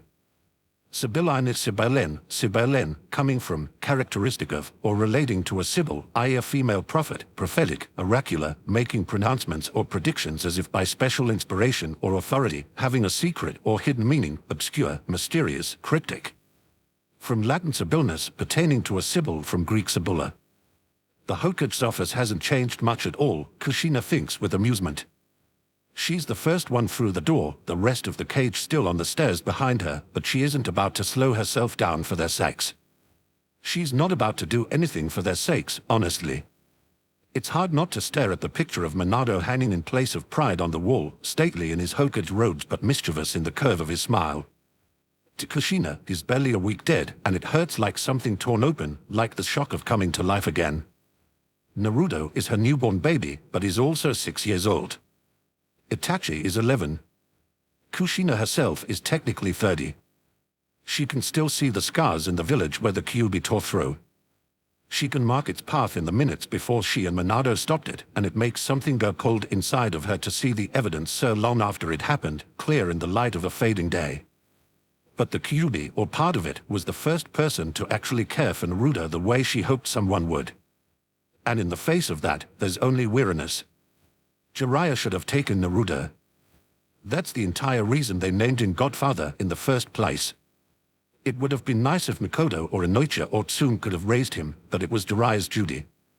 It was what he promised them, and Kushina tries not to dwell on the sharp sting that's almost like betrayal. Of course, ignoring painful emotions is something she's had a wealth of practice at. With a quiet huff, Kushina ignores the sounds of approaching voices and looks for the perch she used when she was A and BU. It's still there, a little ledge above one of the windows that juts out just a bit further than the rest, discovered in a fit of utter boredom. Kushina leaps for it, catching the edge of the wood easily and twisting. It burns faintly in her muscles as she flips herself up with little momentum to help her, but she remembers the trick of it well, and by the time the door swings open under Tsurutobi's hand, Kushina is sitting high enough up to watch the cage file in. To someone who knows him, the sharp flicker of Tsurutobi's eyes as he scans the room for her is obvious, and Kushina gives him a toothy grin when he spots her at exactly the moment she expects. He's remembering. Tsurutobi doesn't say anything to her, though the faint roll of his eyes is already eloquent. He simply collects his pipe from his desk and turns to face the others. Thank you for coming, Yugura. You've had a long journey. Yugura harumphs, passing his staff over to Mai and tipping his head at the door. Her mouth pulls unhappily tight, but she bows and retreats towards the other guard without a word. It ended up being rather more of a trial than we predicted, the Mizukage says, folding his arms across his chest. A, who has one eye on his brother and whose expression says it's going to be that way for the near future, makes a sound of skeptical amusement. That way you're turning up with prisoners in tow. Akatsuki, Yugura clarifies. The parts of pain have been nullified. Kakuzu of Taki is dead. You think Taki had some part in this? The headman blusters, pushing past the Keisuke to Lomovi Yugura. Lies and slander. Purple eyes narrow and Yugura takes a breath. Step back, he orders, low and sharp. Chakra sudden boils around him, like being dropped into a drowning sea, and a faint blue-white glow lands him. I don't care if your village can rival the 5 great nations. My patience is as short as it's ever been, and I warn you now, testing it will have consequences. Taki's headman takes 4 rapid steps back, face going as pale as his hair. There's a long moment of tense silence before Rosa snorts softly. I see Uzumaki Kurama's influence has invaded even the bloody mist. Kushina bristles because if he's going to say the name of her clan it had better be in a more respectful voice than that, but before she can even open her mouth Yugura beats her to it. The only influence in my life before Kurama reached Kuri was the Sharingan of some rogue Uchiha with delusions of world conquest, he says sharply, and even though he's the shortest person in the room for a moment it feels like he's looking down his nose at all of the other Kage. Kurama removed that. So tell me, Keisuke, just what influence you're talking about? Mai, just barely in Kushina's line of sight through the open door, groans and starts thumping her head against the wall. The Keisuke's main guard gives her a look of pained sympathy, and if their leaders weren't about to go for each other's throats, Kushina is pretty sure he'd pat her on the shoulder in commiseration. He's starting some sort of Jinchuriki rebellion. Rosa splutters. We have every right to be concerned. The balance of power is complete and utter bullshit, Kushina puts in helpfully, and laughs when the Taki headman and A both twitch in surprise and spin to look for her. She leans forward to smirk at them, hands braced on the window frame beneath her, and catches Rosa's eye, though her words are for all of them. How many times did you use the Ichibi when you were at war with Konoha? Rosa blinks, though he takes a step back so he can look at her more easily. Yugura regards her as well, and she can tell by the slant of his expression that he knows precisely where this is going. Kushina is glad it's something she spent years thinking about, across corpse-littered battlefields and beside weak campfires in the dark. Mido might have had the edge of being the first Jinchuriki, but Kushina was one of the firstborn to it. She knew right from the beginning that it was her duty to take up the burden when Mido died, and it might have scared her, but that just made her consider all the angles. Kushina doesn't like being scared of things, and she likes even less being scared because she doesn't understand. Now, years and an entire lifetime away from where she started thinking, and the only answers she's ever managed to find aren't nearly good enough. We never used the Ichibi in the war, Rosa says, as if he's offended by the very question. If we had, Konoha would have. He trails off, as if remembering who he's talking to, but Kushina just gives him a toothy smile and claps her hands together. Right, she agrees cheerfully. They would have used the Kyubi. Noki scoffs, giving Kushina a dark look as he leans back against the wall. Exactly why Konoha kept the Kyubi for themselves, he says, bitingly derisive. Yoshidame acted the sage, parceling the Bizu out among the other villagers, but he only did it because he knew that one way or another they would try to follow Konoha's footsteps. His way he could control precisely how strong each of his enemies were. Senju Hashirama, Sarutobi says dryly, was a great many things and a wise man among them, but he was not some sort of cunning manipulator, I can assure you. He takes a long pull at his pipe, sinking down into his chair, and glances up at Kushina with a raised eyebrow that prompts her to continue. Kushina offers him a tip of one shoulder in reply, halfway between a shrug and an unvoiced sigh. Means it didn't work, right? If Jinchuriki are supposed to keep villagers at about the same power level, it failed, and if they are supposed to keep the villagers from fighting, that didn't work either. When A opens his mouth, she narrows her eyes at him. You don't get to have an opinion, Mr. My village tried to steal a third Jinchuriki. A pauses, staring suspiciously at her, and then his eyes widen. You, he says, as if deeply offended. You the Jinchuriki girl my father tried to kidnap. Kushina wiggles her fingers at him, smiling sweetly. Sarutobi is very conspicuously not laughing, though she can see the fate tip to the corner of his mouth as he regards her tolerantly. What you're saying is that having Jinchuriki as a threat to keep the peace is useless, so a rebellion matters little, he extrapolates, used to piecing through her logic, probably from having to do the same in her mission reports. Kushina's style tends to run towards stuff happened. I did other stuff and then celebrated with ramen, which is really not her fault. Reports are boring. Exactly. Kushina tips forward a little more, red hair swinging around her, and the side of it makes her smile even if the expression is a touch bittersweet. She doesn't look at Minado's portrait on the wall, even though she wants to. Damn it, but she misses the airhead so much, and every single damn thing in Konoha is always going to remind her of him. Determinedly, she pushes down in the ache in her chest, thinks of Naruto, and takes a breath. That logic is flawed, the tacky headman tells her sharply. The Hachibi's Jinchuriki remains with Kuma, and the Kyuubi's Jinchuriki remains with Konoha, which means they will also control the next hosts.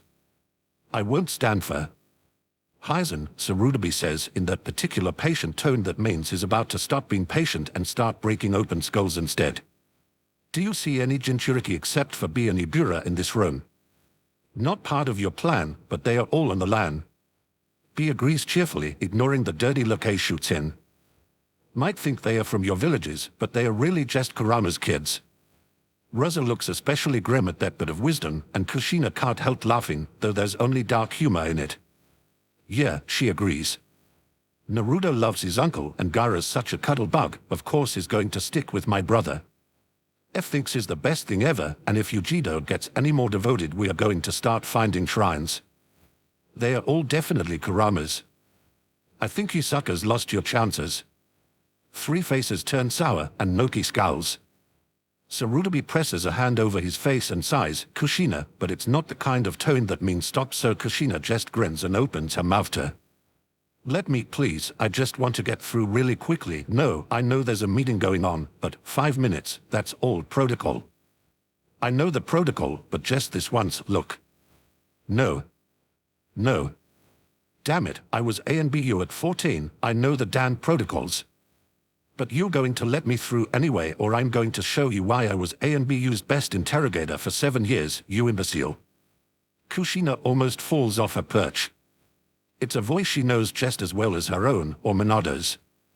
The cadence, the tone, the words, the threats, they are all familiar, and before she can even think about it, Kushina is leaping down, bolting across the room and out the door.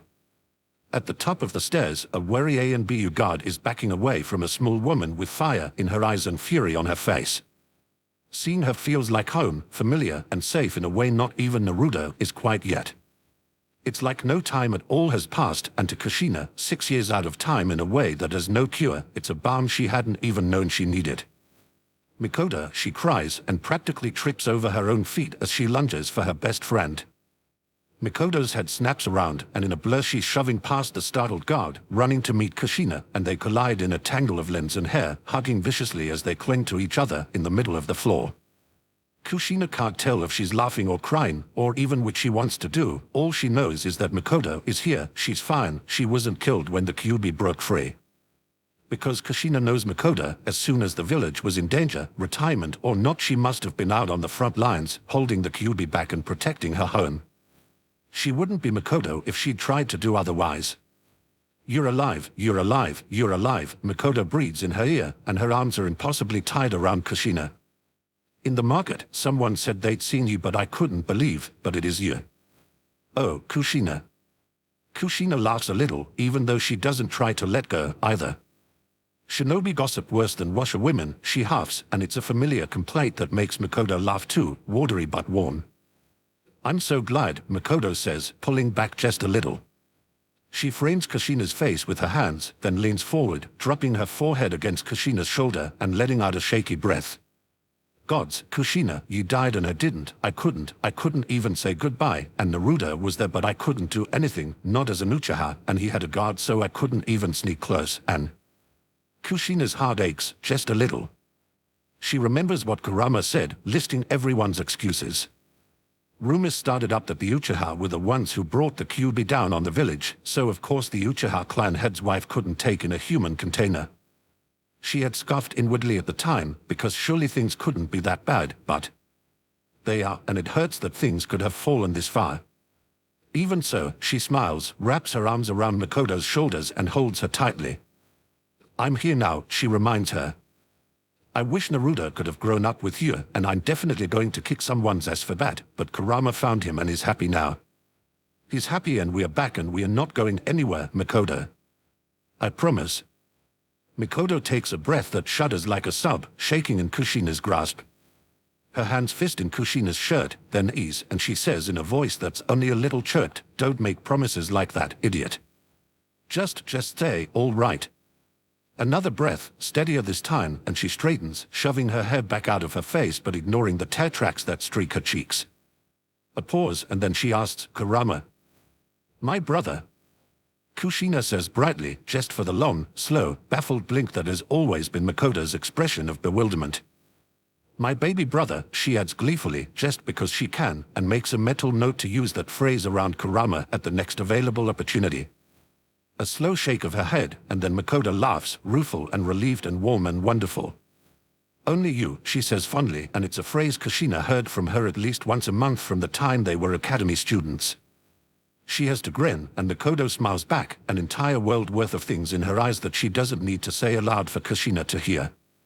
Behind them, Tsurutobi pointedly clears his throat, sounding like this isn't the first time he's done it, and Makoto instantly flushes a little. In the same heartbeat, though, she squares her shoulders, sidesteps Kushina, and bows to the Hokage without a single ounce of remorse on her face. "Forgive me, Hokage-sama, I was overcome with joy," she says, managing not to sound apologetic even as she apologizes. It's a talent Kushina has always envied. "So I see," Tsurutobi agrees mildly, but he sounds indulgent rather than annoyed. "Kushina, were it any less urgent I would happily let you go, but I believe there are things beyond your half-brother's wisdom that we need to discuss." "I'll wait," Makoto says firmly, before Kushina can do more than open her mouth. She hugs Kushina one more time, then steps back, strides past the wary A and B, and takes a seat in one of the simple chairs like a queen ascending her throne. Innate Uchiha dramatics, Kushina thinks fondly, grinning to herself, and lets Tsurutobi lead her back into the office and close the door. "Kurama and I, where are we gonna go now?" Naruto asks, tugging on Kurama's sleeve. "Can we go to the park? I want to swing." Kurama rolls his eyes, but before he can answer Kakashi says, just a little despairing, "You ate 7 bowls of ramen, don't you want to sleep now?" Kurama snorts loudly. "Right," he says dryly. "You've clearly never dealt with children." Whereas Kurama has technically been one twice now, or at least been in the backseat for 2 childhoods. "Come on, kid, we'll go run it off." Naruto cheers, then grabs Gaara's hand and tugs him out of the ramen stand later, "Old man. Thanks for the ramen." Tucha laughs as they go, waving after them. "I haven't seen him this happy before," he tells Kurama, and his smile is warm and just faintly grateful. "It's good to see my favorite customer doing well." Kurama gives him a crooked smile in return, letting F hang onto his hand as she slides down from her stool. "Thanks," he answers, and means for more than the cook's words and the ramen. Waving him off, Tucha disappears into the back, and Kurama glances around for anything that's been abandoned.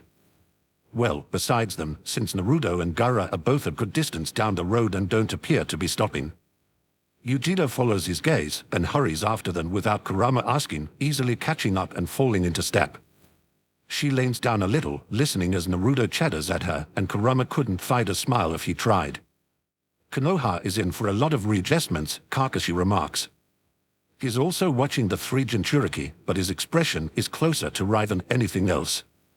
It takes effort not to say they deserve a hell of a lot worse, but Kurama manages it, if only barely. Not that he cares, but if they are going to be living here it's probably better not to throw all of his hostility out in the open immediately.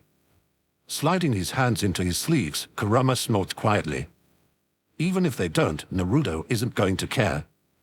Not as much, anyway. He's got the other kids now and Kushina. "And you?" Kakashi gives him a sidelong look, then pulls out his dajiered copy of Isha Isha, flips to a random page, and determinedly buries his nose in it. Just for a moment, Kurama contemplates snatching the book and setting it on fire. Too much effort for too little payoff, he concludes, though. Kakashi likely has other copies, and it will be a temporary inconvenience at best. Still, a thought for later being the next time Kakashi pisses him off. So about 10 minutes or so from now. Can I have another piggyback ride, Kurama and I? F asks, hanging off of his elbow and looking up with a wide, pleading gaze. Kurama lets her see him pointedly rolling his eyes, but sighs in surrender. With a bright laugh, F scales his back like it's a mountain, wrapping her arms around his neck and leaning forward to see over his shoulder. You're the best, Kurama and I. You only say that when you get your way, Kurama grumbles, but he hooks an arm beneath her thighs to give her a little more stability and doesn't do more than sigh when she kisses his cheek. Kakashi says nothing, very loudly, as he holds the hangings aside for them to step back out into the street, and Kurama glares at him. Hey, it's the dastardly villain who laid me low, a voice full of lazy amusement says before they can take more than a few steps, and Kurama turns in surprise to find a familiar figure behind him, one hand raised in greeting. Shiranui, he returns dryly, pretending not to notice the way Kakashi has gone stiff beside him. Your head's still in one piece. Gunma grins, tapping one temple. Raid tells me I've got the hardest skull in Konoha. I'm fine. You're looking a little less stressed, though. That's good. Kurama's a little distracted by the fact that Gunma is in his A&BU uniform, however, even if he has his tiger-painted mask strapped to his belt rather than covering his face. One brow arching, he pointedly looks Gunma over, then asks, "You here to take me in?" The amusement deepens and Gunma shakes his head, tipping his chin at Kakashi. Sorry, we'll have to have fun with handcuffs another day. Kakashi, the Hokage wants your report on the fight immediately. The fight? Which one? But despite the dry words, Kakashi is already moving, sliding his book away and turning towards the administration building. 2 steps and he realizes Gunma isn't following, glancing back with faint suspicion as he pauses. Gunma waves him off. I'm just playing messenger, not your babysitter, Kakashi. Even you can manage to make it to Sarutobi's office without getting sidetracked. I'm about to go on duty. Another fractional pause and there's something like wary apprehension growing beneath Kakashi's careful stare, but instead of making something of it he just inclines his head, says, "If you get another concussion it's your own fault," and offers a lazy wave as he walks away. All 3 of them watch him go and then F says, "He didn't notice that you helped us in Whirlpool." The smile that Gunma gives her is crooked and full of wry humor. I'm a pretty good liar when I need to be. You're F, right? Not Taki's container, not the Nanabe Jinchuriki, and Kurama hadn't really expected either of those titles, but is still glad Gunma didn't use them. He can see by the cheer of her grin that F is, too. Yeah, she agrees brightly. I used to be F of Taki, but now I'm F of Kurama and I's kids. That gets a laugh from Gunma, even as Kurama rolls his eyes and the Takuja winks at her. Nice to officially meet you, then, F. Shiranui Gunma. A quick, quasi-casual glance at Kurama and he tucks his hands into his pockets, then asks lightly, "You headed somewhere?" "I'll walk with you for a bit." It's clear he wants to talk about something, so Kurama nods, setting off after the fading traces of Naruto's chakra. Did the Hokage really want to see Kakashi, or did you just want to get me alone? I wouldn't lie about that, Gunma protests half-heartedly. Too easy to get caught. And I really do have a mission, but I can put it off for a few minutes. He pauses as they turn down another side street, casting a careful glance over the craggy, greenery-covered buildings around them, and when he's certain they are alone he says very quietly, "You need to keep an eye on Naruto and the other kids, okay? The Hokage has me looking into some things, but if I don't catch something in time," he grimaces around the senbon in his mouth.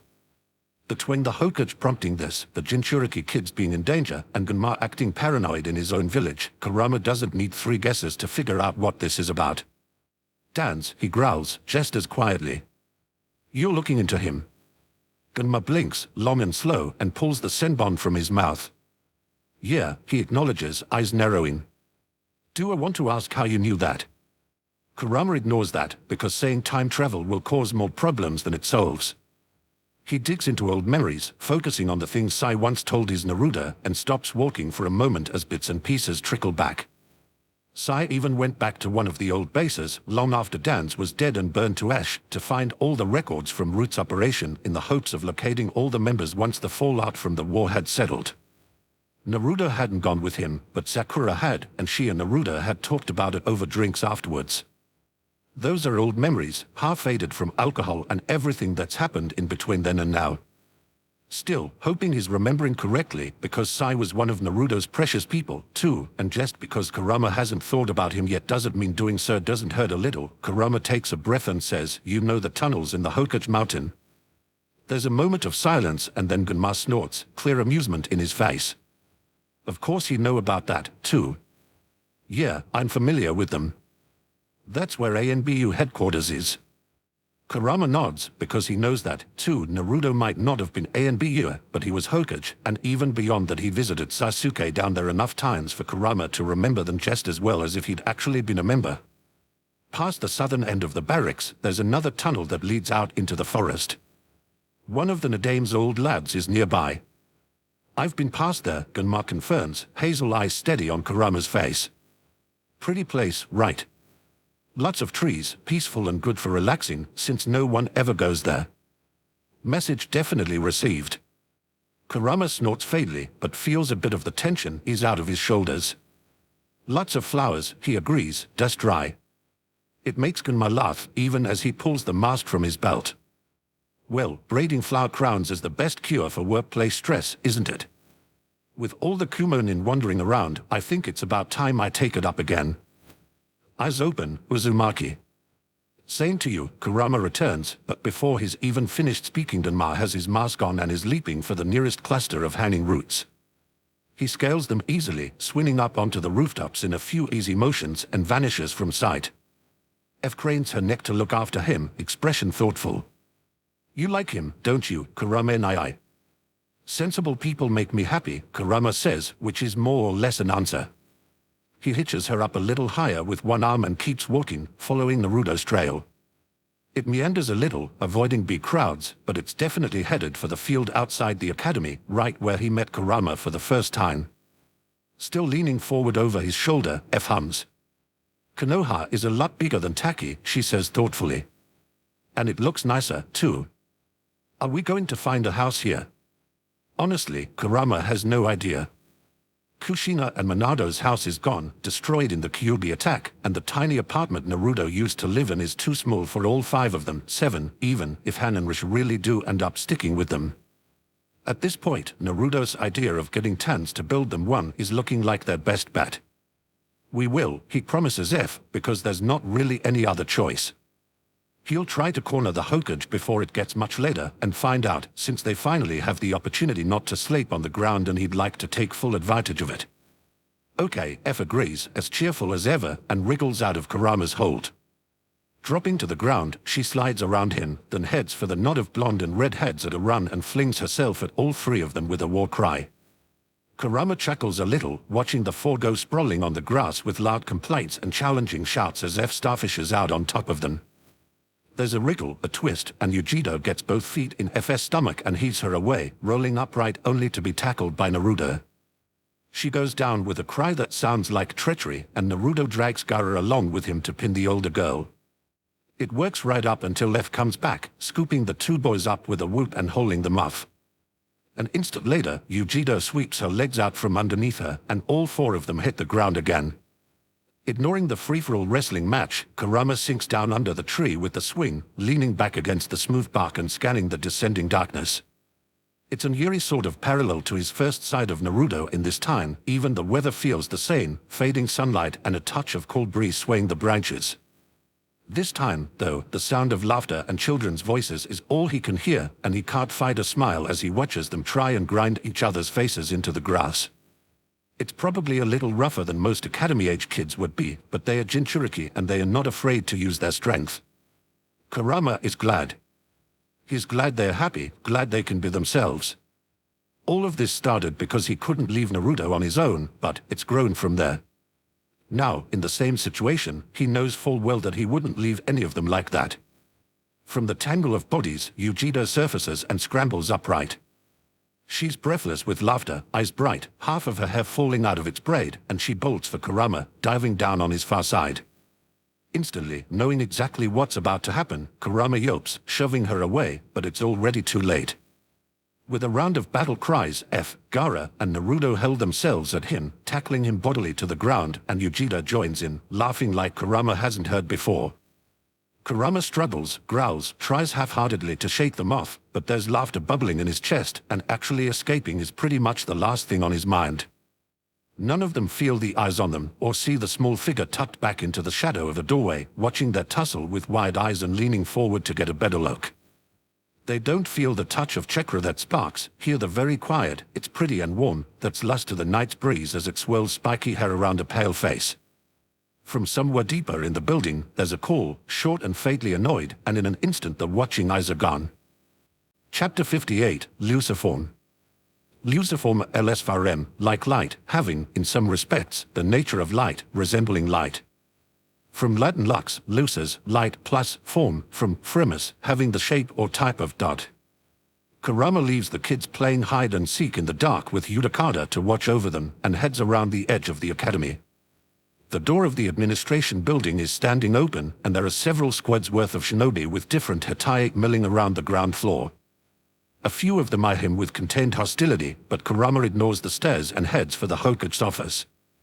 He can't think of many people who would be stupid enough to pick a fight, but if someone does, he'll handle it.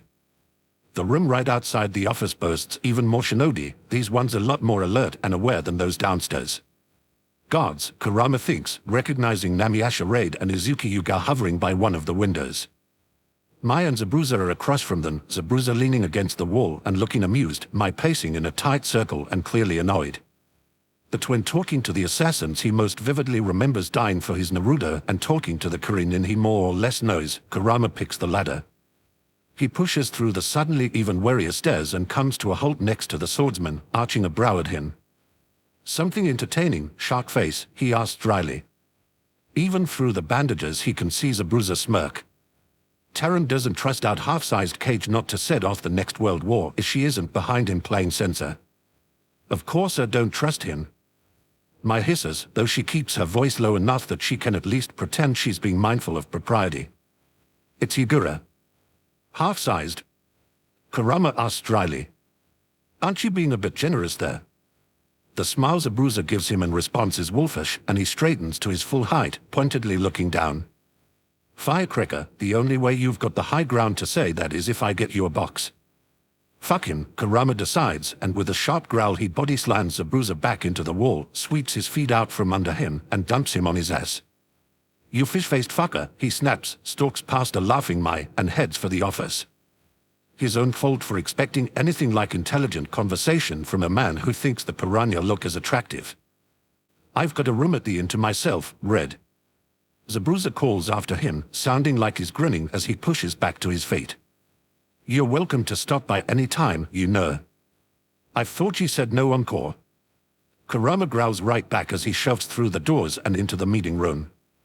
Fuck off. 5 Cage, 3 village heads, Kakashi, and Kushina all turn to stare at him, and Kurama wonders if it would be reasonable to march right back out and punch Zabuza in his stupid smug face. There's a long moment of silence, and then Higura sighs, exasperated, and folds his arms across his chest. Please don't take him up on that. I'd hate to have to kill my own guard for being insufferable tomorrow. Not a problem, Kurama bites out, and the glare he casts around the room dares anyone else to comment. Kushina especially, because she looks practically gleeful. Disturbingly gleeful. He narrows his eyes at her, and she grins right back. Kurama, Sarutobi says politely, and he's the only one beside Kushina up on her perch and Moki in a chair by the wall who's currently sitting, seated behind his desk with his pipe in his hand. I was just about to send a messenger for you. Do you have a moment? Kurama hesitates, but the kids will be fine with Yudakada, and the teenager had said Han and Rishi were on their way, so it's probably all right to linger. Besides, he needs a favor as far as finding a house is concerned, so he might as well do what he can to get on the Sandane's good side. Sure. What do you need? Sarutobi gives him a faint, tired smile and pushes to his feet. Let me introduce you to the newly arrived. Tamari, head woman of Kusa, and Yone, head woman of Tani. Tamari, Yone, Uzumaki Kurama. A pleasure, the tall, white-haired woman with a Kusa Hatayate says, and even though her expression is stern, Kurama can read the amusement in her eyes. Especially given that my village has no jinchuriki for you to steal. The other head woman laughs, light and airy, as she flips a fan open to cover the bottom of her face, though her dark eyes are sharp. Except for the eyes, she has FS coloring, dark skin, pale hair, if in a shade of blue instead of green, and a stocky build with obvious muscles beneath her fishnets. I couldn't agree more. The amount of trouble you've managed to stir up in less than 2 months is impressive, Uzumaki. Chand, Kurama says without an ounce of sincerity, and gives Sarutobi a narrow glance. The smile Sarutobi returns is wry. Other introductions are not needed, I assume. It's not like he's going to forget who the Cage are, especially when he more or less made off with all of their jinchuriki. Kurama gives Sarutobi the look that question deserves, and the old man raises his hands in answer. As I assumed. We have several outstanding questions, though, if you would care to answer them. Well. Someone's going out of their way to be polite, Kurama thinks, leaning back against the door and eyeing that peaceable expression warily. He doesn't trust it at all, and even if Sarutobi has Genmar investigating Dans, he doesn't trust that Dans won't get his hands on the information somehow. Feeding that freak news about Akatsuki, Obada, or the Jinchuriki in general isn't exactly high on Kurama's to-do list. He conspired with Madara once already, after all, there's no saying he won't do it again. Fine, he allows, because there's clearly no getting out of this with anything short of a temper tantrum, and as tempting as it is to wreck things and entirely divert the leader's attention, it's just slightly possible that Kurama will need their goodwill at some point in the near future. He'd rather earn it this way than make the kids think he'd force them to play nice. Kakashi's watching him, close and careful, but Kurama pointedly ignores his gaze. The Kopinin is hard enough to read on a good day with his head tied up. Like this, still wrapped up in his uniform, half hidden in shadows, with other eyes on him and something to hide, Kurama doesn't have much of a chance at all. My brother says there's 9 + 1 makes things more fun, B chimes in before A can finish. Like I said, now there's 10 bijou in my head. With a growl, A drags B into a headlock, shaking him lightly. That's all that's in your head, idiot. Be quiet. Over the sound of B's somewhat rhyming protests, Rosa says sharply, I want to know why you didn't simply inform the villagers of the threat to begin with. If we had known, we could have taken precautions and protected. Kurama scoffs and doesn't bother to hide it. You're acting like I took the kids to help you, he retorts. Fuck no. It was for them. How many fucking assassins did you send after Gara before I got there? He's 6. Yone's fan snaps shut with a suspiciously metallic sound, edges glinting. She looks Rosa over carefully, like she's sizing him up for a coffin, and says politely, come again. Rosa doesn't waver, dark eyes still pinned on Kurama. His seal is flawed, and there's nothing to be done about it. The Ichibi has too much access to his mind, and my village holds more souls than just my son, Uzumaki. I don't have the time to waste on sentiment. Not when acting saves lives. You asked his own uncle to kill him. Kurama snarls, disbelieving. He loved Ishimaru. Rosa's expression goes blank with shock, then instantly shades towards fury, and he takes a step forward. How do you know that? He demands sharply.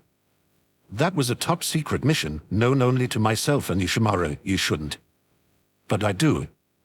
Kurama gives him a grin, all teeth and threat. Does it make you wonder what else I know? He sweeps a glance around the office, meeting stares that are a mix of worry and hostile, and it's mostly an empty threat, but they don't know that. This, says Sarutobi quietly, is not the point. He taps his pipe sharply against the edge of the desk, then takes a long pull as all eyes shift to him. A stern look, and he adds, we are wasting time looking at the past when the future is of much more immediate concern. Kurama. Will Akatsuki try again?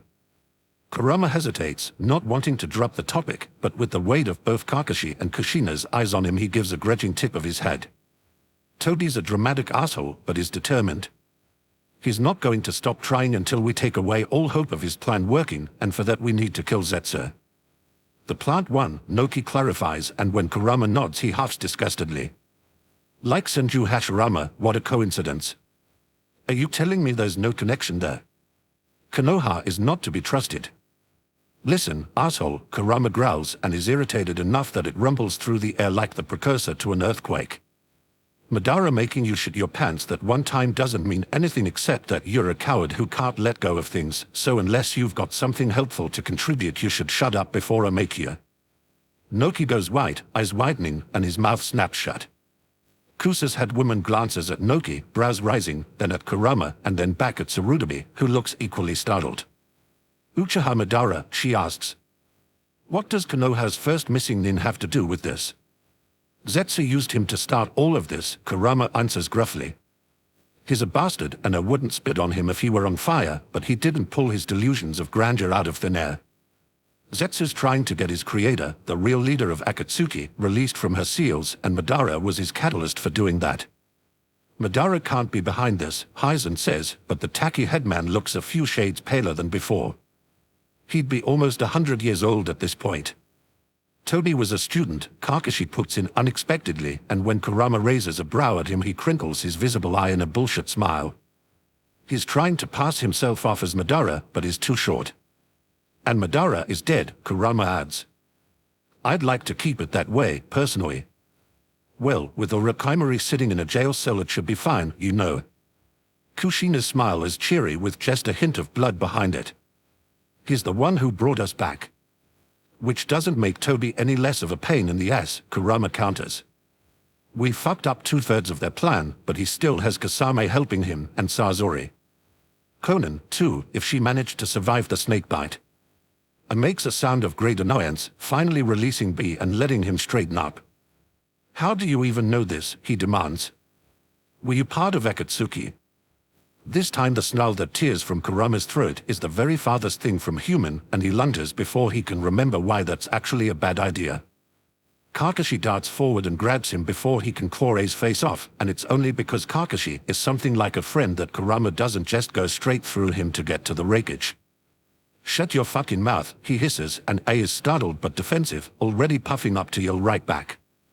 Kaguya murdered my best friend. She destroyed every fucking thing I know, and she's behind everything I've lost in my life. You think I'd fucking help her? Kakashi's hands close just a little more tightly around his biceps, and he pushes lightly at Kurama, urging him to step back. Ma, he murmurs, and Kurama has never wanted to calm down less but doesn't try to resist. I think Reikid-sama understands that now, Kurama. It was just a mistake. Kurama growls, but allows Kakashi to haul him back towards the door, though he doesn't try to make it easy for him. It was a dumbass mistake. Just like your ideas to turn children into weapons. Kushina laughs, bright and cheery, though it doesn't reach her eyes as she leans forward a little on her perch. I'm not too fond of that part either, you know, she agrees. Atudo, you made it so all the Jinchuriki are friends with their bijou, didn't you? It jerks around to glare at Bei, who looks equally surprised, but Kurama ignores the byplay with the tip of one shoulder. Crossing his arms over his chest, he leans back against the door again and gives Kushina a grumpy look for the title. Naruto only just started talking to the Kyuubi, and Rishi's relationship with Sun is still kind of rocky. Hen hasn't mentioned anything about Koko, either. But the others? Yeah, they are doing okay. Rosa makes a choked, disbelieving sound. With half a glance over at Kurama, Kakashi hums in agreement. Gaara and Yudakada were the ones to kill Kakuza, he says almost lightly, as if unaware of the impact of the words. Apparently Saiken and Shukaku work well together. Kurama watches the expression that crossed the Kade's and Headman's faces and can't restrain a snort. Harder to control a weapon that isn't fighting itself, isn't it, he says, and when A, Noki, and Hizen all turn glares on him he grins without humor, showing teeth. Tsurutobi sighs, rubbing a hand over his face, and raps his knuckles against the desktop. Kurama, as hard as it may be to believe, I did not ask you here to debate claims on the Jinchuriki or the morality of their creation. Akatsuki is a far greater threat right now, given what happened to Kuri. Always the peacekeeper, Tsurutobi, A mutters, and it's more than a little sour. There's a moment of tight, tense silence, and then Yugura takes a breath. Hatake told you most of it, he says, and if there are lines of strain in his face he hides them well, leaning back into the shadows where his expression is mostly indistinct. After the Sanbi resurfaced in Kuri, it was captured and sealed into me, and shortly afterwards I was appointed Mizukichi. I was ambushed in my own home by a man with Sharingan eyes, and my next clear memory is Kurama and Yudhikata breaking the genjutsu I was under. Kurama half expects them to ask how Madara could have laid a genjutsu like that if he was dead, but no one does. Reasonable, probably it wouldn't be the first time a Sharingan I got passed on to a non-Uchiha, and everyone here knows that, largely because they've all tried to get their hands on them at one time or another. Instead, Tamara makes a quiet sound of agreement and inclines her head, pulling herself up a little straighter. I agree that Akatsuki should be our focus right now. If anything has to be done about the situation of the Jinchuriki, we need to be alive to do it, and it sounds as though Akatsuki will not give us that luxury easily. I for one would prefer not to test whether this toadie's eyes can control normal shinobi just as easily as Jinchuriki. Madara was dangerous enough on his own, Noki rumbles, looking both grim and fatally sour. With allies sharing his goals, I second the decision. You say you destroyed their base? Thoroughly, Kurama confirms, and it's easier to feel the dark satisfaction of shattering the Jedmaz here and now without having to worry about surprise attacks or Kakashi bleeding out in front of him. It wasn't their only one, but I don't know where the backups are located. Probably close to AME, since Pain controls it. Which is another problem, Rosa points out. We are technically holding the headman of another village right now. As soon as AME gets word of it, they're going to want him back. Kurama hesitates, because that's a good point, and turns it over for a moment. They'll probably use Conan to come at things politically, he says, and it takes effort not to grimace. Provided she survives. She's second in command there, and the people love her. Highs huffs, casting him a narrow look. Easy enough to stall her, he dismisses. This Pain has never declared himself beyond his borders. As far as any other country is aware, it's still hands in charge of the village. We asked for proof, and once she provides it we stall again. As little as I enjoy red tape, it has to be good for something. Sarutobi sounds amused. Better to use it here than military might. Thank you, Hyzen. A neat delay until we can reach a solution. Kurama has his own ideas about how to talk Nagato around, so hopefully they won't actually need one when it gets to that point. He wasn't planning to bother when Nagato was just another enemy, but with him captured and conveniently close, he might as well. His Naruto always regretted not being able to save the man, after all, and Kushina probably won't mind adding another Uzumaki to her clan. The two had women trade glances, and Yone flicks her fan open, then closed again. I put my village on alert before we departed, she says lightly. And brought along several squads of my best shinobi. If Akatsuki aims to capture the Jinchuriki, Konoha is likely our best place to mount a defense. The wards here are the oldest of any village, Tamari agrees. I assume your berries can be fine-tuned to pick up this toadie, even with his ability. Sarutobi inclines his head. Tobirama-sensei seals are still some of the strongest in existence, he says, and there's a note of tired pride in his voice. Now that all of you have arrived, I'll have the barrier squads reactivate them immediately. Shall we reconvene tomorrow to distribute our forces? A snorts, grabbing his brother by the back of the neck as he tries to slip away towards the door. If you're feeling your age already, Sarutobi, appoint a successor or leave things to her. He had a successor, Kushina cuts in, and her voice is like the crack of a whip as she leaps down to land with menacing grace just out of A's reach.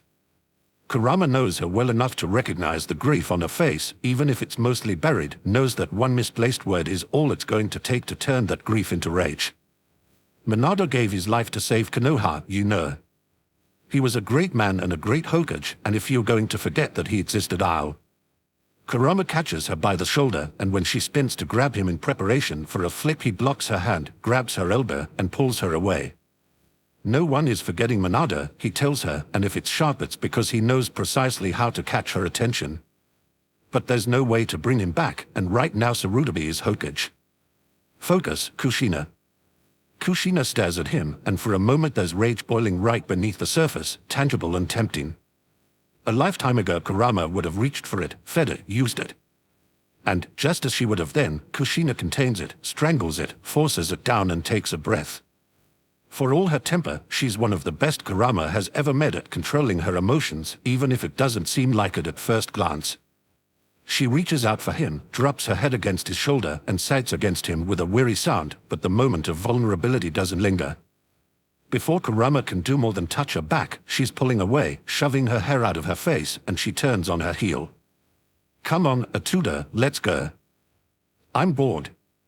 Kurama growls after her, even if it doesn't make her so much as twitch, and ignores Sarutobi's muttered prayer as he steps out of the path of the departing cage and village heads.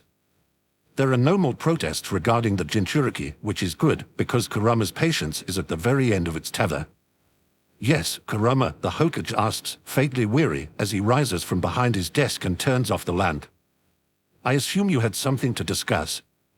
"Yeah." Kurama folds his hands into the sleeves of his hari, glancing back at where Kakashi is hovering. The Kopinin has his nose buried in his book, though, and is pretending not to pay attention. The kids are going to need somewhere to sleep, and I think Rishi and Han at least are going to stick around. Sarutobi pauses, frowning faintly, and tips his head in agreement. "Indeed. And it seems a bad idea to send 8, possibly 9 Jinchuriki to a civilian run-in." Kurama snorts, because bad idea doesn't even begin to cover it. He watches Sarutobi cross to one of the large file cabinets lining the walls and rocks back on his heels, content to wait for a moment. Minato and Kushina's house would have been the perfect solution, Sarutobi says, mostly to himself as he riffles through papers. A shame it was destroyed in the Kyuubi's attack. Kurama winces, because Kushina probably has no idea, but she's going to find out, and he can already guess that it's not going to be pretty. Not that it was precisely his fault, but that's probably not enough to save him. Damn it.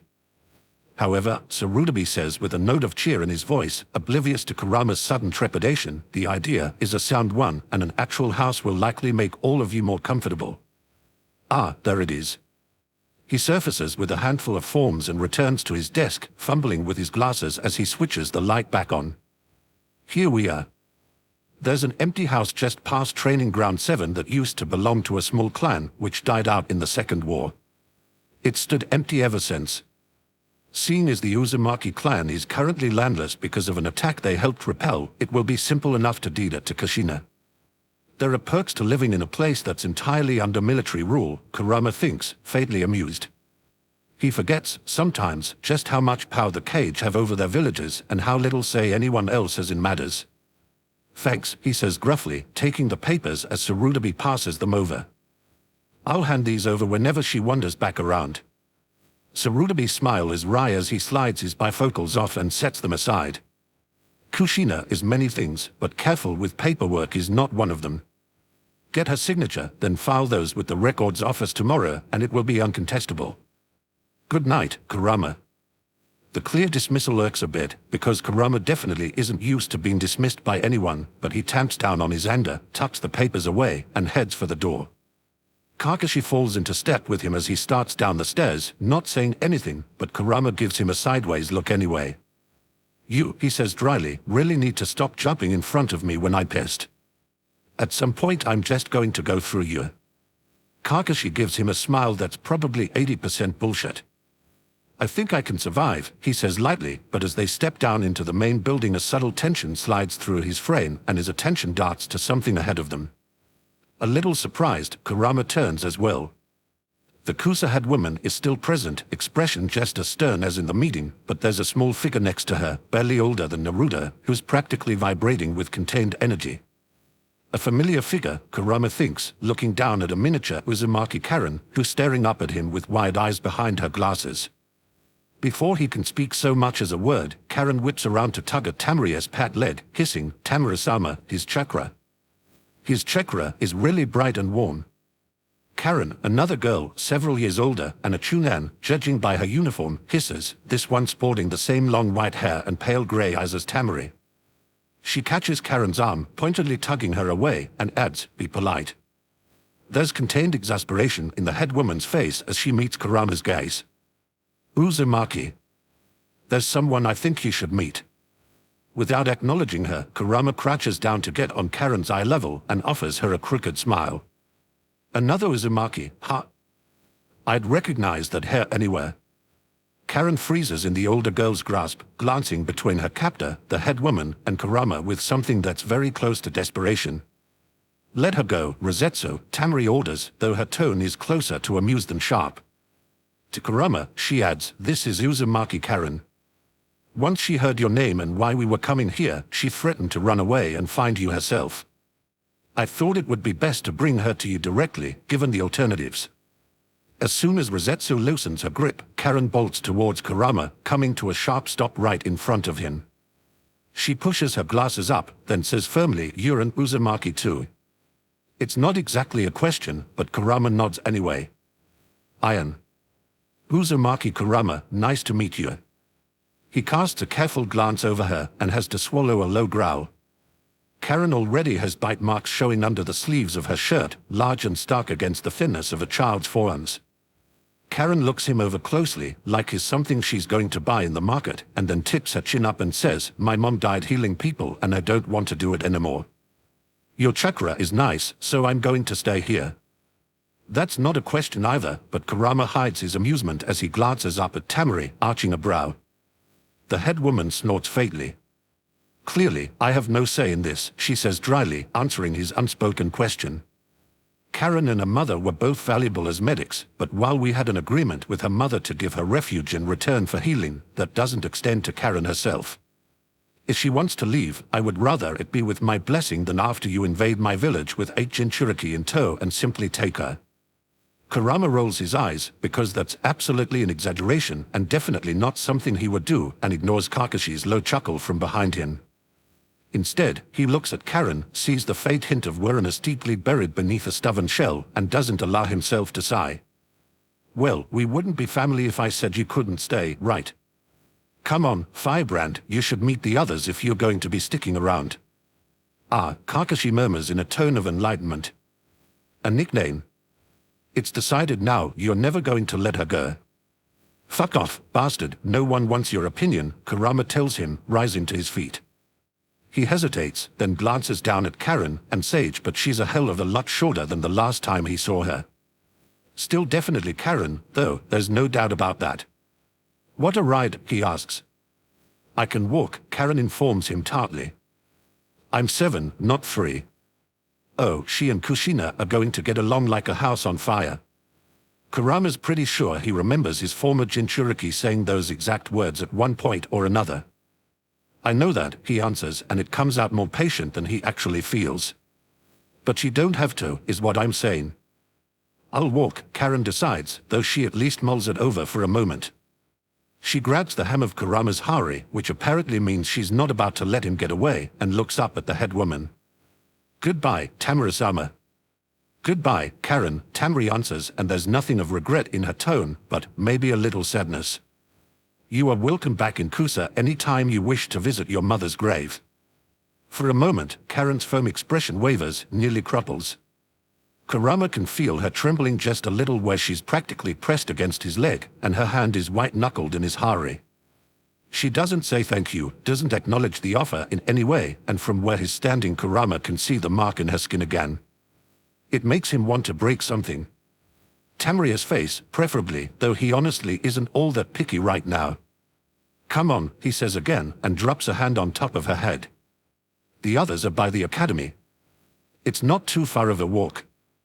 "I know," Karen says, and though her voice cracks on the last word she forges on without acknowledging it. "I saw you playing earlier. Is it true you're all Jinchuriki? Is that why your chakra is so bright?" "Jinchuriki have a lot more chakra than normal shinobi," Kurama confirms. He steals another glance at her as they head out the administration building's doors, then asks, "You okay?" Karen pauses, and even though she doesn't look back at her former head woman, she's tense like she would bolt if she only knew what direction to run. "I think," she says clearly, with only the faintest tremble to it, "that I changed my mind." Kurama doesn't have to ask what about. He scoops her up into his arms, and instantly Karen presses her face into his shirt, glasses digging into his shoulder. Splaying a hand over her small back, Kurama steps back into the shadows of a dense climbing vine, letting Kakashi load her in the street like a lookout. "They're the reason Mom is dead," Karen says, half muffled but still clear enough to make Kurama close his eyes and swallow down his anger. "There was an attack, and she kept healing, and she told them she was tired, but they kept saying that being able to heal like she did was the only reason we could stay, and if she breaks off, and it's not a sub, but a breath itches, and her grip on Kurama tightens just a little." A moment, and she raises her head, face set in mulish lines. I don't want to die for them, she insists. Mon did, but I won't. You won't, Kurama agrees, and when Karen gives him a sharp look he holds her gaze steadily. If you don't ever want to heal again, that's fine. I know someone who'd be overjoyed to teach you to fight, if you'd rather do that. Karen hesitates, scanning his face like she's looking for a tell, and Kurama remembers then that Karen's sensor abilities are strong enough that she can tell at a glance when people are lying. After a moment, she apparently decides that he's being truthful because she nods, turns her face away, and says, I want to. Kushina will be overjoyed, Kakashi says, and when Kurama starts moving again he joins them. There's still laughter coming from under the tree ahead, and Kurama makes for it without hesitation. That's what I was thinking, he agrees, and has to smile a little at the thought of Kushina's face when she realizes there's another Uzumaki around. One who isn't a mass murderer, this time. The hulking shape of Han is clear in the moonlight, and when he catches Kurama's steps he turns, tipping his hat back. A pause, clearly startled, and then he laughs, loud and entirely amused. What? Kurama demands, bristling, and that's enough to make Risha look up from where he's showing Naruto a Kaitenjutsu. The instant his eyes land on Karen, he snorts, rising to his feet and giving Kurama an amused look. Another one, he asks dryly. Is this a bloodline I don't know about, or do you just have the worst luck of anyone in the elemental countries? My luck is fine, Kurama growls, crouching down to set Karen on her feet. And it's not like a fucking collectin'. Extenuating goddamn circumstances, okay. Risha laughs in his face, very pointedly. Monkey-brained asshole, Kurama snaps, then glances up at the 4 curious faces watching him, 5, if he's including Utakada. Hey, kid, come here. This is your cousin, Karen. Karen, Uzumaki Naruto. Naruto's face lights up, and he practically bounds forward. You're my cousin, he asks enthusiastically. You just as pretty as my mom. Karen flashes red and shoves her glasses up her nose in a half-hearted attempt to hide it. My mom was pretty too, she says, as if daring him to contradict her. A pause, and she glances up at Kurama and then back at Naruto. I'm 7, and I like okonomiyaki and perfume, and your chakra looks like sunshine. You can see chakra. Naruto bounces closer to grab her hand and tug her towards the other Jinchuriki. I'm Naruto, and I'm 6, and you should meet Efne and Ujitone and Gaara. And Utakada. Have you ever ridden a fox before? Fuji and Momiji can teach you. They are Kurama and I's summons, and they are really cool. Karen looks slightly overwhelmed by the flood of words, but she doesn't resist Naruto's pull, and when F gives her a bright smile and a cheerful greeting she tentatively smiles back. Should we put bets on when he picks up the next one? Rishi asks, not even trying to keep his voice down. Hen chuckles and offers 4 days. 3 is Kakashi's verdict, and when Kurama shoots him a sour look he just smiles back and wiggles his fingers in a mocking wave. Really? Rishi asks and is grinning, the bastard. Clearly you two can't pick up patterns. 100 LY on the next one, turning up before sunset the day after tomorrow. Deal, Kakashi says. Agreed, Han adds. I hate you all, Kurama growls and goes to collect the kids. Chapter 59, Domus. Domus D Muse, a house, a home, any building or abode, one's native place, one's country or home, confer patria, a household, a family. From Latin, from Proto-Italic asterisk domos, from Proto-Indo-European asterisk dn, house, home. Hiruzen has had too little sleep and too many hours of worrying. His back is one whole crick, his eyes ache, and there's a persistent pressure beating against the inside of his skull as he slumps over his desk. With a sigh, he slides his glasses off, rubbing the bridge of his nose, and thinks longingly of his bedroom at home. There's nothing to be done, though, he said Shikako and Fugako home hours ago, back to the families that will look for them. His own won't bother. Too many nights absent, too many days gone, and is hardly a part of their lives at all beyond a name and a face on a mountain. There's a quiet rap on the door, carefully even, and Hiruzen tries his hardest to stifle a sigh. Whoever wants his attention now is just one more stone atop a pile that's threatening to cause an avalanche, and Hiruzen honestly wonders what will be left of him after it spells. Come in, he calls regardless, because there's nothing else he can do. Tobirama always put the village first, put his people first, and Hiruzen thinks of that night in the forest again, his teacher, so wise and strong, disappearing into the darkness because he believed the next generation could be better. Hiruzen pushes down the lance of old grief. He's always suspected that Tobirama made that sacrifice in part so that the legacy of the clan wars could end with him, and under the belief that children raised in the village would be more likely to lead Konoha into a time of peace. For all his genius, Hiruzen thinks, Riley said, Tobirama always had a strain of idealism to him that proved he was very much Hashirama's brother. There's a moment of hesitation that draws his attention, because that means it's clearly not another cage or village head on his doorstep. Confidence is not a trait any of his fellow leaders lack. He frowns a little, about to rise, and the door swings open. Dad, Asuma says, hovering in the doorway as if unsure of his welcome. His hair is too long, to the point of being shaggy, and is still wearing that battered old jacket with the fur-lined collar, the sash marking him as one of the 12 Guardian Ninja tied around his waist. It's been years since Hiruzen saw him last, and his glasses slipped from Novla's fingers, clattering down onto the desk as he pushes sharply to his feet. All at once his back decides to protest, and he winces as muscles knot but pushes through. Asuma, he answers, and can't tell if the wonder is clear in his voice. It likely is. He'd half thought that he'd never see his son again, that Asuma would simply stay in the capital for the rest of his life, their disagreement running too deep to allow him to return. Have you been here all night? There's an edge of well-remembered exasperation in Asuma's voice, but it's not as sharp as it once was, isn't angry, and Hiruzen feels a tension he hadn't even recognized slide out of his frame. Not by choice, believe me, he answers, and it comes out more wryly than he intends. He puts a hand to his back, straightening more slowly this time, and takes a breath. Are you on leave, Asuma? There's a hesitation as Asuma looks him over, carefully assessing, and then says, no. Back for good. I heard about the excitement and wanted to make sure you hadn't had a heart attack. Hiruzen snorts softly, casting a glance over the surface of his desk, piled high with scrolls and papers and files he hasn't had a chance to put away yet. Do you think that will get me out of my next meeting? He asks wistfully. I'm sure I could trigger one if I just thought about the situation for a little too long. There's a startled moment of silence, and then Asuma chuckles. Not yet, please. I only just got home. He pushes the door open further, checking the room for any other occupants, and then tips his head. Come on, I know you haven't eaten breakfast yet, and I only just got in. Let's get something to eat. It is about that time, Hiruzen supposes, and if they're quick. He stops himself before he can finish that thought, pressing a hand over his eyes. No. No, because this is his son, finally back from the capital, and their last words were shared in anger and frustration. Hiruzen has never been a good father, because his duty has always been to Konoha first, and the Wako married him knowing that. It gave him rather more leeway to leave his family to their own devices than he truly deserved, and that's one of Hiruzen's biggest regrets. No time for his son and daughter and grandson, no time for his wife, no time for Naruto even when he should have made time. It's not a mistake he's going to make again.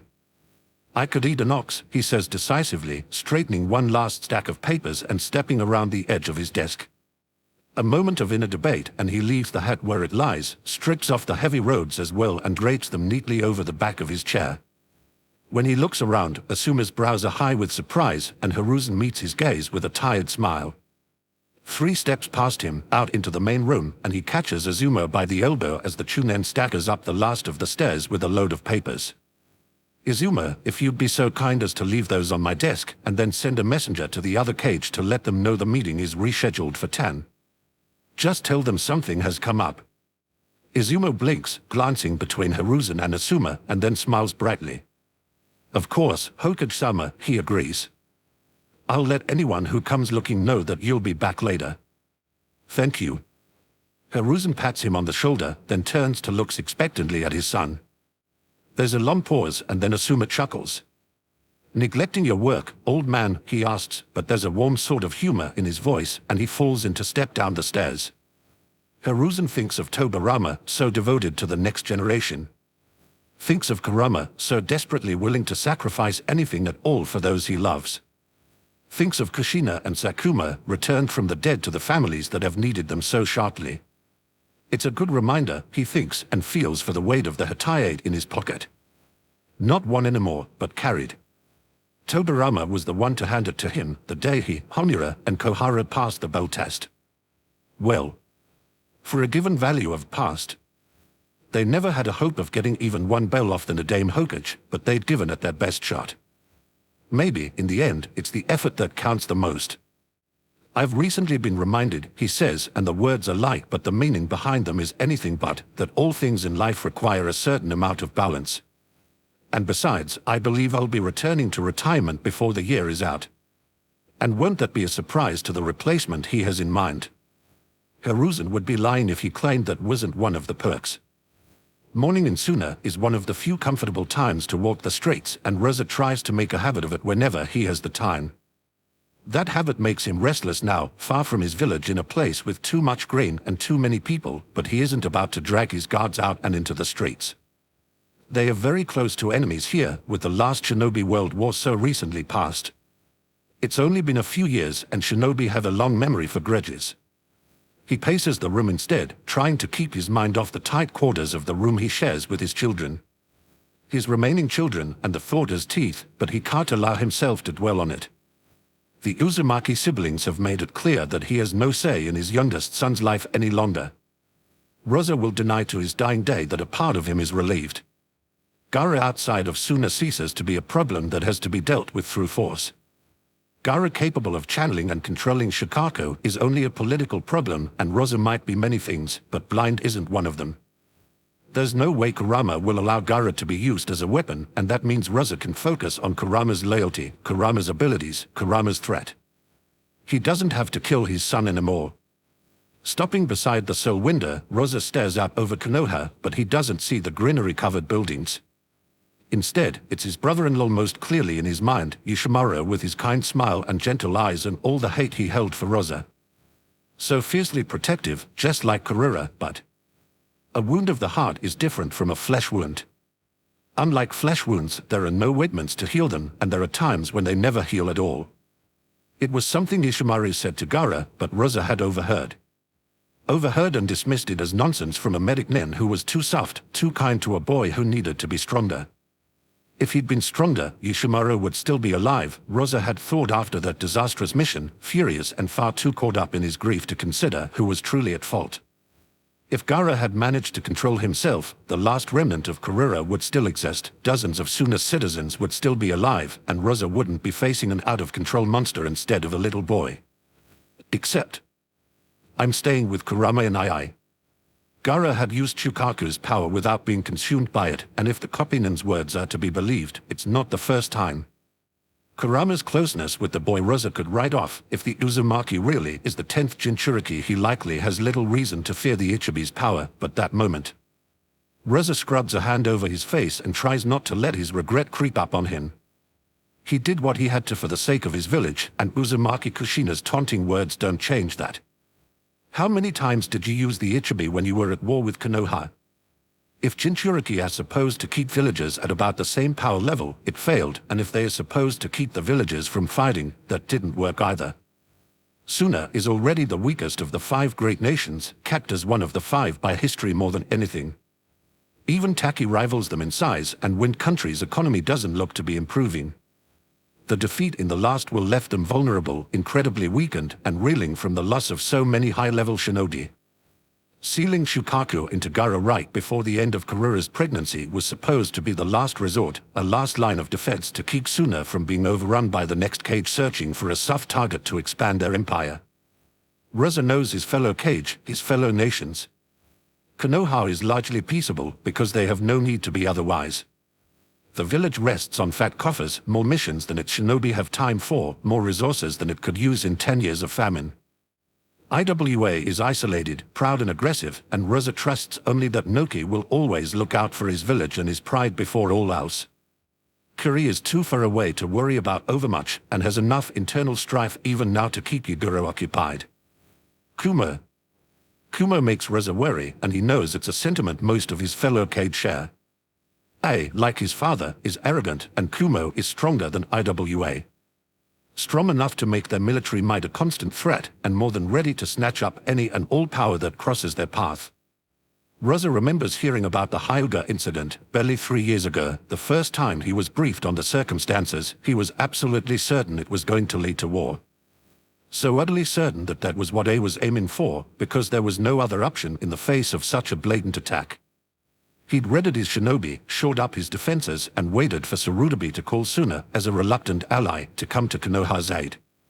Sarutobi hadn't, though. Konoha simply accepted the attack, the insult, the death of a prominent jounin from the main clan, and Rosa still can't quite tell if he thinks it a weakness or a strength. Konoha has a lot of moments like that, he's noticing. He's just about to turn away and start pacing again when there's a light tug at his sleeve. He glances down in mild surprise, not expecting any company this early, but Temeri's wide, dark blue eyes are staring up at him, wide awake and faintly plaintive.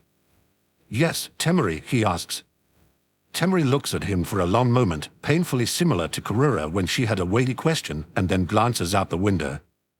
"Is Gara really here?" she asks, achingly tentative, and Rosa can't tell if the expression on her face is fear or something else entirely. The sound of blankets shifting draws Rosa's attention, and he glances over to see that Kankuro is awake as well, sitting up on his futon and watching warily. They are both waiting for an answer, but Rosa knows that the answers he hears at once they're going to want to hear. Hearing that any family, no matter how distant, has picked a new stranger over blood. "He is," Rosa says, as gently as he's able. Temeri chews on her lip for a moment, weighing her words. "Is he coming here soon?" she asks. Rosa looks at his daughter, who tried so hard despite her fear to love her youngest sibling. At his son, terrified and tentative, who nonetheless always stuck by Temeri's side when she tried to approach Gara. And he thinks, tired and a little pained, of the way Gara curled in Kurama's arms, unwilling to let go. A wound of the heart is different from a flesh wound. Unlike flesh wounds, there are no ointments to heal them, and there are times when they never heal at all. "No," Rosa says, and the truth of it stings in his throat like regret. "No, Temeri, I don't think he is." The sound of laughter wakes Sakumo from his daze, and he lifts his head, searching for the source of it on instinct. The sun is already rising, which is a surprise, and not entirely a pleasant one. He'd thought he was done losing time this way, standing before cold graves. The sound of happy children is a balm, though, and sorely needed.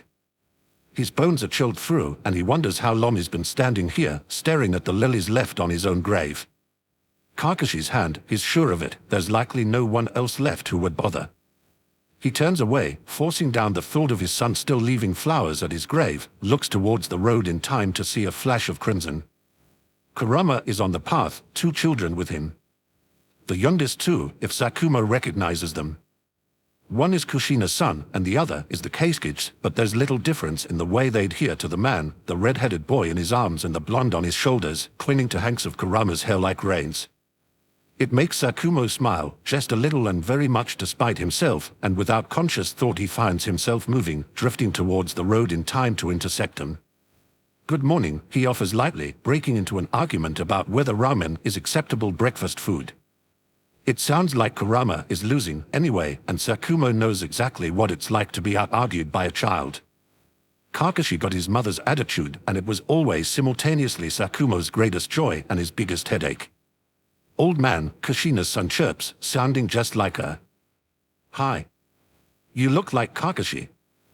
"I think it's more that Kakashi looks like him, Naruto," Kurama says dryly, but he nods to Sakumo easily enough, and doesn't protest when Sakumo falls into step with them. "Yeah?" Naruto asks in confusion, craning his head to stare at Kurama upside down. "Why's that, Kurama-ni?" Kurama rolls his eyes, but his voice is still patient as he answers. "Because he's Kakashi's father, Kit." "Really?" Naruto twists back around, staring at Sakumo's face like it's a puzzle. "But you don't act like Kurama-ni does." Ouch. From the mouths of babes, Sakumo thinks with a wince, though he tries not to let his smile falter. "I'm not your father, brat," Kurama says crankily, apparently completely unaware of the fact that that's exactly what he looks like right now. When Naruto just laughs, though, he huffs out an irritated breath, nudges the blonde back upright as he starts to slide, and glances over at Sakumo with unnervingly sharp eyes. Well, clearly he isn't getting away without some sort of answer. With a rueful smile, Sakumo drags a hand through his hair, looking away, and says, "Clearly he doesn't want to talk to me, and I'm not about to force my presence on him after what I did." The footsteps beside him stop. Surprised, Sakumo turns and then almost wishes he'd kept walking. Kurama is staring at him, fire in his eyes and something like buried fury in his expression, and that crimson gaze is hot enough to hurt. With a low growl, he stalks forward and jabs Sakumo square in the chest with one talented finger.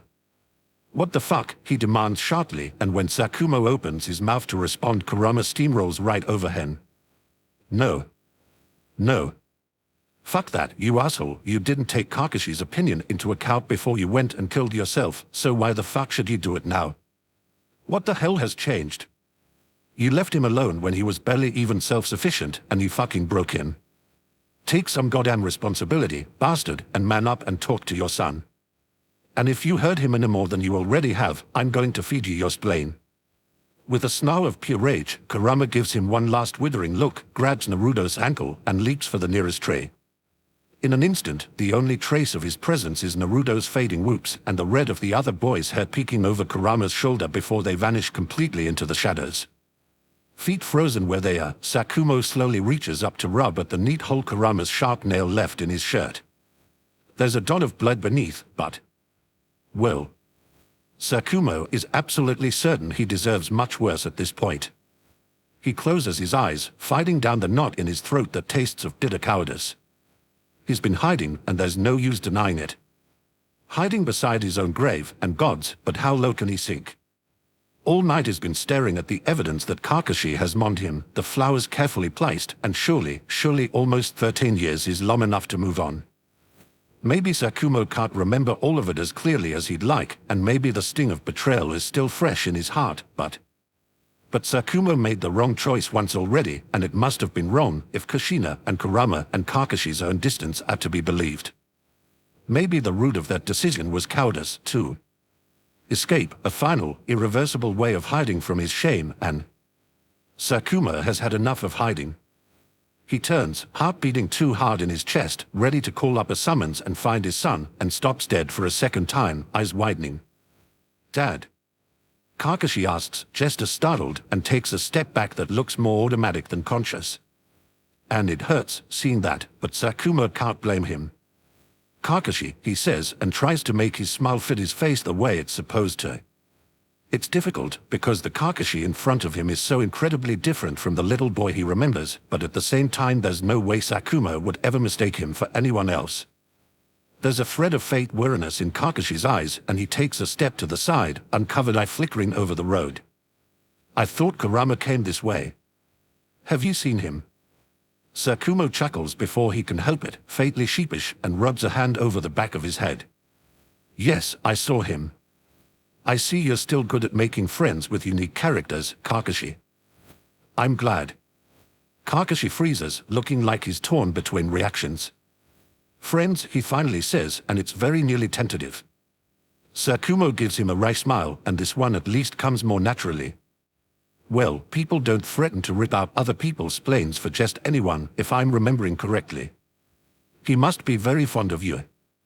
A peculiar look slides over Kakashi's face and is quickly buried, but not before Sakumo catches it. "He threatened you," he repeats, vaguely disbelieving. Sakumo looks at him for a moment, and regardless of whatever he feels about Konoha, regardless of the faint traces of resentment he can't quite seem to shake for the way things turned out, he still can't find a very small smile, because none of that is aimed at Kakashi.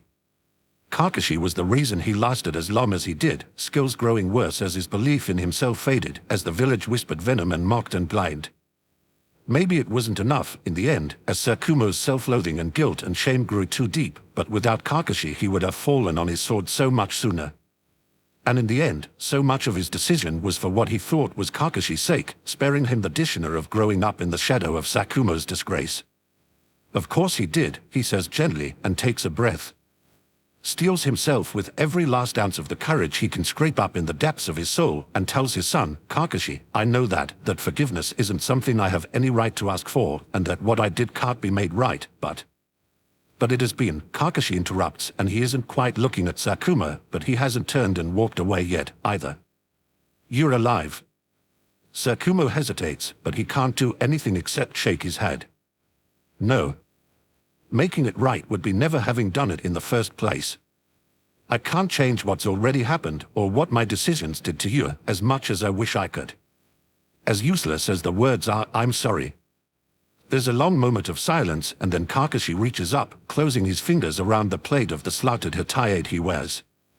Sakumo can't see his face, can't make out any part of his expression, but he can hear it when he says, quiet but clear, I understand now why you chose what you did on your mission. You made the only decision you could live with, and you made it for the sake of everyone in Konoha. You put your teammates first, and that was a legacy I alone to be proud of.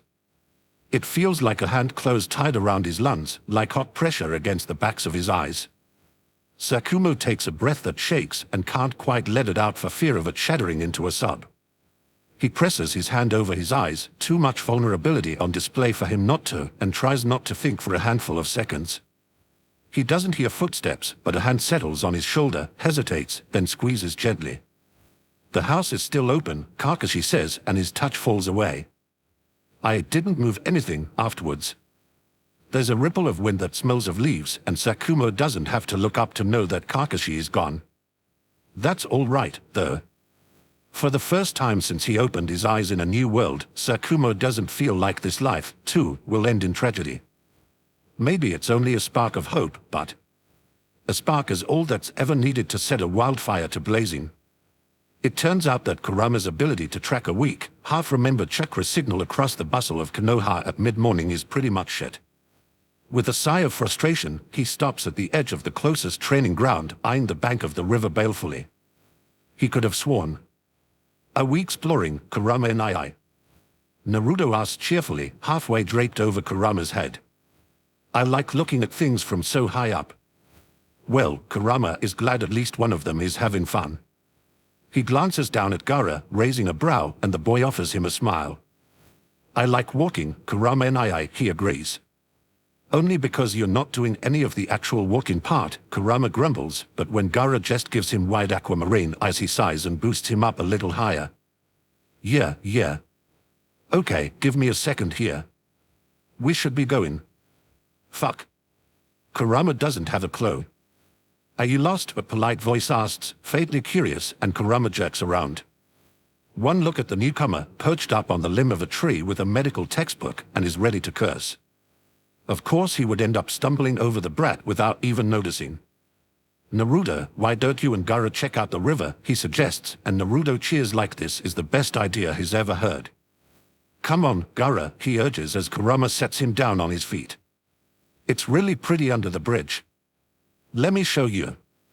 Gaara glances up at Kurama, and when Kurama gives him a crooked smile he nods solemnly, taking Naruto's hand and letting the blonde tow him towards the bank. Kurama watches them for a moment to make sure they don't fall in, then turns, and with a quick leap lands lightly on the bow a handful of inches from their observer sandals. I was looking for you, actually, he says, meeting cautious dark eyes as evenly as he can. Me? Kabuto says, and the surprise in his voice only just manages to cover up the weariness. I'm afraid I don't understand, sir. Kenneth, Kurama says shortly. I know you're a Rakaimori spy, and I can help you get him out as long as he agrees to owe me a few favors. Something like fear slides into Kabuto's expression, but he doesn't let himself waver. I'm afraid I don't understand. Bullshit, Kurama says impatiently. You weren't found in a pass after a battle. You were one of Danz's recruits from an orphanage near Konoha, and Orochimaru offered you a way out after your only real family tried to kill you. You've been spying for him for years now.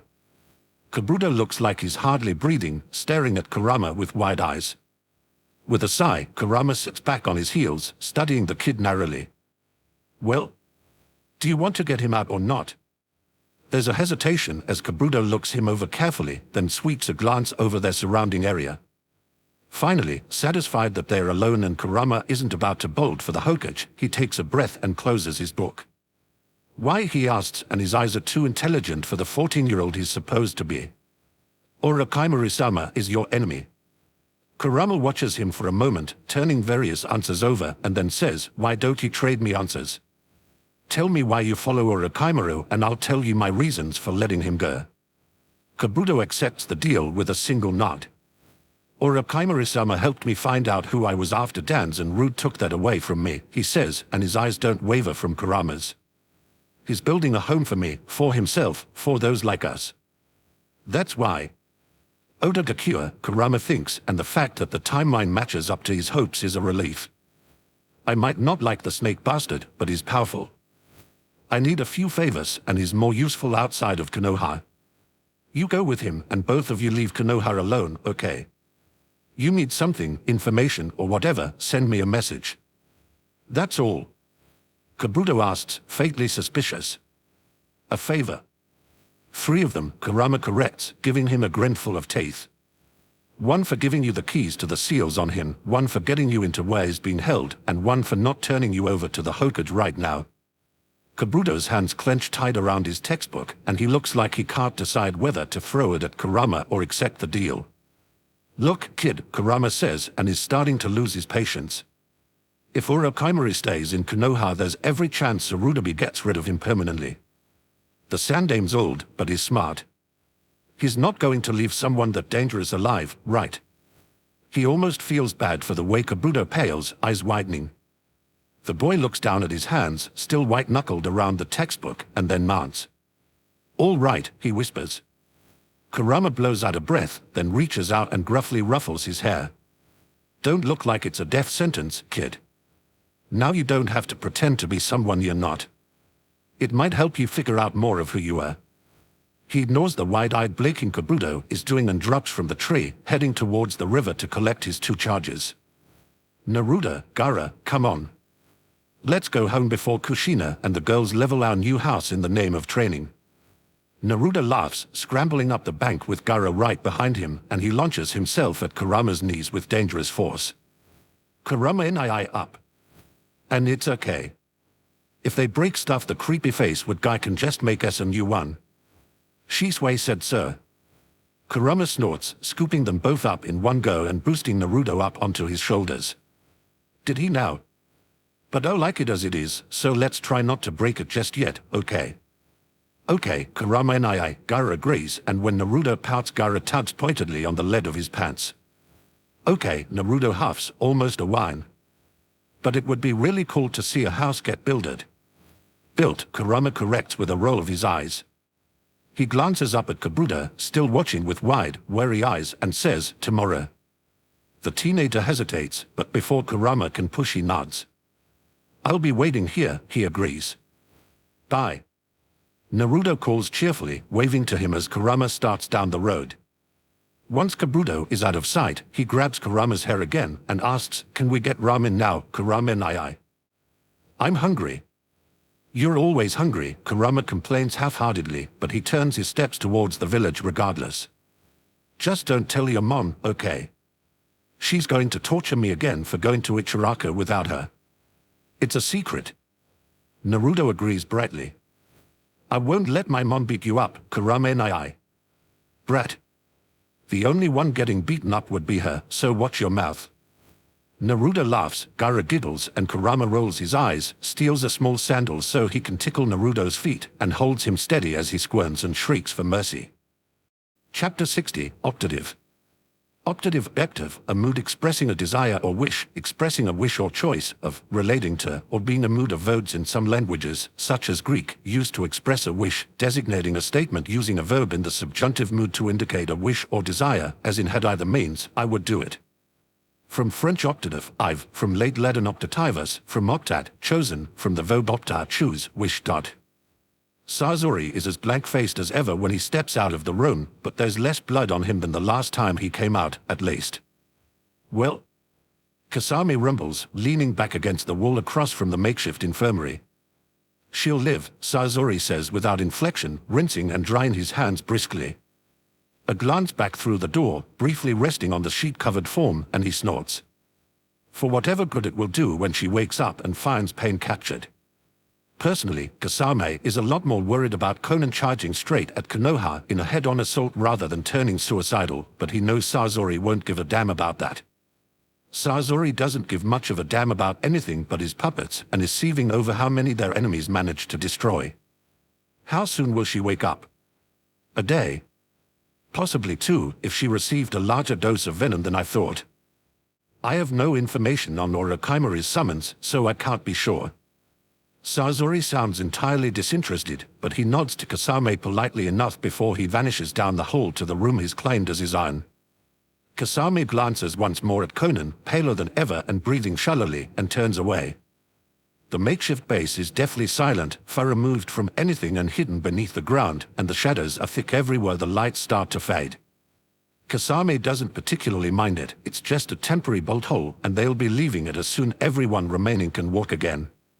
Of course, the fact that they are down to only 5 members isn't a good sign, for, even when Kasame stops being generous, Zetsu is still absent, furiously and so far futilely researching to find a way to repair the Jedmaz, and of the remaining members only Sazori and Kasame are mobile.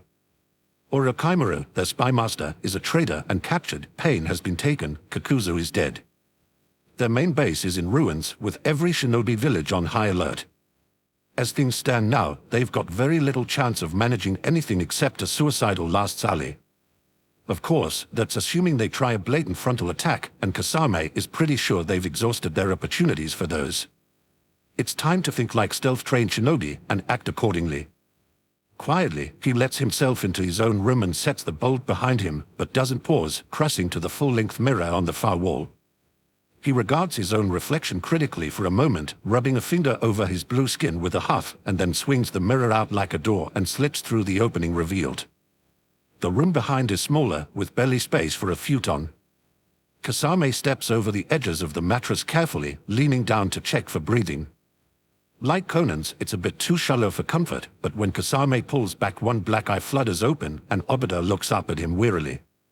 So strange to think that he's already so used to the Sharingan that seeing it gone is a shock, Kasame muses, even as he offers Obito a toothy grin. Hey.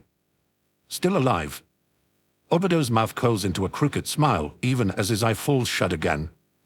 Despite the Uzumaki siblings' best efforts, he says, and it's a bare rasp in his throat but still manages to sound wry. Kasame snorts, dropping down to sprawl against the cold stone wall, sandals almost brushing the bottom edge of the futon. He doesn't bother saying we need to get that seal off of you as soon as possible, because they both already know it. Not just for the sake of their goal, either, Kasame is sure that it's only Obito's impressive endurance that's letting him exist with his chakra levels so dangerously low. Kasame has seen shinobi drained of their strength like this, but he's never seen one last more than a handful of hours without a medic. Obito's 3 days should be impossible. Then again, it's looking like a lot about Obito should be impossible. Conan's fine, he says, which is something of an exaggeration, but true enough to pass. I'll show Sazori a copy of that seal in the morning, see if he can counter it. Obito grimaces, unhappy and frustrated, and with visible effort his eye flickers open again. We don't have time. The longer we give Konoha, the more prepared they'll be. Maybe it'll lull them into a false sense of security. Kasame suggests, but even he doesn't believe that bout of optimism. They don't have any spies in the villages at the moment, or rather, they do, but only Orochimaru knew them, so immediate, accurate information is too much to hope for, but word from the surrounding countryside puts most of the cage and village heads in Konoha right now. The Jinchuriki are probably there too, along with Uzumaki Kurama and his vast and inexplicable knowledge of Akatsuki's movements and members alike, so their element of surprise is entirely gone. Instead of lingering on false hope, Kasame chuckles, rubbing a hand over his short hair, and suggests we could start hiring again. That gets him a shadow of a rueful smile, but rather than gracing the suggestion with a response, Obito says, there might be a way. If I can get to the outskirts of Konoha quickly enough and arrange a meeting, I'll go. It's not an offer Kasame has to consider for even a moment, as little as he likes the idea of leaving Obito vulnerable with only people who have never seen under his mask for protections. This is a path, a step towards their goal. Kasame can hardly even imagine a world without lies, but he wants it. He wants it so very desperately, and Obito wants it the same way. If he has a way to win, even now. When he glances up, Obito is watching him, gaze exhausted but almost fever-bright. He holds Kasame's stare for a long moment, unmoving, and then nods once, just vaguely. You'll have to deal with a traitor, he warns, and the mere fact that he would think to do so makes Kasame grin in a way that's only about 40% bloodthirsty. I get to kill him after we use him, right? He asks cheerfully. Amusement mellows that knife-sharp stare for just a brief instant. Of course. Kasame chuckles, and if he had Samahada close at hand he'd pat it fondly. Then it's not a problem. He's dangerous. But he can be blackmailed. Obito hesitates, then grimaces and slowly, painfully rolls himself over before pushing halfway upright to lean back against the wall. Kasame doesn't try to help, just watches closely, but though it takes several long moments, Obito eventually slumps against the stone, breathing hard, and opens his eyes to look at Kasame. "You're going to have to move fast." Kasame nods agreeably, already planning his route. The Nakano flows right through Konoha, and even if he avoids going into the village itself, it's too direct a route to waste. His sharks can get him there by tomorrow morning if he leaves soon. Apparently reading that on his face, Obito nods, tilting his head back, and manages a faint shadow of something that might be a smile. "Good. Now listen closely. Enough time as a shinobi, enough sensitive missions, and memorizing information is no problem anymore." Kasame props his elbows against his knees, slouching comfortably, and if a part of him is already planning the death of the trader he's being sent to meet, well, he said it to Obito once before, didn't he? Loyalty, once given, should never be a lie. Of all the people Kakashi expects to see at the memorial stone in the New Dawn, Kurama isn't one of them. He pauses by the three posts, watching, but Kurama doesn't look up if he notices him at all. The redhead is crouched in front of the stone, clawed hands dangling between his knees, and the first edges of the rising sun have turned his hair to blood. From this angle, Kakashi can just see the quiet expression on his face, the edge of old grief buried by something like peace, and even though his instincts say to leave Kurama to his moment and not intrude, he steps forward anyway. "Aren't they all alive right now?" he asks, but though it's an attempt to light the mood, it falls flat. Kurama huffs, but his eyes don't waver from the blank areas of the stone, and Kakashi has to wonder just how many names he's seen there. "That doesn't change the fact that they died," he says, and it's quieter than Kakashi expects. "I'd have thought you would figure that out. Because of his father. Because of Kushina. Because of Obito. And Kakashi should have. The deaths had impact, and the fact that they've now been undone changes very little. Very little, but maybe not nothing. Your chicks aren't around?" he asks instead of lingering on the topic. That gets him a distinct roll of Kurama's eyes and a faintly narrow-eyed glance from beneath messy red hair. "They're not my chicks," he says grumpily, but it's a very mild sort of cranky, something that even Shisui would likely be able to breeze past without a heart attack. "And they're sleeping in. Kushina kept them up late." Kakashi's not quite sure how to take that. Not quite sure how to take anything about Kurama and Kushina being close enough that they can grab each other, lean on each other, tease each other. Kushina was friendly before, but she didn't cling to people she didn't know, and Kakashi can't believe that she's changed. Kurama, too, is hardly a limpet, though Kakashi supposes the argument could be made that he attracts them, given how the children cling. Before he can say as much, Kurama sighs and rises to his feet, casting one more glance at the blank stone of the memorial. Before he can stop himself, Kakashi finds his mouth opening, spilling words, and he says, "They won't die again." Slightly startled, Kurama turns to him, and the winter sunlight catches on his face, his hair. Like coals banked but ready to burn, and the stubborn conviction in his eyes is very much the same. "Eventually they will," he says, holding Kakashi's gaze. "All of you do, in the end. You rather than us." So strange to remember yet again, abrupt and faintly unnerving, that Kurama never used to be human. Could still count as something different if one looked at the situation a certain way. Kakashi doesn't quite know what to say to that, but before he can even think of a possible response, Kurama is glancing back at the stone, mouth curving in a wry smile. "But," he says, and it's slow, like he's weighing each word, "they're not going to be killed. Not this time." That's all the difference in the world, Kakashi knows. It lightens things, or maybe that's the way the wryness slides out of Kurama's face, leaving humor and warmth behind. "Naruto would laugh at me," he says, and the look in his eyes, Kakashi's seen it before, but only in passing. In the darkness of a frost country inn, when he said, "You're very human," and Kurama paused for a long, breathless moment before he answered, "I had a good role model. Probably the best." And then on the ship, days later, when Kakashi asked him just his body he was wearing. When he said sometimes the hardest choices to live with are the ones other people make for you, and Kurama laughed like something was cracked inside of him, rough and slightly wild. But under the grief there was something else, and it's not buried at all right now. On display, as far as Kakashi is concerned, and it's something to admire, he thinks, and that's too weak a word, but he doesn't have another. For what, he asks, because it's clear they're not talking about the 6-year-old asleep in a dusty house, but a man who lost his entire world, who sacrificed himself and put all of his faith and hope in the tangle of malevolence and sentient chakra that had been his veritable prisoner for decades. Kakashi can't quite imagine what kind of person would be able to do that, but he thinks, sometimes, when he looks at little Naruto, that he might be willing to find out. Everything, Kurama says dryly, raking a hand through his hair to shove it out of his face, though the bright strands fall back in front of his eyes after barely a heartbeat. He glances back towards the rest of the village, towards the house and the children, and his expression is amused but faintly bittersweet. The brats, the way are bolted as a bruiser, you. Kakashi isn't entirely sure what's laughable about his presence in all of this, but is willing to take Kurama's word that the Naruto from the future would find it that way. Would he survive the laughing, he asks dryly, because his seeing how Kurama reacts to being mocked and explosively is an understatement. Kurama blinks at Kakashi like he can't understand the question, but the moment it clicks he rolls his eyes and looks away. Maybe, he allows grudgingly. There wasn't exactly a lot to find funny at the end. It goes unsaid that Kurama would have made him laugh whenever it was possible. And Kakashi? How does someone teach a monster how to love? It's not something that you can teach, idiot. I learned on my own and taught myself. It's finding someone who's worth learning for, that's the hard part.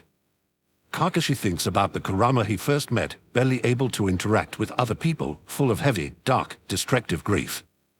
Tries to compare him to the man he sees now, brash but steady and full of warmth.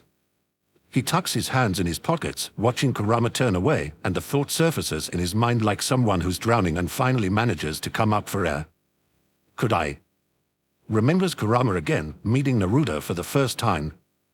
Remembers his father, old and tired but still smiling, saying I can't change what's already happened or what my decisions did to you, and then his face when Kakashi told him he understood why he'd chosen the way he did. For the last 12 years, Kakashi has existed by looking back, by living on regret and self-destruction only barely channeled into his work. He's mourned and regretted and lingered, and of course Kushina punched me, he thinks, and the smile that accompanies the thought is wry as he presses a hand to the bruise on his jaw. I wanted her to. Of course she resented me for leaving Naruto when I already resent myself. There's no changing what's been done, and it will always exist. Aren't they all alive right now? That doesn't change the fact that they died. Change in the present doesn't mean change in the past.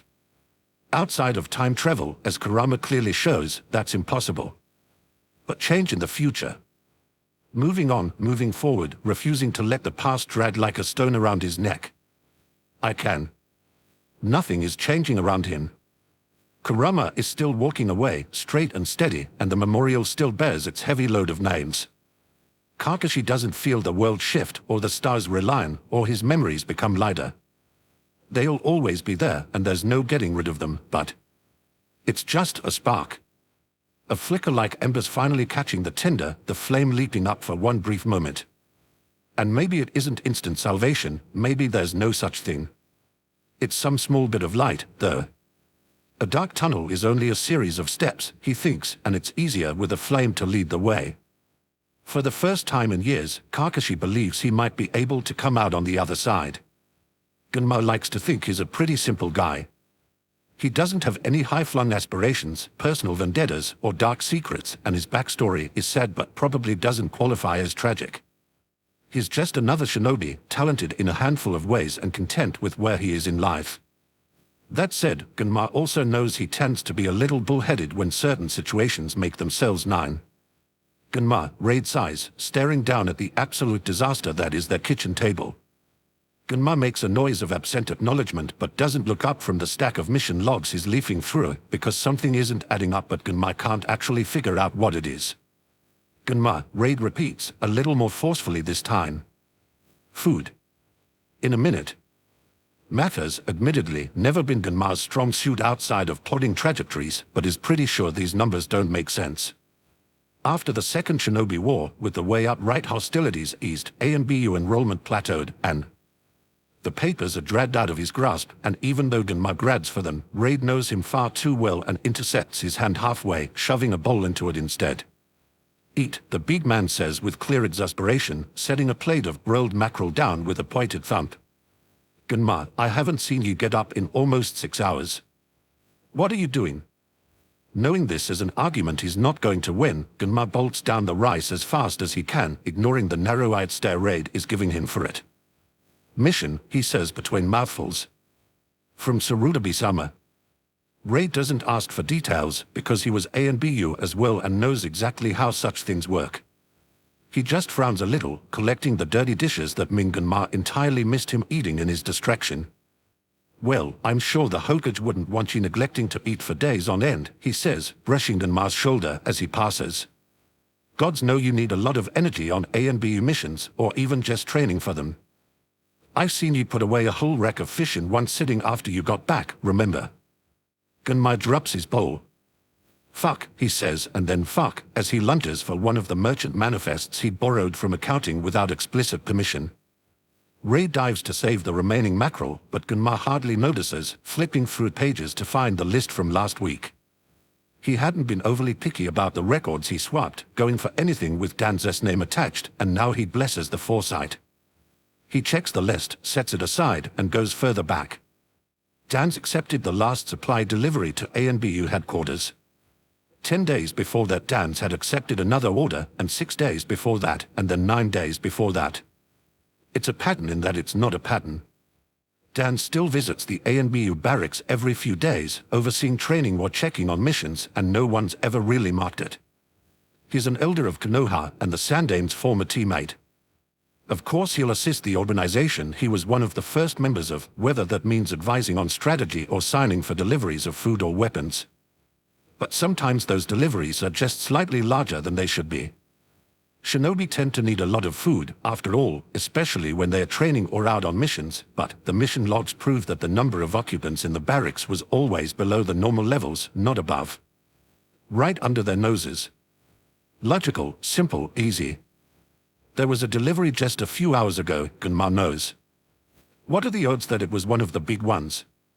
You're a genius, he tells Raid, kisses him soundly, and grabs his mask. Jen. Raid says with some amusement, watching him strap his flak jacket on, but confusion gives way to alarm when Gunma heads for the sealed cabinet in the living room. Why are you getting those? Is there a war starting I don't know about?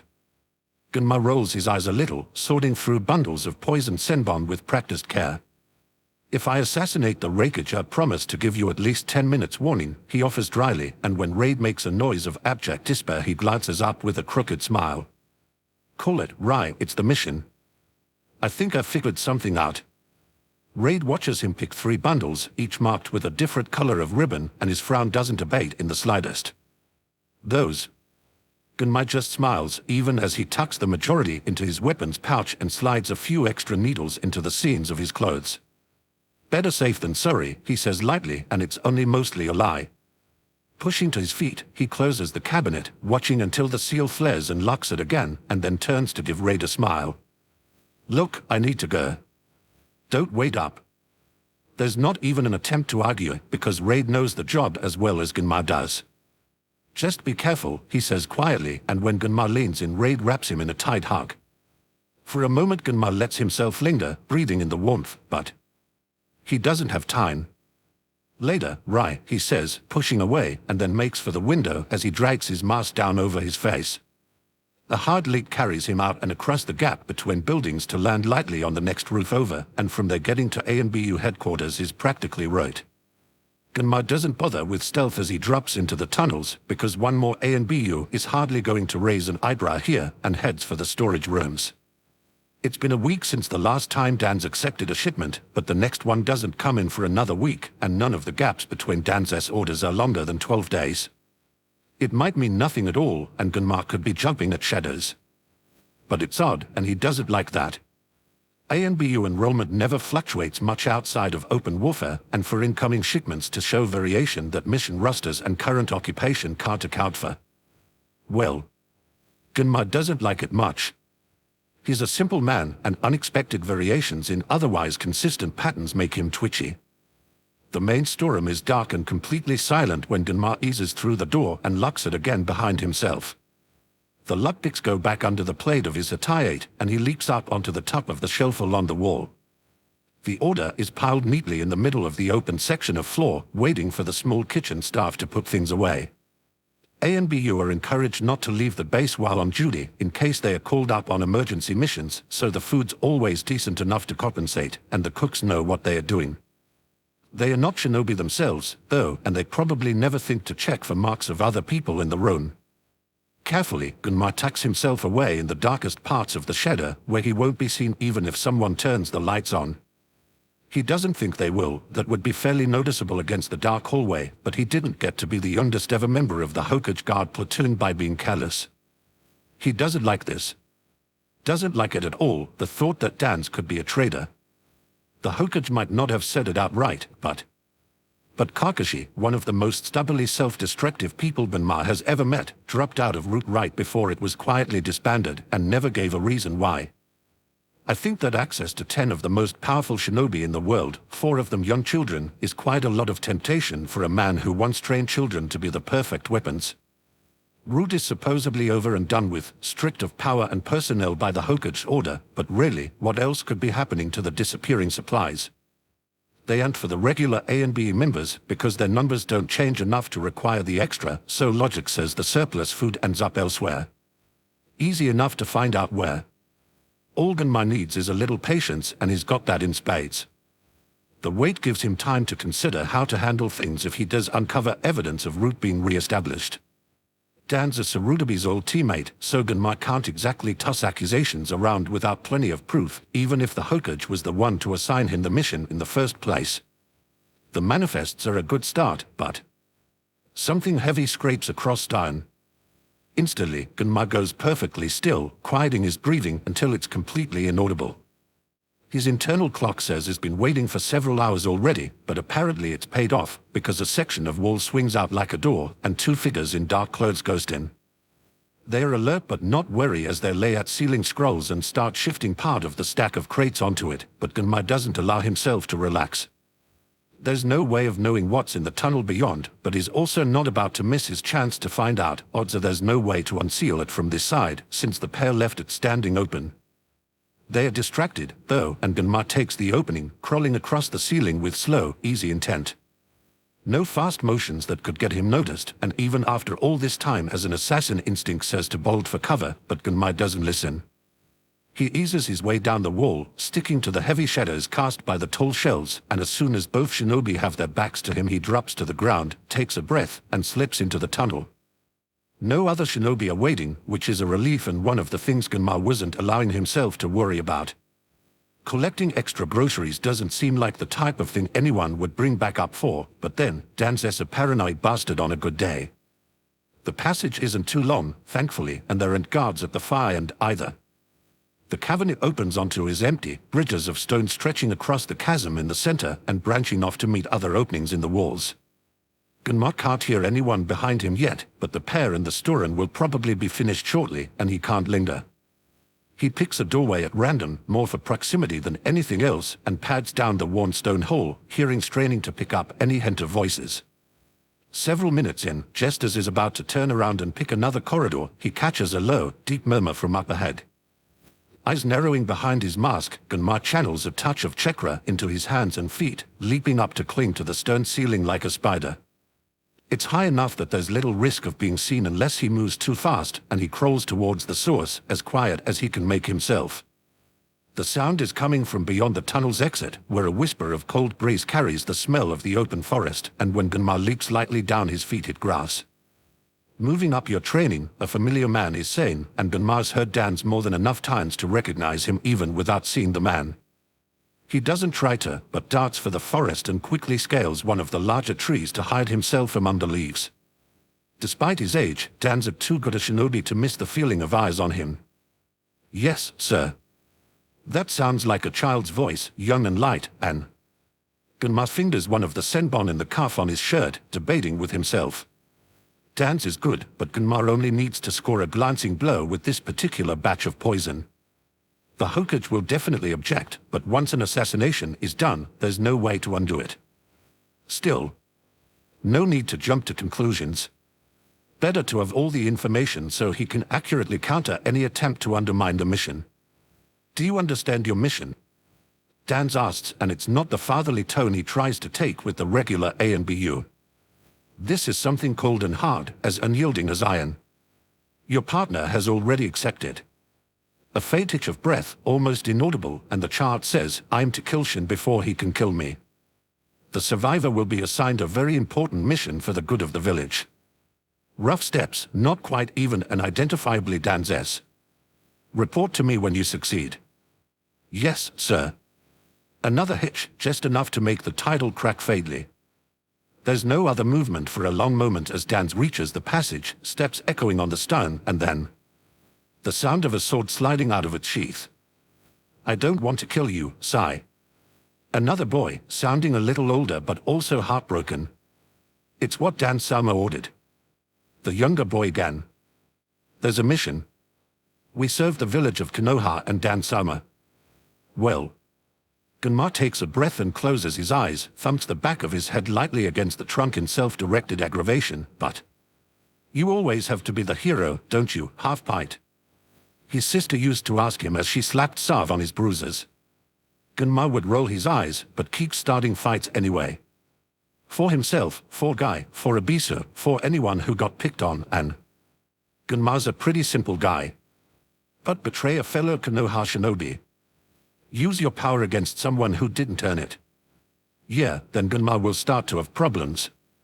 Two kids killing each other in the name of someone operating behind the Hokage's back. Dan's probably going to end up choking on all the poison Senbon Gunma shoves down his throat at the next available opportunity. He opens his eyes, reaching up to pull his hair back into a stubby ponytail and secure it with a rubber band, then undoes his bandana and tucks his attire away. It's a clan tradition to wear it that way, and Gunma isn't about to offer any hints as to his identity, just in case this goes south. Dan's probably watching from somewhere hidden, but Gunma doesn't have the time to check. He can hear the ring of blades, a soft cry, and there's no room for even a genjutsu. He leaps from his tree to the next, then over and down. One tan skids against the bracer on his left arm, while the second clangs against the reinforced guard on the back of his right hand as he knocks it away. They're young children, he takes in as he turns to face them both, the grey-haired boy probably 9, the younger dark-haired one barely 7. They're both staring at him with wide eyes, clearly startled, but Gunma doesn't have a chance to reassure them. We need to move, he says sharply, and the way they both stiffen means they know a command when they hear one. Your mission isn't authorized. Dan Sama authorized it, the older boy says. This is the last test before we finish training. Instinct more than sound as Gunma spinning, Senbon already in hand, and the masked shinobi aiming a kunai at his throat stumbles past him instead.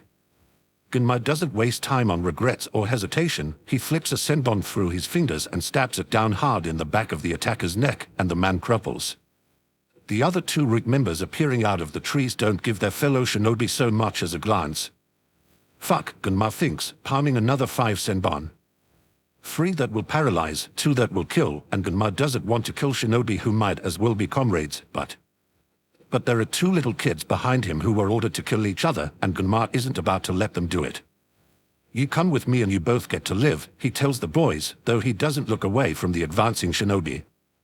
Dan's likely won't be far behind, and his presence will drop Gunma's chances of getting out of this from poor down to abysmal. The younger one makes a sound, quiet but desperate, and says, Shin.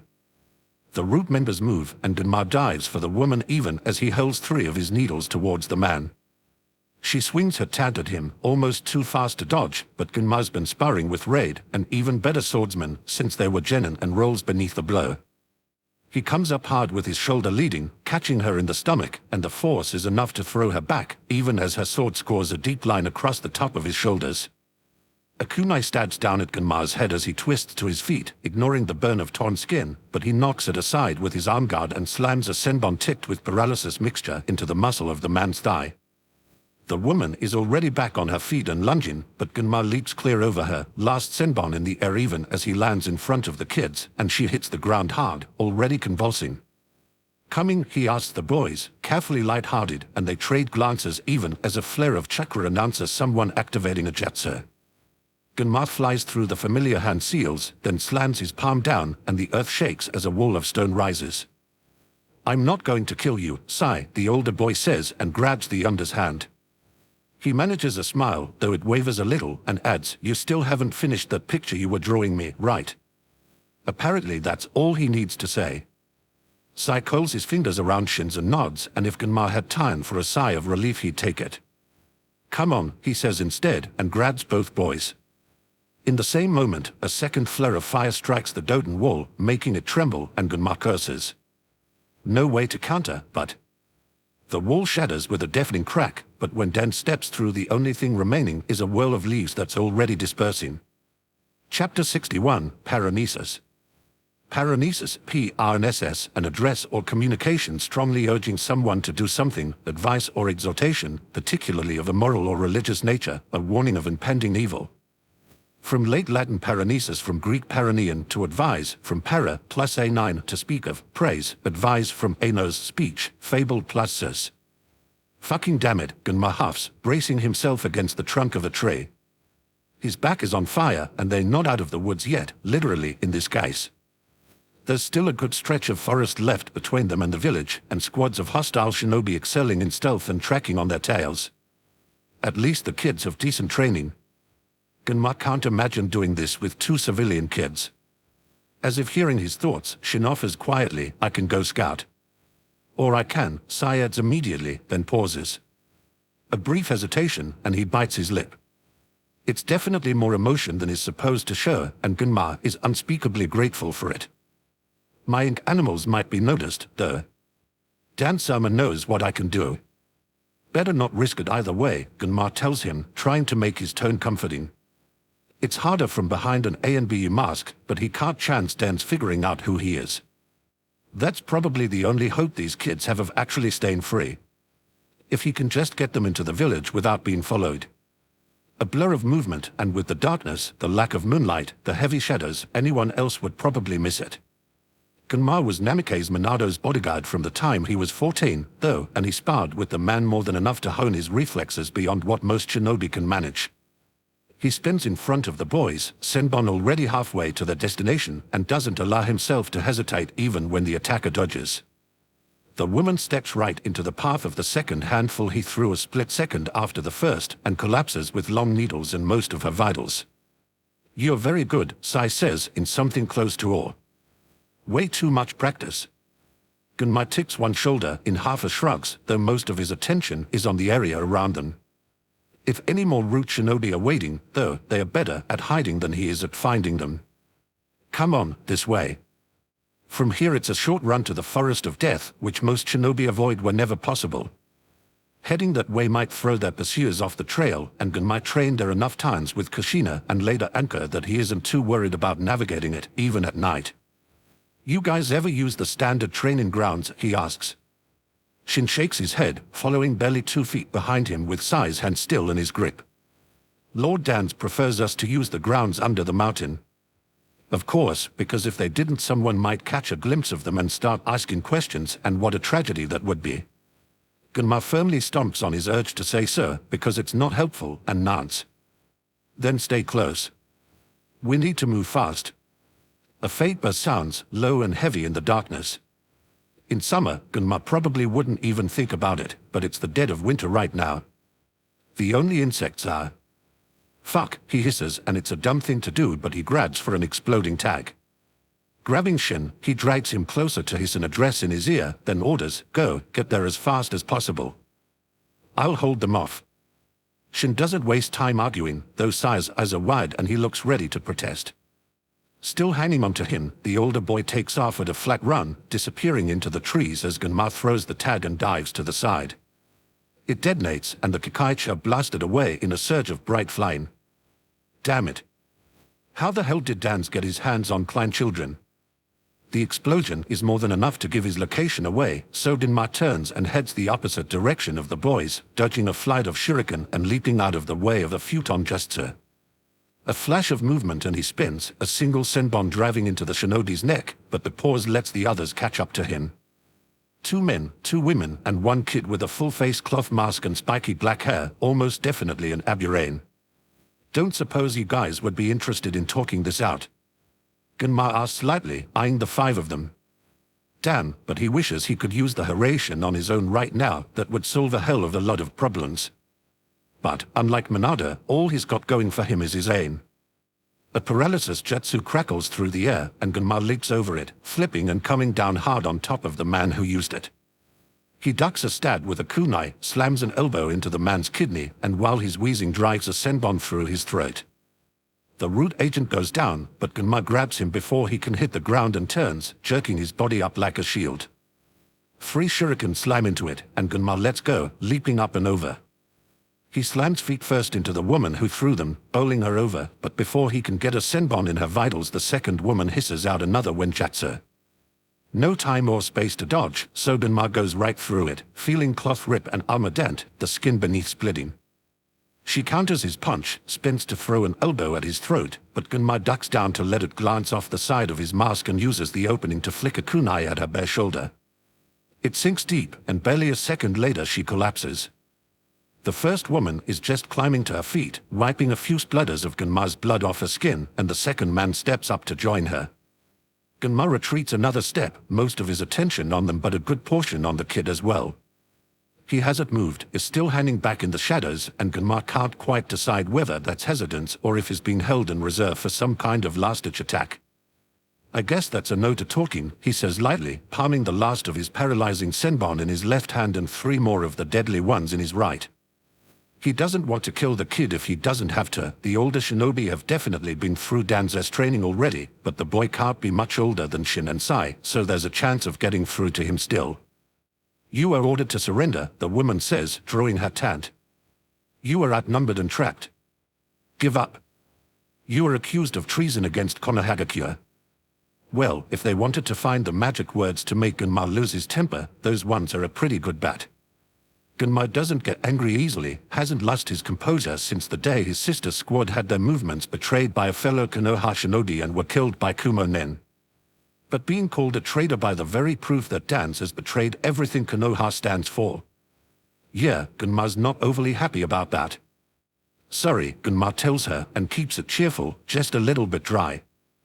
I'd love to come with you and get disappeared for all eternity, but I kind of took responsibility for those kids. Can't let Ken go hungry and all that now. There's a pause like the woman is trying to work out whether he's serious. The trainees will be returned and reconditioned, she says after several seconds. Not, Gunma says, losing a good portion of his humor, ever going to happen. They were supposed to try and kill each other. They are friends. Anyone who'd make friends murder each other is the worst kind of scum. The Abirain boy stiffens just enough for it to be noticeable. In root, you have no name. You have no feelings. You have no past. You have no future. There is only the mission, the woman repeats, like it's rote. Gunma flips the senbon through the fingers of his left hand, showy and distracting.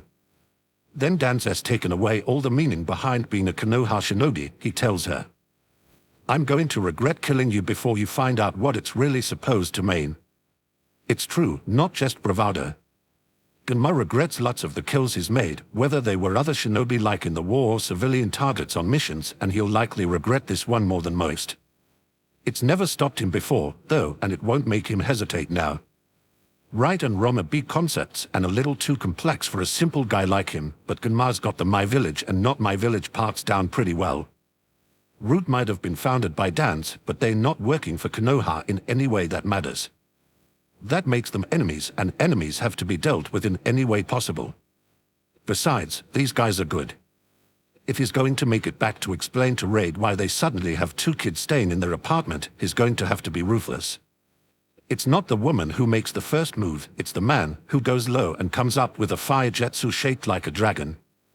Gunma curses, throwing himself backwards and out of its path even as he feels the heat scorch his mask. He rolls, twisting to his feet the second is clear, and knocks the woman's tan to the side with his bracer. She recovers instantly, stabbing up like she's going to gut him, but Gunma gets one hand on her wrist and kicks off, flipping up and over her head. As he comes down he knees her hard in the back, throwing her off balance, and shoves a senbon into the pressure point on her neck. She dies without a sound, but right now Gunma doesn't have time for the regret he promised her.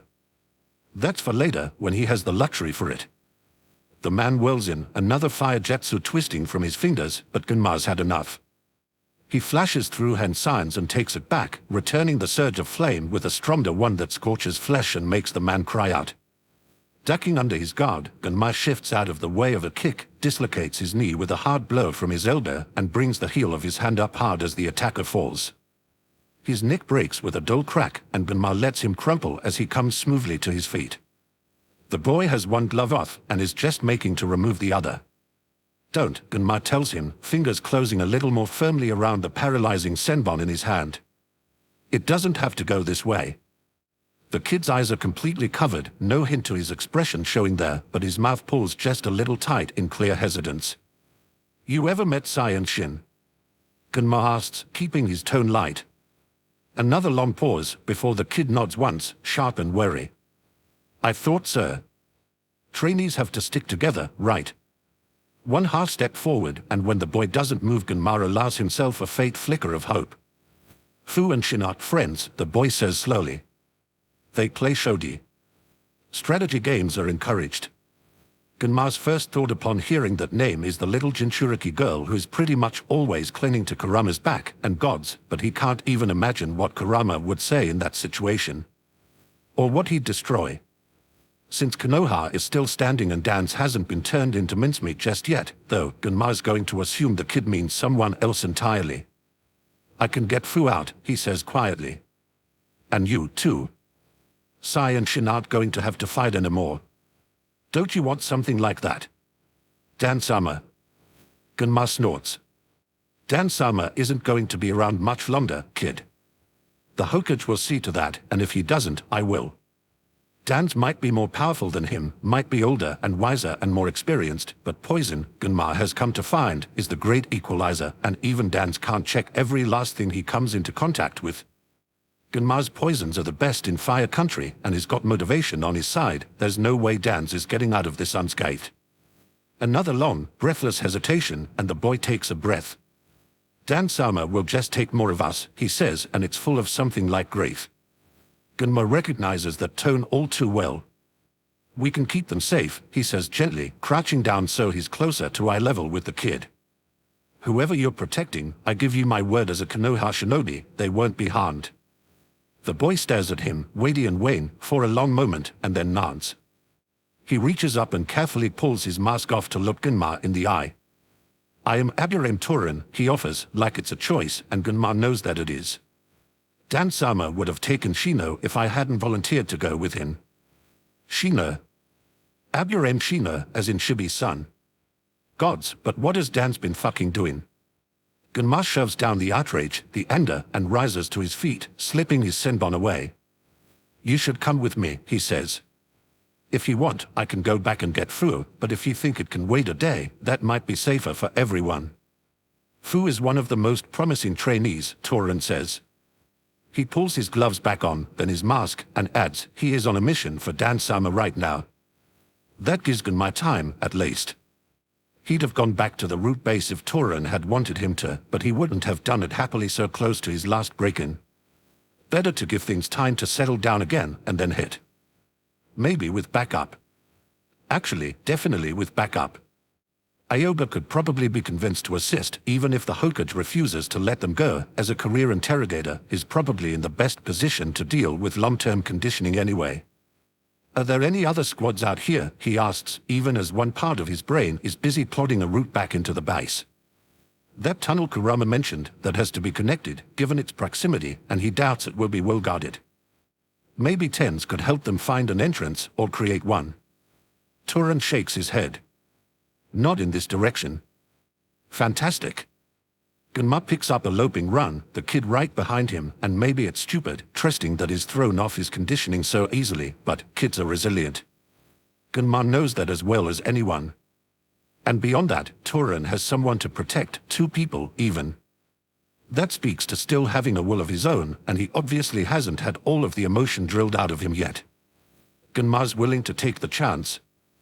They don't meet anyone else as they slip out of the forest near Training Ground 9.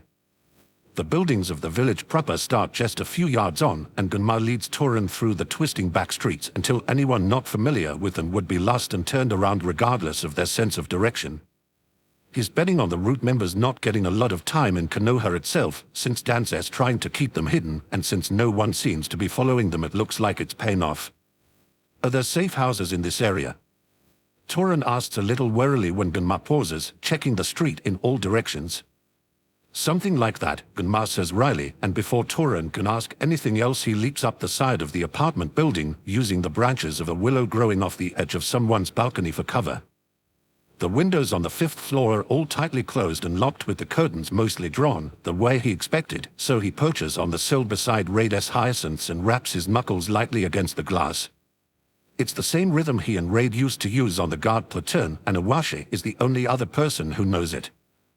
There's a pause, a flicker of chakra as the traps on the window are deactivated, and then the curtain pulls away. Raid looks him over, and Gunma grins lazily and flashes him a victory sign. Rolling his eyes pointedly, Raid drags the window open, letting Gunma slide through. As soon as his feet hit the floor, he turns and waves Torin in, and the boy follows him quickly. I take it this wasn't just reconnaissance? Raid asks dryly. Gunma laughs, freeing his hair from its tie and pulling his mask off. What can I say? It's the rebel in me. Never can stick to a plan. Kushina's influence, Raid informs him, and when Gunma grins crookedly at him, because that's the very furthest thing from an insult, he steps forward, dragging Gunma into a tight hug. Damn it, Jen, they came in the window and told me you were playing distraction. I about had a heart attack. Sorry, Rai. Gunma leans in, resting their foreheads together, and breathes out all of the tension that's been gathering in his spine. It was pretty bad. Raid pointedly doesn't call him on the clear understatement, just pulls back enough to kiss Gunma on the forehead. Then he turns to Torin with a friendly smile, because Raid is quite literally perfect in every way that matters. And you'd be another rescue, then? Torin blinks at him as if he can't quite parse the question and glances at Gunma with confusion. Aduren Torin, Gunma tells his partner and watches his eyes narrow in understanding. At Raid's sharp look, he nods briefly. Dan's tried to take the Aduren clan's heir, and Torin volunteered to take his place. Comprehension is quickly followed by horror. Raid comes from an established clan, and while it's small, it's still large enough to have all the weight of tradition behind it. Taking a family's heir is like taking their future. It's not the kind of thing that can be forgiven. Shino wouldn't have done well en route, Torin says, like that's explanation enough. He needs to make friends, not isolate himself. Root, Raid repeats, and Gunma can see him adding the pieces together. A pause as he takes a careful breath, and then he nods. Shin and Sai are in the spare bedroom, he tells Gunma, before glancing back at Torin. Would you like something to eat? Tea? Torin looks like he can't quite figure out how to react to the offer, and Gunma carefully slips away before the urge to break something, preferably Dan's face, gets too strong. He pauses in the doorway of their spare room, getting his slow-burning temper under control, and then knocks softly. Shin. Sai, he calls. There's a scuffle, and then the door is yanked open with surprising speed. You're all right, Shin says with poorly hidden relief, and Sai, poking his head around the older boy, offers Gunma something that's almost a normal smile. It's a good effort, though, and Gunma returns it, propping his shoulder against the door frame. Settling in okay, he asks. I'll talk to the Hokage in the morning, well. Later today, I guess. Shin nods seriously, glancing back at Sai for a moment before meeting Gunma's eyes. We haven't finished training, so we don't have seals yet, he says. We can tell you anything we know. We only get seals when we start being sent on missions, Sai adds, and sticks his tongue out as if presenting evidence. Seals on their tongues to bind on. How logical, Gunma thinks, and it's cold, dark, deadly, the same way he might calculate a dose of poison for a family he was sent to assassinate. He takes a breath, perfectly steady because he can't allow himself to lose an ounce of composure or he'll risk losing all of it, and asks, there any chance you know what mission Dan's wanted you for? Sai and Shin trade glances. Shin shakes his head, but before he can say anything Sai offers, I think it was an infiltration mission in the village. Gunma's not that much of a gambler, but if Dan's was pushing their training up, if he specifically wanted children for it. What are the odds that it wasn't Kurama he was targeting? Iruka's hands are shaking. He's sweating, almost trembling, his heart pounding in his chest and breath coming too short and fast, but he pushes on anyway. One step after another, the stones of the path scattering in front of his feet as he tries to turn his nervous shuffle into a stride. There's a house at the end of the long, coving path, the roof just barely visible through the trees. Old, a little weather-worn, in need of a good amount of cleaning judging by the state of the exterior and the overgrown garden, and Haruka keeps focusing on the details so he doesn't have to think about why he's here. Naruto is in that house, Naruto and his mother, and 8 other Jinchuriki just like the demon fox that killed his parents. Gods, but this is the very last thing he wants to do, and is doing it anyway. Marks for bravery, his Joun instructor used to tell him, rolling her eyes. I just wish you could tell when it was stupidity. Haruka hadn't been offended, because he'd wished so too. Rushing in without thinking about things was pretty much all he did as a genin, and the only way he made Chunin was learning how to stop and think. He's not thinking now, though. Or, at least, he's not thinking about stopping, and that's probably about the same thing. He can't stop, though, not really. The whole time Naruto was gone he felt sick to his stomach, nauseous and uncertain, and so unbearably guilty, because he meant to be friendly to the boy, was trying to work up the courage, but he hadn't managed it. And then Naruto was gone, and possibly never coming back, and Haruka had sat in his bedroom and stared at his shaking hands and hated himself for feeling the way he had. Because a 6-year-old boy was alone with the man who kidnapped him, and all of Sarutobi and Genma's assurances that Kurama was a good person just weren't enough. So Haruka has to see Naruto with his own eyes, has to meet Kurama and the other children before he'll be able to even vaguely relax, but that's a lot of destructive force contained inside 4 children. A bare-branched cherry tree is the last barrier between Haruka and the house, and he wants to hide behind it, hesitate and wait and linger until this insane idea just goes away. He doesn't, though. One deep breath and he steps forward, and laughter. A woman's laughter, loud and bright and unconstrained, undercut by the sound of children laughing too. A little girl shouts, and a boy shouts back, and the lower voice of a man snaps something testy. Another man laughs, deeper than the first, and the woman calls something Haruka can't quite make out. He steps around the screen of trees, looking for the source of the noise, and then heads towards the back of the house, bright and lit with morning sun. He's just poked his head around when someone yells, "Duck!" Months of teaching young children to throw pointy objects has Haruka flattening himself to the ground before the speaker has even finished the word. Something sails over his head, and Haruka automatically twists to watch it land. Whatever it is, it looks sticky, and when it hits the ground it splatters with an unnerving squelch, casting ridiculous amounts of glitter into the air. Haruka blinks at it for a moment, then rolls to his feet and looks in the direction it came from. "Sorry," a little girl with green hair says, bouncing up to him.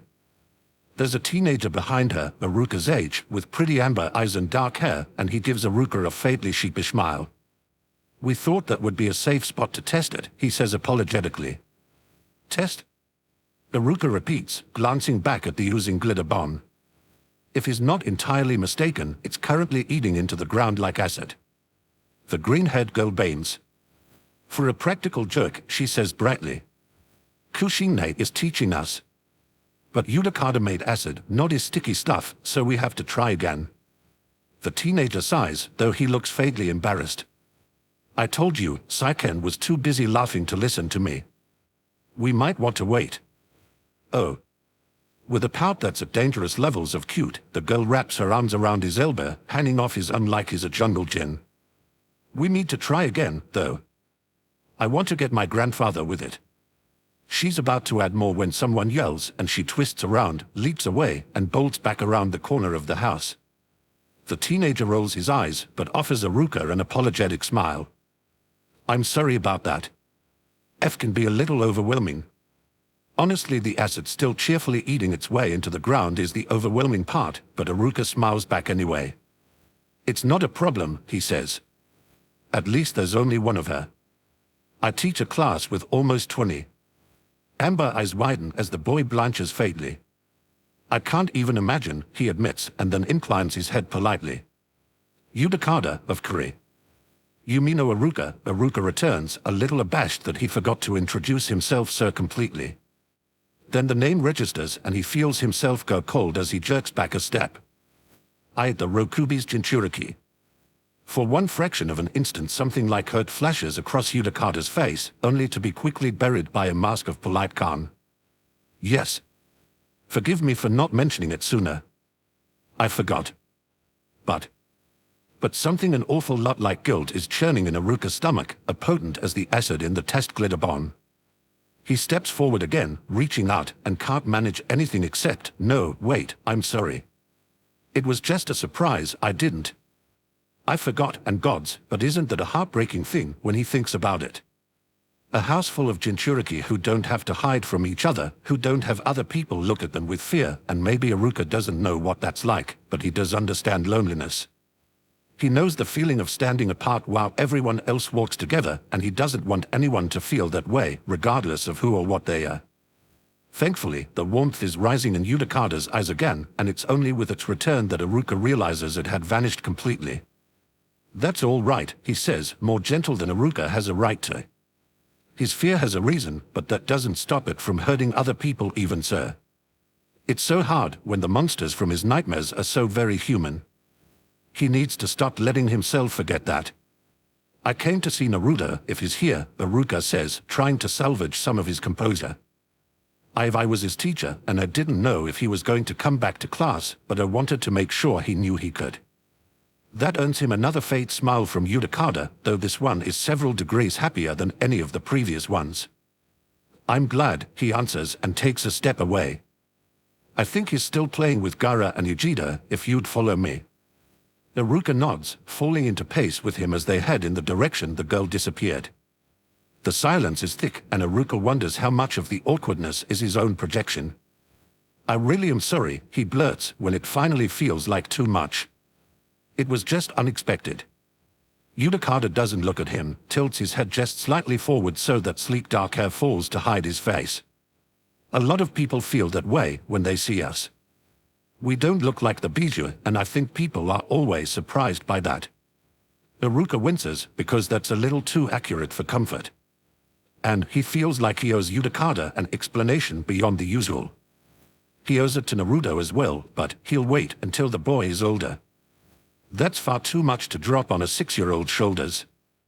The Kyuubi killed my parents during the attack, he says, and it's still so hard to get those words out, to speak them evenly. This time Yudakada glances over at him, far too lovely to have a monster inside of his soul. Though that's the point, Aruka supposes, there's no telling what's inside someone, and sometimes even if there is, it doesn't matter what they are in the face of who they are. Naruto and his aching loneliness have proved that to Aruka again and again. I've met old men with nothing to lose who are less brave than you've been in coming here, Yudakada tells him, and it's something close to gentle again. Thank you. He quickens his pace, leaving Aruka gaping after him as he turns the corner.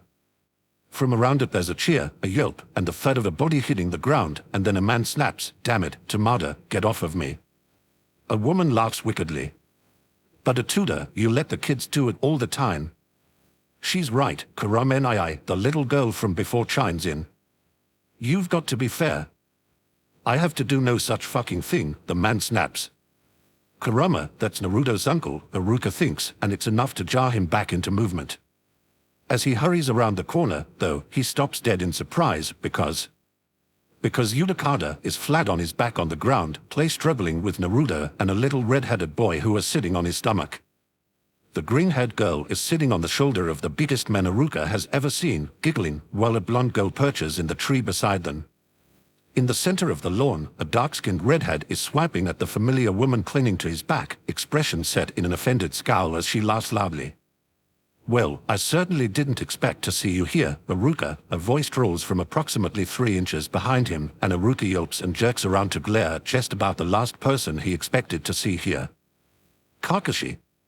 Don't do that, or I'm going to make you wear a bell." Kakashi's eye crinkles in an amused smile. "How kinky. I suppose I could be convinced." Aruka very pointedly doesn't warn him that the pair of redheads are coming up behind him. He simply takes a step back as the woman gathers herself, Kurama supporting her feet to give her a steady platform, and flings herself at Kakashi like a spider monkey. He hears her whip too late and goes down with a yelp, and Aruka takes several hasty steps back so as not to get caught in the crossfire. "Smart," Kurama tells him dryly, joining him a safe distance from where the woman is grinding Kakashi's face into the grass. There's a pause, and Aruka glances over with some surprise to find Kurama watching him, expression thoughtful. Then, without any other hint as to his thoughts, he turns away and calls, "Hey, kid. Someone's here to see you." That, Haruka thinks a little dazedly, is not the reaction he expected to get from a possessive serial kidnapper with anger issues.